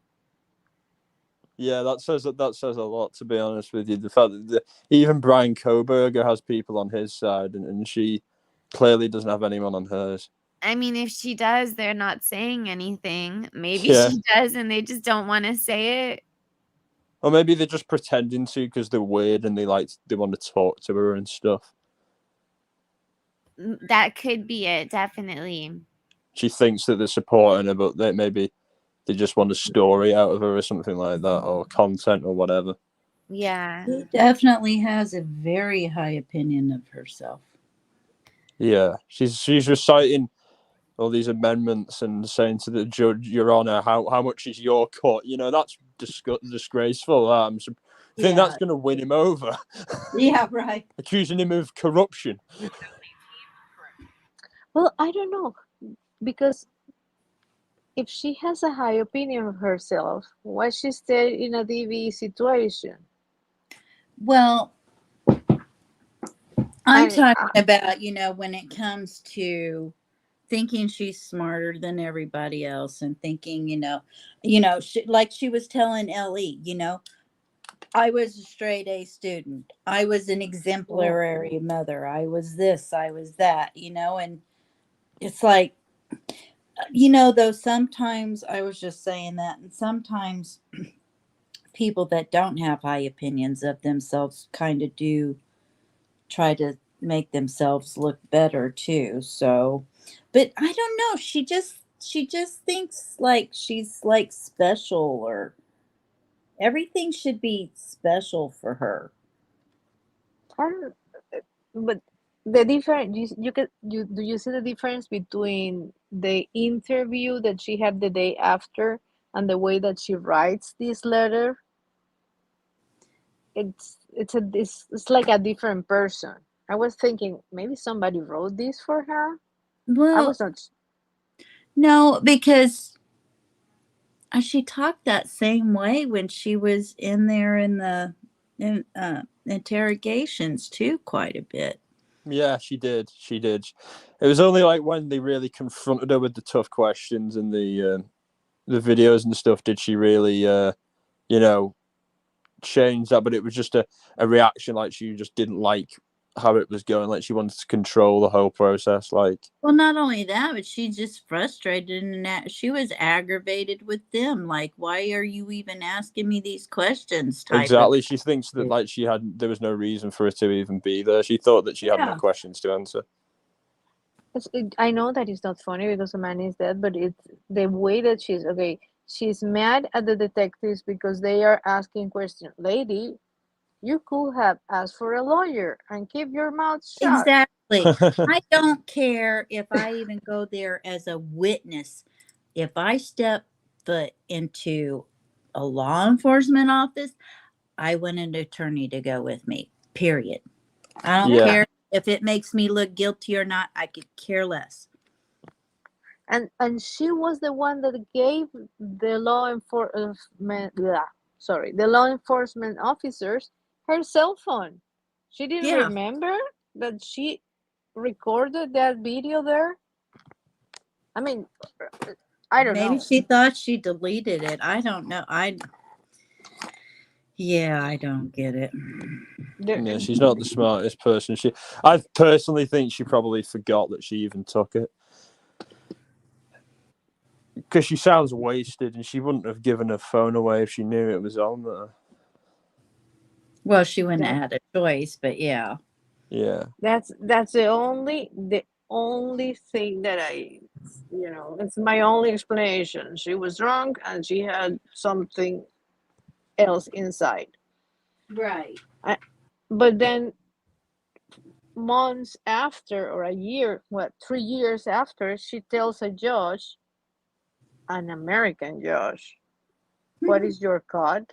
Oh my God. Really? I mean, I will not even dare to do that in Mexico, okay? Yeah. Well, yeah, because you don't want to be messing with them. I mean, no, but you know that in Mexico they do it. They Yeah, have yeah, a that's code. yeah, exactly. But like in writing, for the record, to a judge, lady, what she wants to establish that she's insane. Possibly, possibly she should keep up with the letters.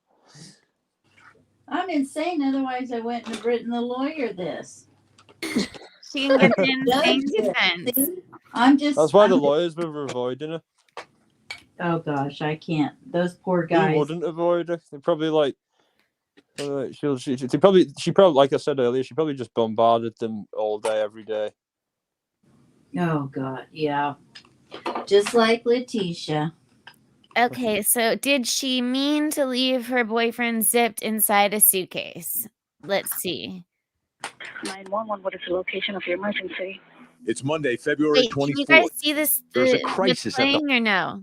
I can see it. Yeah. Okay. home of Sarah Boone, prompting her to call 911. Is this a police or medical? My boyfriend is dead. Okay, send the line for the fire department. Do not hang up. The fire department takes over the call, and for the next few minutes, officials are obtaining critical details about what happened. Now, tell me exactly what happened there. My boyfriend and I were playing last night, and Okay, hold on. I'm going to keep pausing it, I think, because, okay, she says right there, I put him in the suitcase. Okay, so I'm gonna when every time she says like I put him or he got in, I'm gonna change it. So right there she says I put him in the suitcase. But okay, let me press play. I put him in a suitcase and we were playing, and like kind of hide and seek kind of thing. So I fell asleep and I woke up and he was dead in the suitcase. So I don't know what happened. Okay, is he hanging from somewhere or what, ma'am? No, I pulled him out of the suitcase. I tried giving him CPR. Fire and rescue instruct Boone on how to give chest compressions. Just keep on pumping. That's all you need to do for me. Keep on pumping his chest for me. I don't need you to stop and talk or anything. I just want you to count out loud for me, okay? 31, 32. Please hurry. Okay, man, they're getting there as fast as they can, okay? He's deaf and he's purple. EMS arrived within minutes and advised Boone that her boyfriend, Jorge Torres, had been down too long and there was nothing more they could do. Boone explained she and Torres were drinking the night before and thought it would be funny if he got inside of a suitcase for a game of hide and seek. The next day, deputies returned and arrested Boone and charged her with second-degree murder in Torres's death.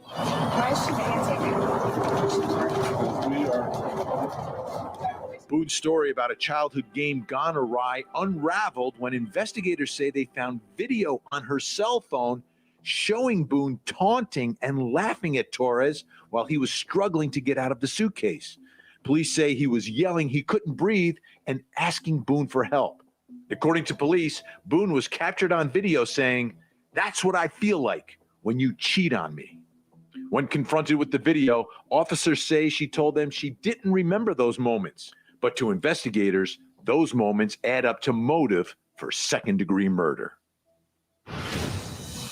It's really a bizarre case, a lot of strange circumstances, but it's for real. And that video does exist. We're going to take a look at it in just a moment. But let's bring in our special guest joining us to talk about the case. Mark Eiglarz, criminal defense attorney, former prosecutor, and you can check out Mark and his law firm at speaktomark.com. And that's Mark with a K. All right, Mark, there's a lot of bizarre parts of this. Let's watch the video together. We're going to show a piece of that video just to give folks an idea of what investigators looked at before they came to these charges. And then let's talk some more about it. Let's take a look. Sarah. That's my name. Don't wear it up. Sarah, I can't breathe, babe. Seriously. Yeah, that's when you do and you choke me. Sarah. All right, and the video goes on much longer. We're just going to show a piece of it here, but that's what you do when you choke me, when he's talking about he can't breathe. And then later on, she talks about that's what happens when you cheat on me. First of all, your reaction to this entire situation where he's in a suitcase, she's recording, and they're having this conversation. I'm going to be completely honest with you and say something I've never said in hundreds of TV appearances. I swear to you, I hoped you canceled me so I wouldn't have to relive what that guy went through in a suitcase. I thought I had covered all the worst ways to die. Well, I can't imagine what these jurors are going to think of that woman who did not assist him in getting out of that suitcase when he said he couldn't breathe. This is hard to watch. So I'm going to go to get in the suitcase, though. I mean, The cops were saying, or I was reading before that, like many times they've seen where obviously you get put in a suitcase after you're killed, but they've never seen where like this suitcase was the actual like weapon or the tool. Yeah. So Wow. it's kind of crazy. I wonder if the judge is going to make a point about that too. That he's never seen anything like this before. Yeah, where the suitcase is the actual tool of death. Yeah. Don't think she forces him in there. I mean, she doesn't. He's got to voluntarily. So how does that impact charges, mental state, culpability if he voluntarily gets into that suitcase? And I guess she's got to zip it because you got to zip it from the outside. That's why she's only charged with second degree as opposed to first degree murder. What they have to show here in Florida is that she had a depraved heart. So it wasn't intentional, but it was reckless. It was a reckless disregard of human life or property. In other words, she didn't know for sure he was going to die, but she didn't really care, is what they're going to argue. Now, I listened to her voice.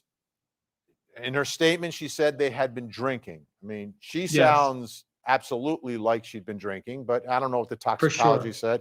Does that at all become an issue for either side? Does it help prosecutors? Does it help the defense? Does it tell this jury anything if, in fact, she's under the influence at the time all this is happening?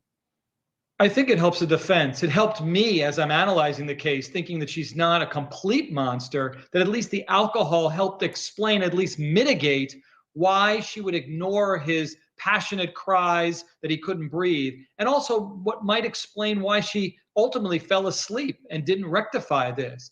Now, that doesn't negate her guilt. It certainly mitigates it. And ultimately, I think that and other factors may lead to the state reducing the charge even further, maybe to manslaughter and giving her some. Oh, wow. Can you imagine if that's what she gets is just manslaughter? That'd be terrible. I don't think that's right. I think that that's what her fights with the other lawyers are. They are telling her take manslaughter, and she's saying no. You think she won't take manslaughter? That wouldn't even be that much time. Exactly. She could get out in like 5 to 7 years. With good behavior. We listen to her with the detectives. In her mind, she is a victim. Yeah. Yes, I agree with you, Liza. I think she's like, I don't need to take a deal or a lesser charge because I'm not the saying victim that she's here. not. I'm the one being persecuted, and I have the ability to get out of this. You know, that's what I think. Right. Which is why she's probably going to want to take her own, feel she's her best lawyer. Yeah. That she knows better than everybody. Absolutely. I hope she doesn't do that. But I can see the logic in that because she disregarded she unalive a person. I mean, she could have walked out of that house. He was in a suitcase. Please. She didn't want to see him again. She can walk out of that house. She didn't choose to do that. Then that is her. That's how where I see that she doesn't see that. In a way, and it happened with victims of or people that are in domestic violence issues. You don't see a way out. I would like to hear. It's too bad we haven't. I wonder if they'll take the stand. If Jorge. Oh my God! I said it now. Oh, Jesus. it's fine. It's first time. It's been on for nearly 4.5 hours now. It's very, very George late. is. And you have every right to say that. Damn, You've earned it. I You would have like done to. really well. I probably wouldn't have done as well. You know I wouldn't. Well, you don't hit mute like me though, but thank you. Okay, yeah, I'm almost forgot what I was gonna say. I'd be curious to see if any of George's exes said that he was violent though, just because like you know how Sarah's ex-husband said she was a violent drunk. And that she would hit him, but he's like, she wasn't even strong. It was like he basically said she hit like a child. Like he basically made fun of the way she hit it. Like he made a joke about it basically. But he was like, but if I had an anger problem and I may not be able to control myself, then maybe I'd hit her back. I don't know if that's how George is. So, but he never hit her back, he said. So I'm curious if George has any DV incidences with any of his exes. That would be interesting to hear. Yeah, because Do you think any of them would take the stand as like maybe a character witness for him, or is it to say like, you know, he wasn't like this with me type of thing, you know? But like, I guess maybe this is what I'm guessing. You know, I could be wrong. And he could have been like that with them, you know. But for me, it seems like maybe she kind of brought out the worst in him, you know. Yeah, I mean, his brother said his brother didn't speak very highly of the relationship or of her either. But I'm curious it would depend on if their relationship ended. Obviously, if they had a bad relationship, the person wouldn't say anything good about him. But maybe that might help the defense, though. So it's a bit of a gamble. Yeah. Yeah, definitely. But it will be good to hear. It would be good to hear from them, and I hope that they'd be genuine as well with what they say. Yeah.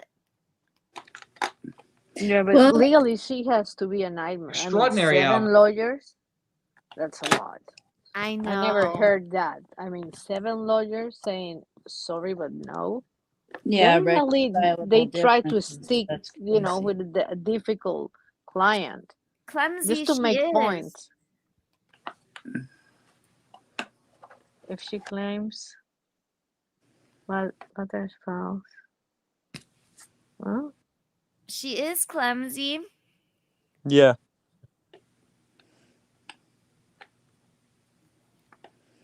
There is 3 sides to the story: hers, his, and the truth. Yes, I agree. Me too. Unfortunately, we can't hear his. No. And I don't think we'd hear the real story from her. So it's like the truth is somewhere in the middle.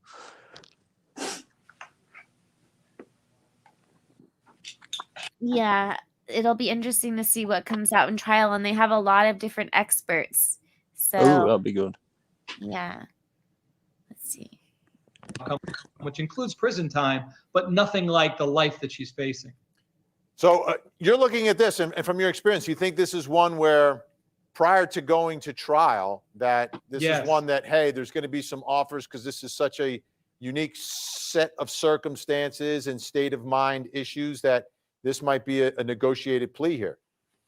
Absolutely. In other words, if I'm representing her, what I do is I put together a mitigation package and I make it very clear that there were circumstances that evidenced negligent behavior, like culpable negligence, which is manslaughter. So that would cap it at a maximum of 15 years in prison and 15 years of probation. That's the ballpark that I would want her in, not second-degree murder, because we go to trial on second-degree murder, she's getting potentially life. So you want to avoid that. I would argue for manslaughter and work out some term of years that's acceptable to the next of kin. Now, you mentioned the passing out, right? That she, and I think it's very possible she may have passed out because she does make a call in the morning to 911, right? When she wakes up. But when you pass out, the fact that she passed out from alcohol, does that play into any sort of a defense here, or is that in the same pile with the drinking mitigation? I think you throw it in also as part of the defense. In other words, it wasn't reckless behavior, you would argue. She was just so already impaired that she wasn't all there. So how could she really be held accountable? Look, don't kill the messenger. That's what I would argue, but I would want to avoid making that argument. The prosecution would probably bring in their extensive history of violence where they've both been pretty nasty to each other. And that might play a role also. It's just so ugly. I think it's ripe for some type of plea bargain. I wouldn't air it out if I'm her. Yeah, I think the part that really will be devastating in front of a jury is when she says, "That's what you get when you're cheating on me." Oof. Right? So not a good set of facts. And worse, that she lied to law enforcement initially, tried to paint some type of picture. But for those 2 videos on her phone, delete, she might have committed the perfect crime. But they've got those videos, and now she's got criminal culpability. You can't argue it's a mere accident. Totally Right. agree. And is she locked into that hide and seek story from the 911 call? Well, she said it. Her attorneys can say, well, she was drunk when she said that. Now, upon reflection, here's what really happened. But look, these are bad facts. You put somebody in a suitcase, or they go into a suitcase, you're responsible for them, and ultimately this would not have happened but for her unzipping that suitcase. The argument on the other side is, look, he did it voluntarily. They were playing a game. They were both impaired, and it is just a tragic accident. What do your jurors think? What does the court of public opinion think? That's pretty much what jurors may do in a case like this. Yeah. Now, the other thing that she does say, though, is she says, this is like when you choke me. So is there any defense going down that road? Kind of like, I'm an abused not spouse, but abused girlfriend. And, I'm the victim of domestic violence here. And this was my way out of all of that. It cuts both ways. For sure, you'd want to argue that she's a victim of domestic violence, that the judge will let it in, because what you're doing is you're saying this wasn't the greatest guy, and you're essentially, don't kill the messenger, trying to devalue his life to some extent so the jurors feel a little differently about her. But it cuts the other way. It's like you then intentionally, there's some spite. There is that depraved heart because he had done some things to you in the past, and now it's payback. It's not as innocent as you're saying. You had anger in your heart, and that could support a second-degree murder conviction. Yeah, I think it could almost go to first degree. Like you could argue that there was like she tricked him into getting into that suitcase, was angry about the cheating. Yeah, but those aren't the facts. Easy. I mean, you know what I'm saying? She's got enough to deal with. Those clearly were not the facts, right? He got into the thing willingly, is apparently what they're suggesting. You change the facts, and sure, now you're looking at first degree. But willingly, but you know, in a trickery way where she's not. Well, we'll see. We'll see. Second degree is life, though. Second degree is life in prison. So could definitely be life. Yes. Serious enough. Yes. Mark Aguilar, speaktomark.com. Awesome. Thank you, sir. Appreciate it. Thank you, brother. Always. A word of warning. I love when he went easy.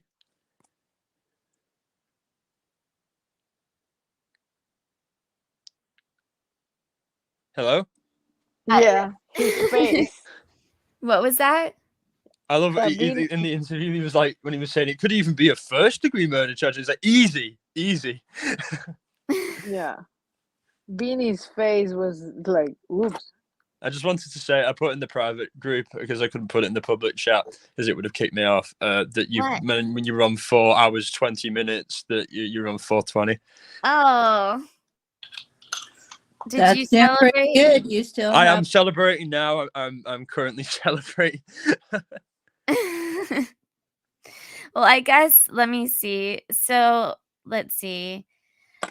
Is this the longest stream you've done? I think it is. No, I did the Idaho ones were like 4 hours and like 30 minutes. And well, okay, I think, You can stay on a little longer to try and break the record. Okay, well, I guess, yeah. But I don't want to pressure you. If you want to go to bed, I get that. Well, no. I can't believe you're doing this and not Lady V right now. But oh, no. Yeah, like Valerie, why do you feel like you need to end it? I mean, if you have still as many people in here as you basically did when we started, why stop? That's my thing. I mean, I go by how I feel. Like if I mean, that's kind of, I don't know. That's why I hadn't said anything. As you always should, as you always should. I was just joking, really. Like, if you wanted to, it doesn't matter to me either way. I'm just happy that we've been here for so long and that you've had me up for like nearly 4.5 hours, pretty much, and you've put up with me. Of course, Edward. The car chase was, I think, like 3 hours. Yeah, that was a good one. That was a good one. We enjoyed that. Yeah, I liked that. Was one of I really liked that one. We should do another car chase soon. Like, when next time there's one that's live, we should cover it live. They're every day. Okay, so literally there's so much more, and I'm trying to think what I should show tonight. Like, okay, so we have the victims, we have George's family, we have George's brother, his own, like, we also have, let me see. Hold on. I've seen the family one, but man, that was so long ago. I can't hardly remember it. Okay, I'll do the family one right now. And then, I mean, I still may, like, because there's still so much more that I have. But here, let me do the family one. And then there's a separate one with the brother. So I won't, the family one, this is just 4 minutes right now. Okay. Let me see. I don't think I've seen this. Can you it's from a month ago. Can you see the screen? I can see it now. I can. Yeah. Okay. Hitting play now. 2 years ago in Winter Park, Florida, George Torres was zipped into his suitcase by his girlfriend. Why Sarah Boone did that? She says it was a game of hide and seek, but she's going to have to tell that to a jury. because she whipped out her phone afterwards and videotaped him begging for his life as he slowly suffocated. Up until now, his parents have not spoken, his family has not spoken, but tonight they are. I'm joined by the reporter who got that interview for us, News Nation national correspondent Alex Capriello. He joins me live. That trial is coming up July 4th, and you are hearing exclusively from the parents. What did they tell you about what they know about the case? Yeah, it really dawned on me, Ashley, that there's been so much attention on Sarah Boone, so much focus on the bizarreness of this trial that perhaps no one has ever really taken time to speak to the Torres family. And it turns out my suspicions were correct. Within the 3 years since Sarah was arrested, they haven't spoken to any national or local media outlets, had the chance to say their side of the story. So we sat down at their kitchen table and they really just opened up to me all about who George was, what he meant to their family, and also, of course, his relationship with Sarah, which, by the way, they never approved of. But interestingly, Ashley, George's mother tells me that she has a great deal of sympathy for Sarah because if she is convicted, she'll never have the opportunity to raise her son like she did with her many children. Take a listen. He was a good son. He wasn't perfect, but he was a good son.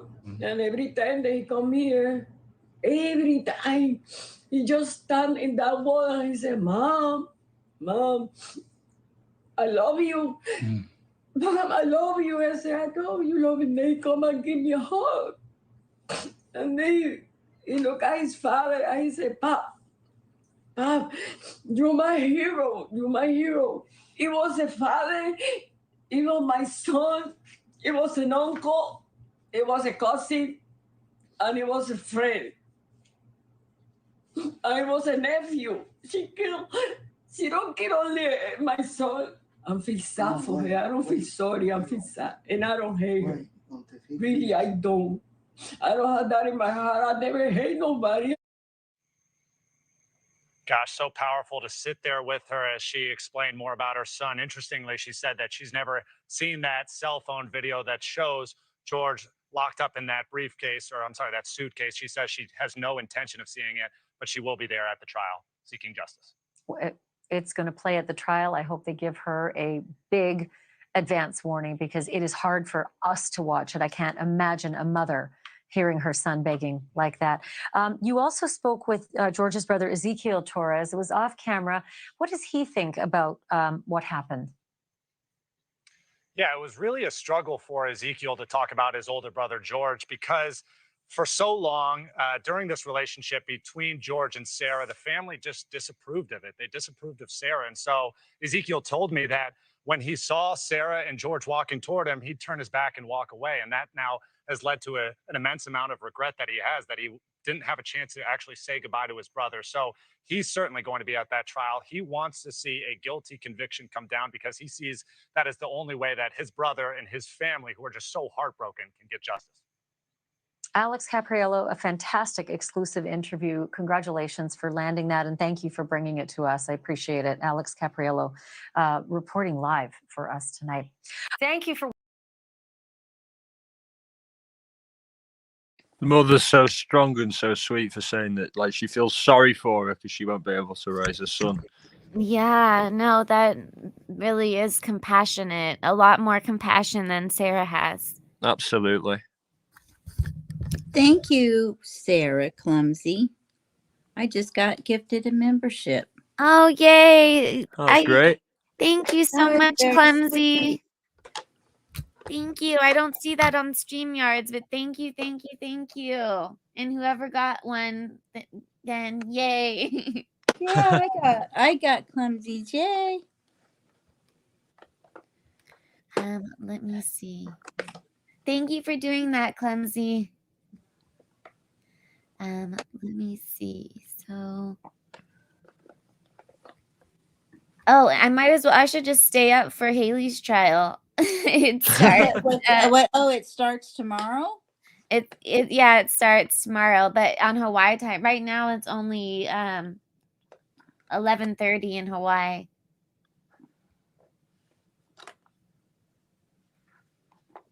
Wow.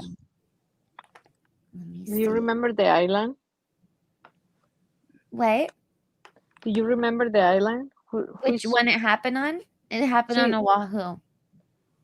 Then the trial will be in that district? Pupukea, that's the one. I know it sounds funny. That's the area that it's in. Okay. I'm gonna take a look. Maybe they are open. Here, let me write it to you. You have the name Haley Danduran and Stephen Brown for Thelma Boinville. Since we're up here, I guess we'll watch this. I mean, I'm sorry. Well, I mean, we might as well just wait. It's 30 minutes. It's gonna take a long time, so we might as well just wait. Let me see. That's up to you, sweetheart. Whatever you want to do is fine. Is the trial going to start soon? Okay, yeah. So I thought it was the 21st, but now I'm seeing the 24th. But yeah, that's soon. So All right. yes, so definitely, I'm excited about that. Let me see. Hold on. I was going to say it'd be a bit weird time to start a trial, but I guess they might do things differently in Hawaii. In Hawaii, they're a lot more lenient. Like to get him with life without parole, that is doing like a really facing an uphill battle to try to get Is him. it unprecedented? Yeah. Like they don't Someone usually to get do life that. basically in Hawaii. It's hard to get that. Yeah. Why? I guess that they're fighting for that. I guess they don't usually do that. I was reading that it was the what? It was the last state that used the news. I think. Maybe I had it Use wrong. the news? Mm-hmm. What do you mean? The way that they unalive Saddam Hussein. Yes. Do you remember? Okay. Yes. I don't know if I can say that in here. Yes, I remember that. Okay, that way. I think I read that was the last state. And the problem with Hawaii is that it have the worst prisons in the 50 states. Oh, really? I did not know that. The worst of the worst. You don't have private bathrooms. You maybe have a shower once a week, maybe. They don't have enough guards for the population. Every prison is overpopulated. I bet it's a lot of corruption. They've got a big ice problem. They've had a big ice problem in Oh, well, Hawaii for years. Oahu definitely. Yeah. That's the problem. If they just not to get political, but I think if they decriminalized it and just treated it as a medical problem rather than a criminal problem, then these prisons wouldn't be so overcrowded, you know. I don't know the reason for the overcrowding, but it's horrible. I mean, People get put in prison in Hawaii for having like a pipe, for not even having anything in it, but having drug paraphernalia will get you locked up. So it's pretty easy to get locked up. That's bad. But obviously the marijuana is obviously legal. But I think, you know, it's just for having like a pipe, you know what I mean? It's a bit much, you know. Wow, that just kind of gets me. I mean, because you think, you know, what do you think of when you Maui Wowie, you know? It's like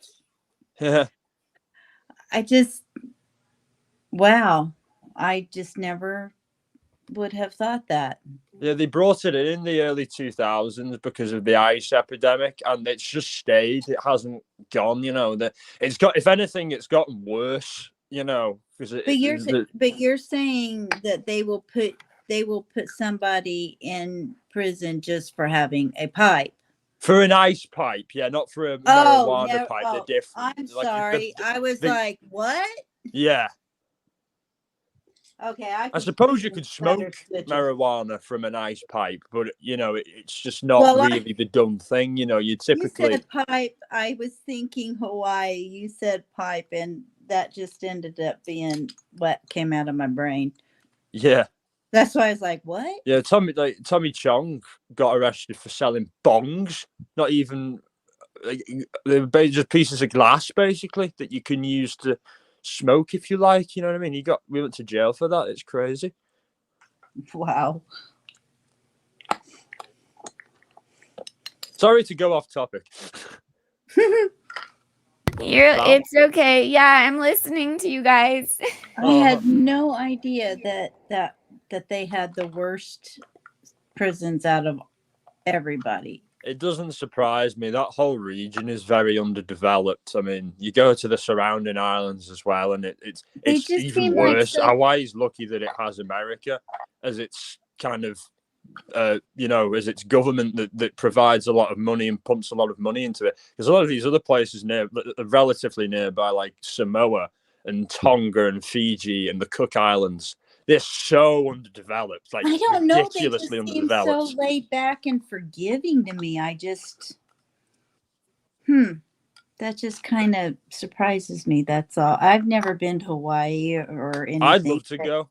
I'd love to go that whole region. I would too, but they always seem so laid back and chill that I don't know. That just kind of shocked me for some reason. Yeah, I'm gonna have to go check out Val's sister's haunted spa. Yeah. Oh, she has a haunted spa? It's not hers, but she Ooh, that Val's would be talked fun. about it, haven't you, on the live? Oh, it would be fun. All of us go over there and do that. That would be fun. Didn't you talk about it on the live? About going to the spa? No, you mentioned it because I didn't want to feel like I was giving anything away that you hadn't said, because I do remember you mentioning it. It's a haunted spa? Kind of. I want to go. I want to go. Well, about the hotel. It's about the hotel in Hawaii that I was telling you that like weird stuff has happened at. Oh, okay. I remember. Oh, yeah. Okay. I remember you brought that up. That they've had to do blessings and stuff at. Right. Because you did mention it in like not the last live, the live before. So I just didn't want to feel like I was mentioning something that you told me in confidence. I didn't want that I didn't want that assumption to be made. All right. Yeah, I slept since then, so I remember her saying it now. Yeah, good. Okay, so since we're talking about Hawaii, I guess I'll just end it on this since it's starting in the morning. Yeah. So this is Haley Dandran. So the trial set to begin for women accused in brutal 2017 North Shore killing. So it was her and her boyfriend, Stephen Brown, but he was tried separately for Thelma Boinville. And it says Honolulu trial set to begin Monday for Haley Dandran, who faces murder and kidnapping charges in the brutal 2017 killing on Oahu's North Shore. And Dandran is being tried separately than Stephen Brown, who was found guilty in January for murder, kidnapping, and burglary. And let me press play. So what's the gist of this story? I don't remember ever hearing about it. She was a Spanish teacher. She was cleaning at a house. They went to rob the house. They killed her. Oh, man. Yeah, I did a whole live on it. And a child was there as well. It's my last live. I'll have to watch it. Yeah, and I'm sorry, I've been. Oh no, it's fine. But yeah, it's definitely a crazy case that happened in Hawaii. And it's a shame that it's not getting more coverage. Oh, absolutely. I'm shocked. I'm shocked that it isn't either, because it's such a horrible case. The child was there as well. It really deserves more attention. You know what I mean? Because it's on Hawaii. These things don't happen every day. You know what I mean? Like these violent murders. You know what I mean? So I thought more would have been made about it. Was critical. Sorry. I think that's one of the reasons why it's being kept secret, though, kind of. I totally agree. Like Idaho, like how they were scared about tourism affecting like the students and stuff. Yeah, exactly. Here, let me Let me put And the to answer volume on. Clumsy dead quickly, yes, some parts of a part of Samoa is part of the United States, American Samoa. Then the other islands, most of the islands are an independent Republic of Samoa. Ashley Nagaoka. We begin today with the latest on two separate shootings that happened on Oahu over the last few days. Hold on, let me get to the Haley part. Oahu, and all 3 people were Honolulu EMS said a offered a gun in his Lefua Bay Beach Park as an investigation. He's Saturday negating this. Is it going to be the end, or is it not even going to be in the story? I think this is. Oh my God! Hold on. Clickbait. No, what is? Yeah, I think it is. Hold on, I think it's going to be after this ad. And I don't feel Look, like that's Super Mario. It got so bad that I was even thinking about suicide. You know what I'm looking at. Call the Veteran Crisis Line. At least there's nothing bad Begin here. Monday for Haley Danduran, who faces true. murder and kidnapping charges in the brutal 2017 killing of Telma Boinville on Oahu's North Shore. Danduran is being tried separately from her then boyfriend Stephen Brown, who was found guilty in January for murder, kidnapping, and burglary. Brown faces life in prison without the possibility of parole when he's sentenced, which is set for next month. During his trial, Brown testified that while he participated in burglarizing the North Shore home where the murder occurred, it was Danduran alone who killed Boinville. Danduran pleaded not guilty to all charges back in 2017. So remember, he's saying she did it, she's saying he did it, and they both are just saying they were there to rob a house, and that's all they were there to do. And Was this held up because of COVID? Because this has been going on a long time. Yes, it's been held up because of COVID. And I guess since we're still here, I just want to get her name right and her information right. So I'm just gonna you know about the missing woman who saw the baby, right? I've not heard of that. Oh, Yeah. okay. Yes. All right. I'm going to tell you what my thoughts are on that real quick, but let me get the right information on it real quick. But the lady's no longer missing. No. Oh, But really? the baby, yeah. The Oh, lady, okay. And they said she showed up at the house with somebody she knew. I you guys read have that to she tell was me. walked to her house. I don't Okay. know. I don't even. Okay, so you guys have to tell me the updates, even though we're live and everything. But I don't even know the updates on that. I had no idea that she was found. Well, the only thing I know, I was doing something else, but it's just another strange thing in the world. She was walked to her house and no kids, but somebody in her family said that she had to fight for her life. That's all I know.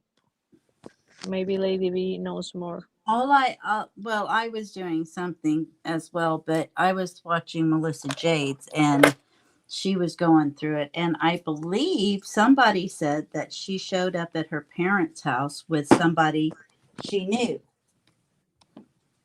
But I don't know. I mean, that's all speculation on my part. I'm totally lost. I don't have a clue about the whole story. It's okay. Watch Melissa Jades. It was Her very last interesting. live. Yeah. I'll make sure I did. I was sleeping earlier because I wanted to make sure I wasn't too. I left it to come to Val's, so I didn't get to hear all of it. Oh, I waited till she was done. Oh, you did? Yeah. I even. Valerie. Yeah. I was trying to look for, what is her name? Haley. Yeah. In the Hawaii Judiciary, and I get First Circuit Court System on whatever street closed due to power outage. Wait, tomorrow? So she's not gonna have her court because they have a power outage? Right now they have a power outage. Oh my because God. Wow. I was trying to search for her for her docket number, etc., and they said no. Wow. Well, that would be just like the weather's always like crazy there. So, oh my God, I wonder if that's really going to be, if she's not going to have trial tomorrow. Well, if she doesn't tomorrow, then she will for sure. Then I'm sure Tuesday, unless I'm gonna look and see. But the power could come back on before then too. Yeah, they could get it fixed up before the start of North the day, Shore, you know. Oahu weather. I'm looking at the weather. With monsoons. It says partly sunny with scattered showers in the morning, then sunny, isolated showers. So yeah, there's maybe a shower knocked it out. And this isn't for me right now. I looked in North Shore. Okay. Let's see.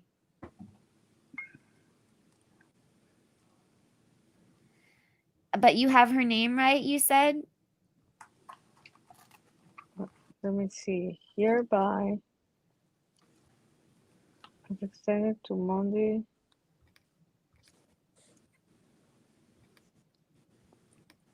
Okay.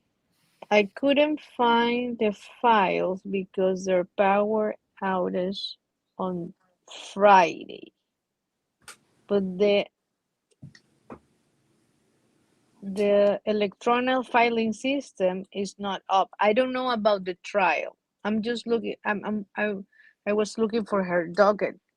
Oh, but the okay. filing system, something happened on Friday, and my internet says that it's still down. Chief Justice Mark E. Reck, whatever. I cannot pronounce that. Yeah. World, something German, I think. I don't know, maybe you can find it. It's supposed to be like jury selection tomorrow, but here, let me look. Tomorrow or today? Monday or Tuesday? Oh, well, I always say tomorrow until the sun comes up. Yeah. So today. Okay. I do the same thing. Oh, you do? I do. Okay. Yeah, so even like I'm going to say tomorrow's Monday, but I know it's Monday right now. Yeah. Okay, so let me get the newest thing for you 6 days ago. Okay, so here's this is only 27 seconds, but here you go. She kind of reminds me of an Olsen twin. She does, because they'd end up getting involved in something crazy like that, wouldn't they? Because one of them was married to that really shady French businessman. Oh yeah, but yeah, doesn't she kind of she looks like one to me. But here, Yeah. let me rewind it. You can see it. Well, today, jury selection. Oh, but it's just 27 seconds. Well, today, jury selection is expected to begin in the trial against Haley Danduran, the woman accused of kidnapping and murdering Thelma Boinville back in 2017 with Stephen Brown. Now, the pair also allegedly tied up then 8-year-old daughter during that incident. Brown was tried separately and was found guilty on all counts back in January. His sentencing is scheduled for August 30th. Danduran's bail is set at $500,000. Was there anything else you wanted to see from that, Liza? Am I on mute? Am I on No, we heard you. No. I wasn't mute. No. I was trying to look for the files, but I'm not gonna get them until they are up. Something happened there. I'm seeing if there's anything else I can show that's new for it. Shame there's not, like we said earlier, shame there's not more info on it. Like, have Court TV ever done anything on it? There's this one, but I mean, this is only 40 seconds. Also, hold on, let Wow. me see. See, it's because it didn't know why. Let's see. Danduran, who faces murder and kidnapping charges in the brutal 2017 killing of Thelma Boinville on Oahu's North Shore. Oh, this Danduran is the same being thing as tried separately before. from her then boyfriend Stephen Brown, who was found guilty in January for murder, kidnapping, and burglary. Brown faces life in prison without the possibility of parole when he's sentenced, which is set for next month. During his trial, Brown testified think that that's what while he's he gonna get? participated in burglarizing the North Shore home where the murder occurred, it was Danduran alone who killed Boinville. Danduran pleaded not guilty to all charges back in 2017. Hopefully they both You get think life. they're gonna both get the same sentence? I think so. I hope so too. Yeah, I hope so too. I'm not Especially on for the mute. little girl. No, you're not on mute, hon.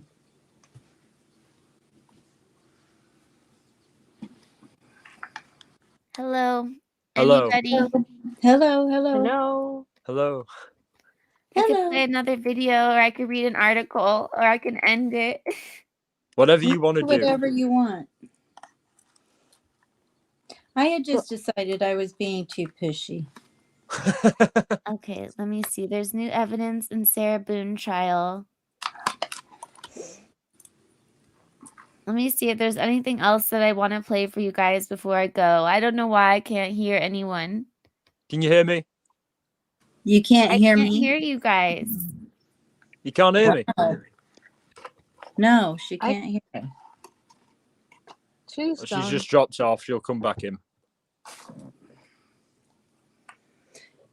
StreamYard has been really weird. Yeah, it is. It's like you go off and send a message and you come back on and you can't hear anyone on panel. Yeah, I had that I can problem hear the you other now. night.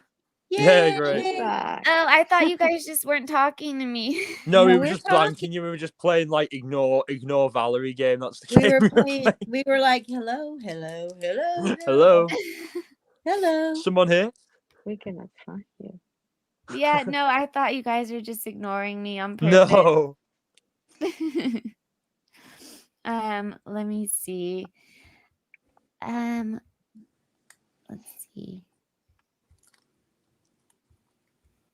I'm trying to think if there's any. I mean, there's a lot more I could show, but I guess I could wait till the next live that we do.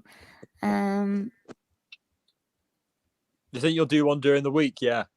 Oh, definitely, for Great. sure, because there's so much stuff that I have to do, and I need to before the trial starts.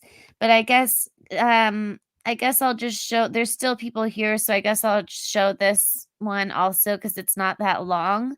It's the ones that are long that I don't want to show because then we'll be here for like another hour. Yeah, we'll be here all night. Yeah, okay, so I'll show this one. It just says suitcase murder, exclusive look at Sarah Boone's apartment. And then Ooh, that would be cool. I haven't seen it. oh yeah, so we'll look at her apartment. I mean, I don't know if I'm showing this on another one. But yeah, so let's see.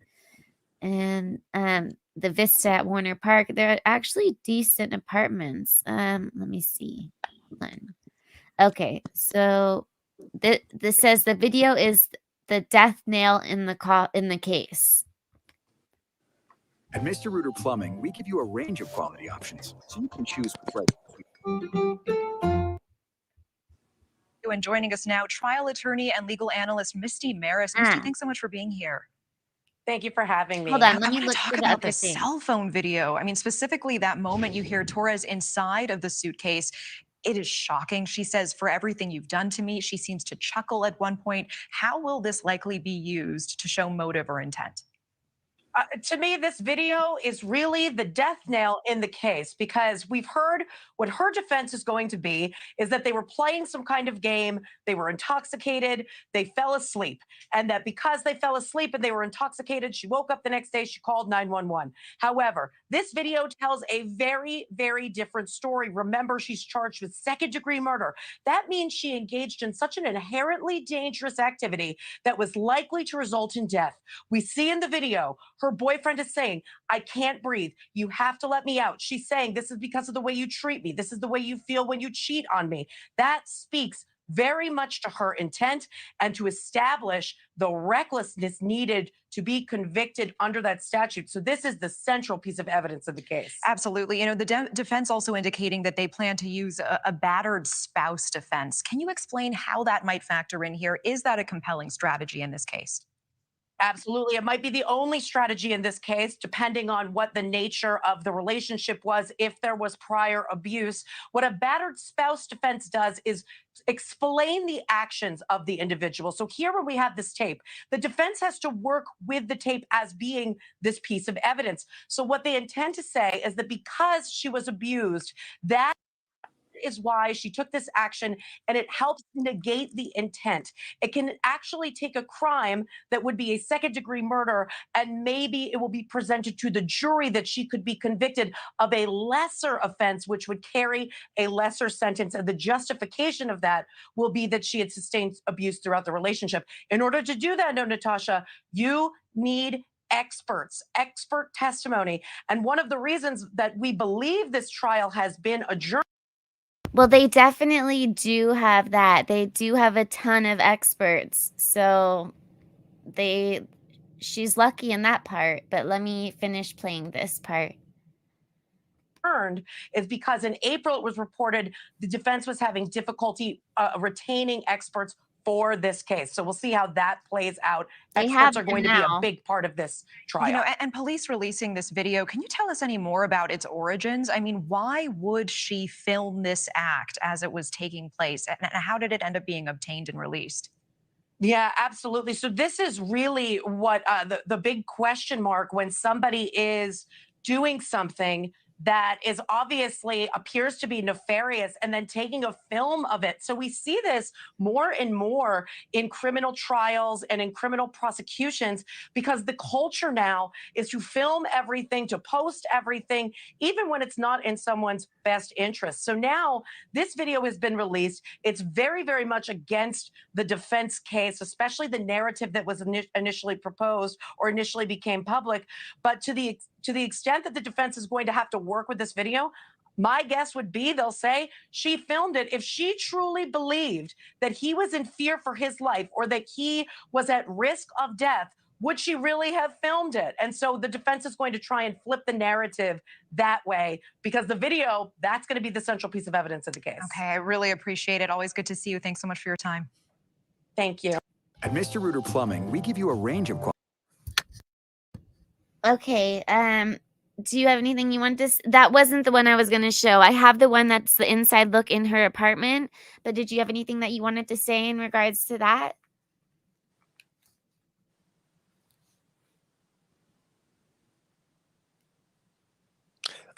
Nothing much really. I just think that I guess it's just kind of what I was thinking, that the whole video kind of debunks that, really hurts their argument that it was just some kind of game that they were playing that got all out of hand. And I was confused as to why she recorded it as well. I think it was more out of sadistic pleasure, to be honest with you, so she could relive it afterwards, you know. So then, yeah, I'm trying to think about why I think that like she recorded, what her like end game was on like her reasoning on why she recorded it. I mean, I don't know. I can't figure that out because I know some people think with like, oh, that was her souvenir, but unless she was really planning on, but I just can't see that. I mean, that's possible, but I don't know. Maybe she enjoyed dominating him, you know what I mean? And that was part of it. Yeah, I mean, I could see her being like the one in charge in the relationship. Yeah, but I guess if she was like that, then there would have been more videos of her doing shit, you know, if that was a thing. Who woke you up, Austin? Did my dog wake you up snoring? No, he said his dog is sleep barking. Oh, and I said my dog's snoring. So that's why because if you guys hear my dog, that's why I usually hit mute so you don't hear my dog snoring. But okay, let me show inside but I may end up showing this on another one because I know not everyone's going to stay for 5 hours. So I'll show this now, but I may again, like I said, show it on another one. This is an exclusive look inside Sarah's apartment. So one moment, and of course it's Banfield. Banfield. All right, there we go. Can you see the screen? I can. All right. Yep. Can you hear it? I can. Yay. When they moved in, they were ecstatic, right? It's their new condo. It's their new place. Nothing like moving into a new place, fresh start, get to put your stuff wherever you want, rejig stuff. And that was probably how this nice young couple felt when they moved into their place in Winter Park, Florida. And then it was like really weird because the neighbors were giving them strange looks. But whatever, right? Okay, we're new in town. Maybe that was why. Who knows? Till eventually one of the neighbors said, you're really brave moving in there. To which they responded, what do you mean? And that's when they learned the truth about their really hot new place that they just moved into. I It would was think a I lived in murder a haunted scene. house if someone said that to me. Yeah. It was a murder scene. Same. The place where police say Sarah Boone zipped her boyfriend, George, right there into that suitcase in the corner of the room, and then laughed and taunted him and videotaped it as he slowly had the life snuffed out of him, suffocated, died in that suitcase. Tonight, for the first time, I'm going to take you inside that home because those new tenants have been kind enough to invite us Yeah, in we'll and show end us it after where, this. in fact, this happened, because it was news to them that that's where they were living, and that's where they are living. Not That only must be nice to get to sleep this at night knowing exclusivity that for you. happened. That's Alex Capriello on your screen right there, walking into that murder scene. But the first person that Sarah Boone called when she awoke from her drunk stupor, and this is her story, not mine, as police told us, first person she called when she came downstairs from the drunk night and realized that Jorge was, dead in the suitcase, was not 911. It was her ex-husband. And so tonight, for the first time, he's talking to us. And we have some exclusive reporting on what that ex-husband said about the conversation, and said about Sarah, and said about the child that they have together. I want to bring in that intrepid reporter, News Nation correspondent Alex Capriello. He is live from outside of that crime scene tonight. Man, oh man, you get the goods. I just saw you knocking on that door. They invited you in. You have exclusive first-time access to this murder scene. So just start there. Start with the walking me through the scene that you walked into, and tell me what they told you. Yeah, it was a bit surreal, right? Coming to this exact spot, knowing what happened here. We've seen the videos on TikTok and obviously on News Nation as we've covered this story, but actually being here and walking through that door was a completely different experience. The Garcia family actually lives here right now. They moved in September 2021, about a year and a half after Sarah Boone was arrested. This apartment stayed vacant all that entire time, and it wasn't until after they moved in when all of a sudden neighbors started approaching them saying, hey, do you know what happened here? And he joked to me. He said, what, did somebody die? Actually, yes, that's exactly what happened. So I got a chance to go inside this apartment, look at it myself, compare it to the videos that we've been seeing online, that infamous now cell phone video that police have that shows George Torres suffocating inside of that suitcase while his girlfriend, Sarah Boone, was just taunting him, laughing. And actually seeing it firsthand, Ashley, is completely different. But kudos to the Garcia family. They're really braving it out. They are following this trial very closely now. They've been watching all the videos on TikTok. They're watching News Nation right now as we speak, and all this coverage, because now they are way closer to this case than they probably ever would have imagined. I can imagine what it would have been like, and it's very kind of the Garcias to let us take a look. As you know, a crime reporting show, it's very important to try to get as close to the story as possible. So much appreciated. I want to just rerun some of the sound for any of our audience who A, has seen it. It's incredible when you see it again, and B, for those who haven't seen it, what Sarah Boone is alleged to have done as she's holding the phone and videotaping her boyfriend Jorge zipped into the suitcase as he begs for his life. Let's take a look at that. I can't breathe, babe. Seriously. Yeah, that's when you do when you choke me. Sarah. Sarah.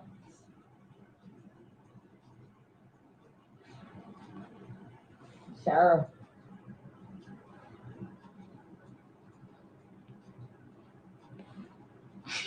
Sarah, I can't breathe, babe. That's on you. Sarah, I can't breathe. It's on you. Sarah.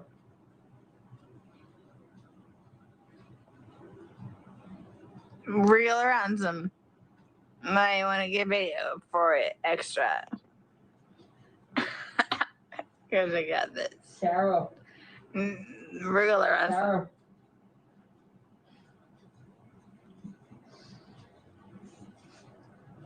Sarah, I can't breathe, babe. Oh. That's what I feel like when you ching on me. Sarah. Thank you for watching. Go to News Nation. He was still calling her babe too. It's so sad. Like It's he's really sad. He was trying to, plead for her and beg to her, and you know, she had no empathy, no emotion whatsoever. So it's haunting to see someone that sadistic, isn't it? Yeah, she just cold and sadistic and cruel, and I don't know. So I'm interested to hear what the defense is going to say for her. But even if she had been through all the abuse, I'm assuming that she's going to claim that she's been through. It still doesn't give her a right to do what she did Absolutely. at all. So, I mean, and I think they're definitely going to exaggerate a lot, but I mean, I don't know. We'll have to see what comes out in trial. The fact of the matter is, the Yeah. only time it would be all right for her to have killed him, basically, under that argument, is if he was like attacking her, which he wasn't. You know what I mean? He wasn't. Exactly. That's why I was saying the only times, like, if usually in a DV case, if someone ends up killing their husband or their boyfriend or their girlfriend, it's usually in that moment of being attacked, and they grab whatever's closest to them and they hit them over the head or something because they're trying to get away. Absolutely. Yeah, and that's not just what isn't happened. that isn't the. And I don't think the jury will buy any of the crap that she comes out with. You know, it just won't. I think like the guy said earlier on one of the earlier videos you played, like just seeing that video of him in the suitcase alone will set, you know, the jury's mind. Will make the jury's mind for it themselves, I guess. I hope we have a lawyer on the prosecution that's like Camille from the Johnny Depp one. She was great. It's really good, yeah. So I hope that there's someone that can mess with her, and because I feel like she's gonna get very flustered and pissed off while she's on the stand, just like how she got mad at the judge. Just like Watch her start yelling at the judge or something like that. Fuck you all. Right? I could just see that. I mean, she just seems like she's that angry of a person. Someone get me my spigot and a tree. Saying I may have to do that. He said, just go for 24 hours. I mean, there's enough content for Sarah Boone to go for 24 hours. There's enough content to go for 24 years. Right? Yeah. God. Talk about how nutty she is for about 5 years, you know what I mean? That would be easy. I know, Lady V, that's how I'm feeling. All right, well, the rest of the world's starting to wake up, but I'm going to sleep, I think, soon. Well, hopefully. But hopefully you get to sleep soon. I'm going to be in work in like 3 hours. Oh, really? Yeah, it's fine. I slept earlier, but I was worried that like I wouldn't be able to come to enough before you live and be a bit drowsy, but it woke me up. I'm fine. I feel fine. I've had like 6 hours so in total today. So a few hours here and there. So I'm fine. 3 hours sitting there waiting to go to work can be like excruciatingly long. I'm gonna have loads of I'm gonna give myself a full breakfast and maybe put one of the Lord of the Rings movies on because they last for 3 hours. That would make me fall asleep. Yeah, I would pass out if I hadn't slept and then I ate a big breakfast and watched like a movie or cartoon. I would just fall asleep. All the pot I've been having as well, you'd think I would fall back to sleep. But you're going to. You better be careful. I should. It's early enough for me to justify having a Pepsi now, so I can have a Pepsi. All right, enjoy your Pepsi. Oh, thank you so much, Val. Thank you for having me up. Thank you, Jay. Wonderful. I enjoyed it as always. Thank you for having me up. Love you guys. I love you guys. Come up much whenever. Love to you too, Val. Liza. Don't forget to call me sometime here in the next day or two, please. Okay. All right. And like I said, so I still have so much more. We haven't even gone through the interrogation, which the interrogation alone is over 2 hours. Yeah, with our commentary, it would be like more like 3.5, wouldn't it? Yeah, that's going to be another 5-hour live for sure with the interrogation. Well, congratulations. You've broken your record and you did it really well. There was only a little bit of trouble from the gremlins, but you managed to keep going as always, and I'm really proud of you. You did really well. And honestly, I always say to you, like, the best entertainer or content creator is someone who leaves the audience wanting more. And I think everyone here could probably have you going all day. Oh, thank you. you. And be fine with it if they didn't have to work, of course.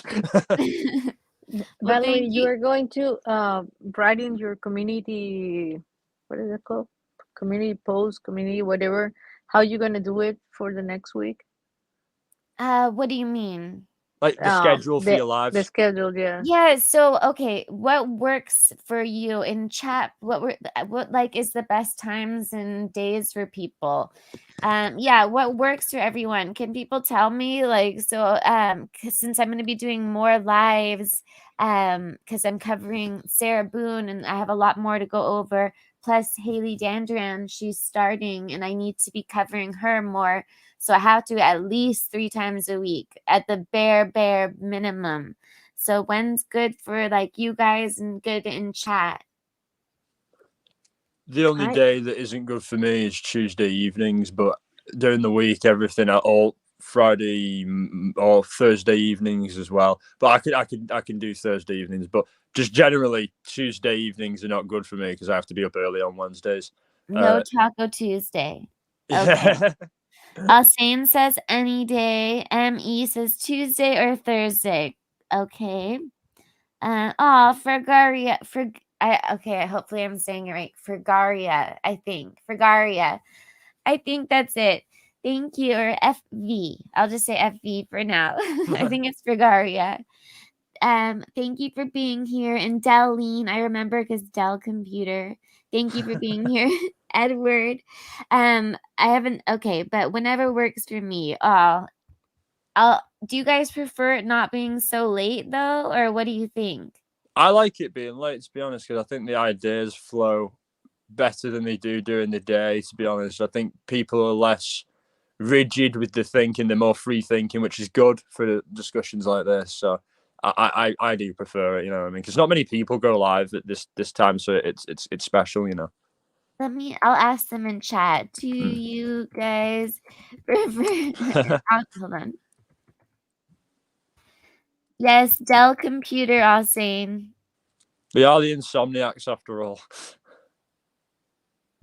Clumsy doesn't like that name and she won't tell me why. Oh. She won't tell me.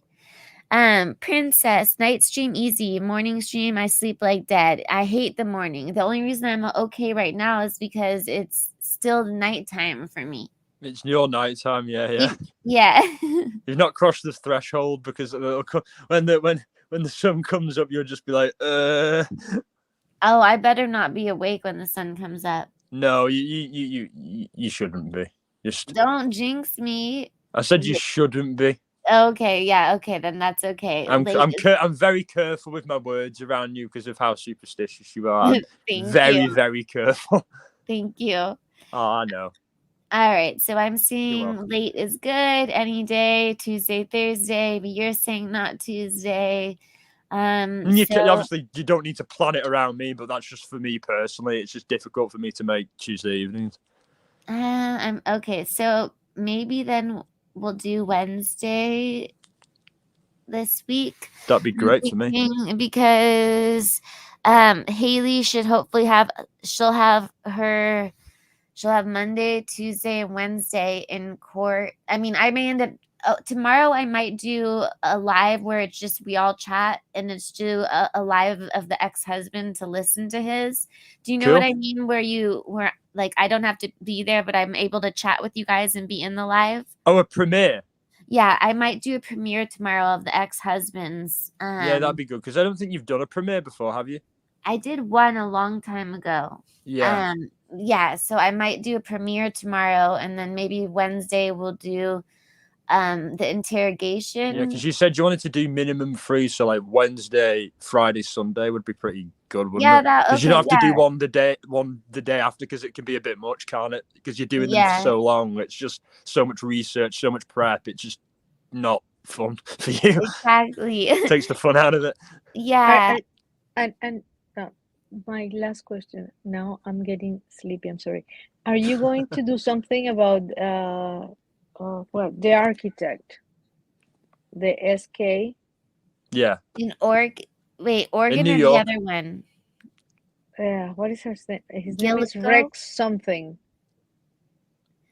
This is the newest one. Yeah, he killed 3 women. Yeah, no more than. why are yeah. there's like so many different serial killers coming up right now. Like I shouldn't say it. SKs. I don't know why there's been so many lately. It's like doesn't it seem like we're hearing about more lately? I think so. Yeah. I personally think that lockdown and COVID had a lot more of a knock-on effect than people want to admit on people's mental health. I think it sent people to a lot of people over the edge. That could be Yeah. a contributing factor as to why. This one is way before COVID. And Oh, right. Was it a historical one that he's only just been done for? Oh yeah. But what it piques my interest is because he got caught because of DNA. Oh, because and of it was like touch Brian DNA. Koberger, like ancestry thing. Well, no, it was not touch DNA. It was complete DNA because it was a transfer DNA from his wife. A piece of hair from his wife was in 2 or 3 of the victims. I'm not sure. Wow. And that helped LE to go, the way to go his way, but it's still a little, his wife was not there. His wife was not in the scene of the crime. He was in the scene of the crime. Then put the things just as a mirror and upside down. And then we have Koberger. A piece of his DNA was there, but it could have been the same way. Somebody took his DNA there. It's just so interesting to me what they are doing. They are being, Ellie in a way is getting more, it's getting bolder with DNA. The science is certainly coming fast and getting better, because there's a case in Ireland that I've been studying that it happened in the 70s, and they got this guy on a DNA that he'd left behind at the scene, but from so long ago that they kept, but they just couldn't get a match on it, and they finally did. You know what I mean? Because it wasn't enough, but now they finally have just small amounts, like trace amounts, that they're able to get a match on it. So he's on trace in court now currently. Yeah, but this is so interesting because I went and I looked for these 23andMe and all that, and people have them in court for millions of dollars because they share their DNA. They are not all cases. There are cases still going on in certain states in the United States. Then I don't know. I think that it will be the new way for the criminal system to go, and it's not all good. When you get the right person, you're fine. But hey, my DNA, I went to one restaurant, a movie theater, Sarah today. I mean, who knows? Exactly. That's the thing. It's like there was a case in Ireland where, sorry to always take you back to Ireland, but it's a lot of the crime that I study, where the 2 soldiers were shot dead in 2009 outside the base, and a guy that they were charging with the murder had freaking he had what's it called, where he shook, like Matthew J. Fox has. Okay. Parkinson's, yeah. He had Parkinson's. And so it would make no sense for him to be the gunman, if he had Parkinson's, if he couldn't hold a rifle straight, never mind shoot it. And he was on, and it was based solely on the fact that there was trace amounts of his DNA in what they believed to have been the getaway car. And he could have been in that car before it was stolen and used for purely innocent reasons, like just getting a lift from a friend or whatever. But, because his DNA was found there, they charged him. He got off. He was acquitted. Yeah, but who give you that time of your life back and all the stress? Exactly. in the He was in for years. He was obviously he was already ill with Parkinson's, and he was in like a high security prison for about 3 years before he got his conviction quashed. yeah, Because it was with a these grave Rex, miscarriage of dude. justice, and that's the danger of DNA. Is it's like just because something's there doesn't mean that it's there for nefarious reasons. You know what I mean? You've got to prove that it's linked to the actual commission of the crime. Otherwise, it's just circumstantial evidence. Yeah, well, with this Rex guy, they had another guy that prisoners said that he did it to shave time from their prison sentence, and a guy was in prison doing time, and he didn't do it. Oh, well, he was Really? in prison doing time for something else, but he was doing extra time for this other stuff. You know, And I always have a nightmare. he screamed sorry. that he didn't do it. He was adamant that he didn't do it. He got so mad at the at LE that the FBI went to do the, oh God help me, I'm so stupid. Interrogation. The interrogation and the test called The polygraph. the polygraph. He was so mad he didn't pass the polygraph. Yeah.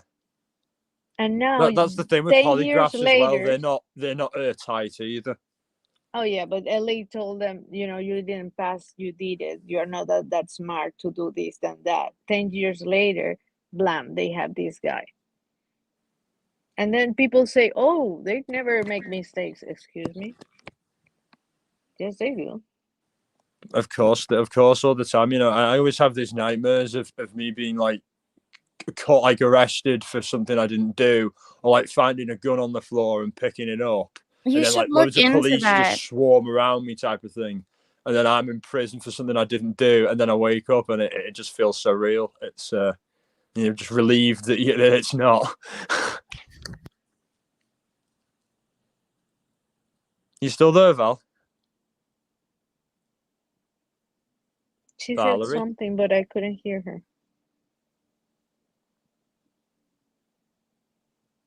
Valerie. Here, I was looking up the meaning of your dream. You should Oh. look that up. Yeah, because you have that dream all the time. I do. It's either that or getting caught with, or being back in high school in the UK and getting caught Yeah. with weed. That's it. I think they're just anxiety dreams. You know what I mean? Yeah, but I'm curious. I want to know what Yeah, does it maybe I mean? feel like I'm being persecuted in some way, or something like that. Like I'm being persecuted in some way, and there's some kind of anxiety related to it. I guess that's my assumption, but I guess I could get clumsy or someone to do a reading on it. I'm looking Okay, up right now 8 spiritual meanings when you dream of getting arrested. If you don't, I won't read them all out right now, but maybe I'll send it to you or something. Please do. You guys know Okay. that I don't believe in that stuff, but when he said it, what my brain went to a past life. No, now it's something that happened to you before. Yeah, no, because you're right. Because every time it happens, I'm not here. I'm not in America. I'm in the UK, but things look different. And the gun I always find is an old gun. It's always the same gun. It's for some reason it's an MP40, which isn't a common gun. It was a World War II That was gun. the feeling. You know, That was the feeling that I had when you said it. I said, "No, it's not in the future. It's in the past." I think you're dead on there. I'm glad you said that because that makes a lot of sense. Because it's like I said, it's always an MP40. I find it's not a modern gun, and it just looks different. Like when I get arrested in the dream, I don't get taken to the custody cells or the police station near where I live. It's some different place. You know what I mean? Because that wasn't always the custody suite. It probably would have been the other police station that doesn't exist anymore. That closed down, became a library. I can understand that. I will be just, yeah, the anxiety will be horrible for me. I will wake up shivering Yeah. with the panic. Yeah. I don't. No, I don't want to do anything with jails. Well, Make sweet me dreams. voluntary work. Sweet dreams, everyone. Sweet dreams, Liza. Sweet dreams, Jay. Oh, sweet dreams, Lex Val. Luthor, you've been here all night. Thank you so much, Bye-bye, Lex. I will see you more butterfly kisses. I'm happy that you made it. Me, Sane, Turquoise, Princess Megan, Elsa, always, Darlene, Edward. Let me see, Megan L. I know Misfit was here earlier. Let me see. K Braze was here earlier. I think he fell asleep. Oh, I don't know if it's Jaco. I'm saying Jaco now because that's what someone else said. Angie, Elisa, I know was here. I'm trying to remember everyone that was here. Melissa Jade was here. Oh yeah, Melissa Jade, and also there was another Melissa. Sweet Melissa was here. Let me see. I think, do I have everybody? Oh no, just Dawn, and then there was other Lady V, of course. There was other names for Garia. Avery. What was that? Avery. Avery, yes, but okay, there was other names like that I hadn't seen before that I need to be able to make sure I say bye to them. If I can find them. Like Lumpy Larry. Was it Lumpy Larry? That was I one think of them, so, I yeah. think, right? Yeah, I think, Lumpy yeah. Larry. And then there was one other one, if I can remember. Like 5-finger death punch or whatever. That wasn't his name, but it just made me think of that. It was- 5-finger death punch. That's his name. Yeah, it was 5 something. What was Yeah. it? 5. Oh my God, what was it? Shoot, now it's gonna drive me crazy and Yeah, I'm gonna remember. as soon as this ends, you're gonna go right back and find it. Yeah, great. Oh my God, what was it? It's not 5 Live, but they already left, so they don't care. All right. All right. Thank you, everyone. Have a good night, and it'll be more structured next time. I promise. I was Looking just forward to it. Thank Yeah. you so much for having me up and All putting right. up with me. Have a good morning, day, night, and week. Well, You I'll too. see you You more too. this week, but yes. Bye. Bye-bye. Bye-bye.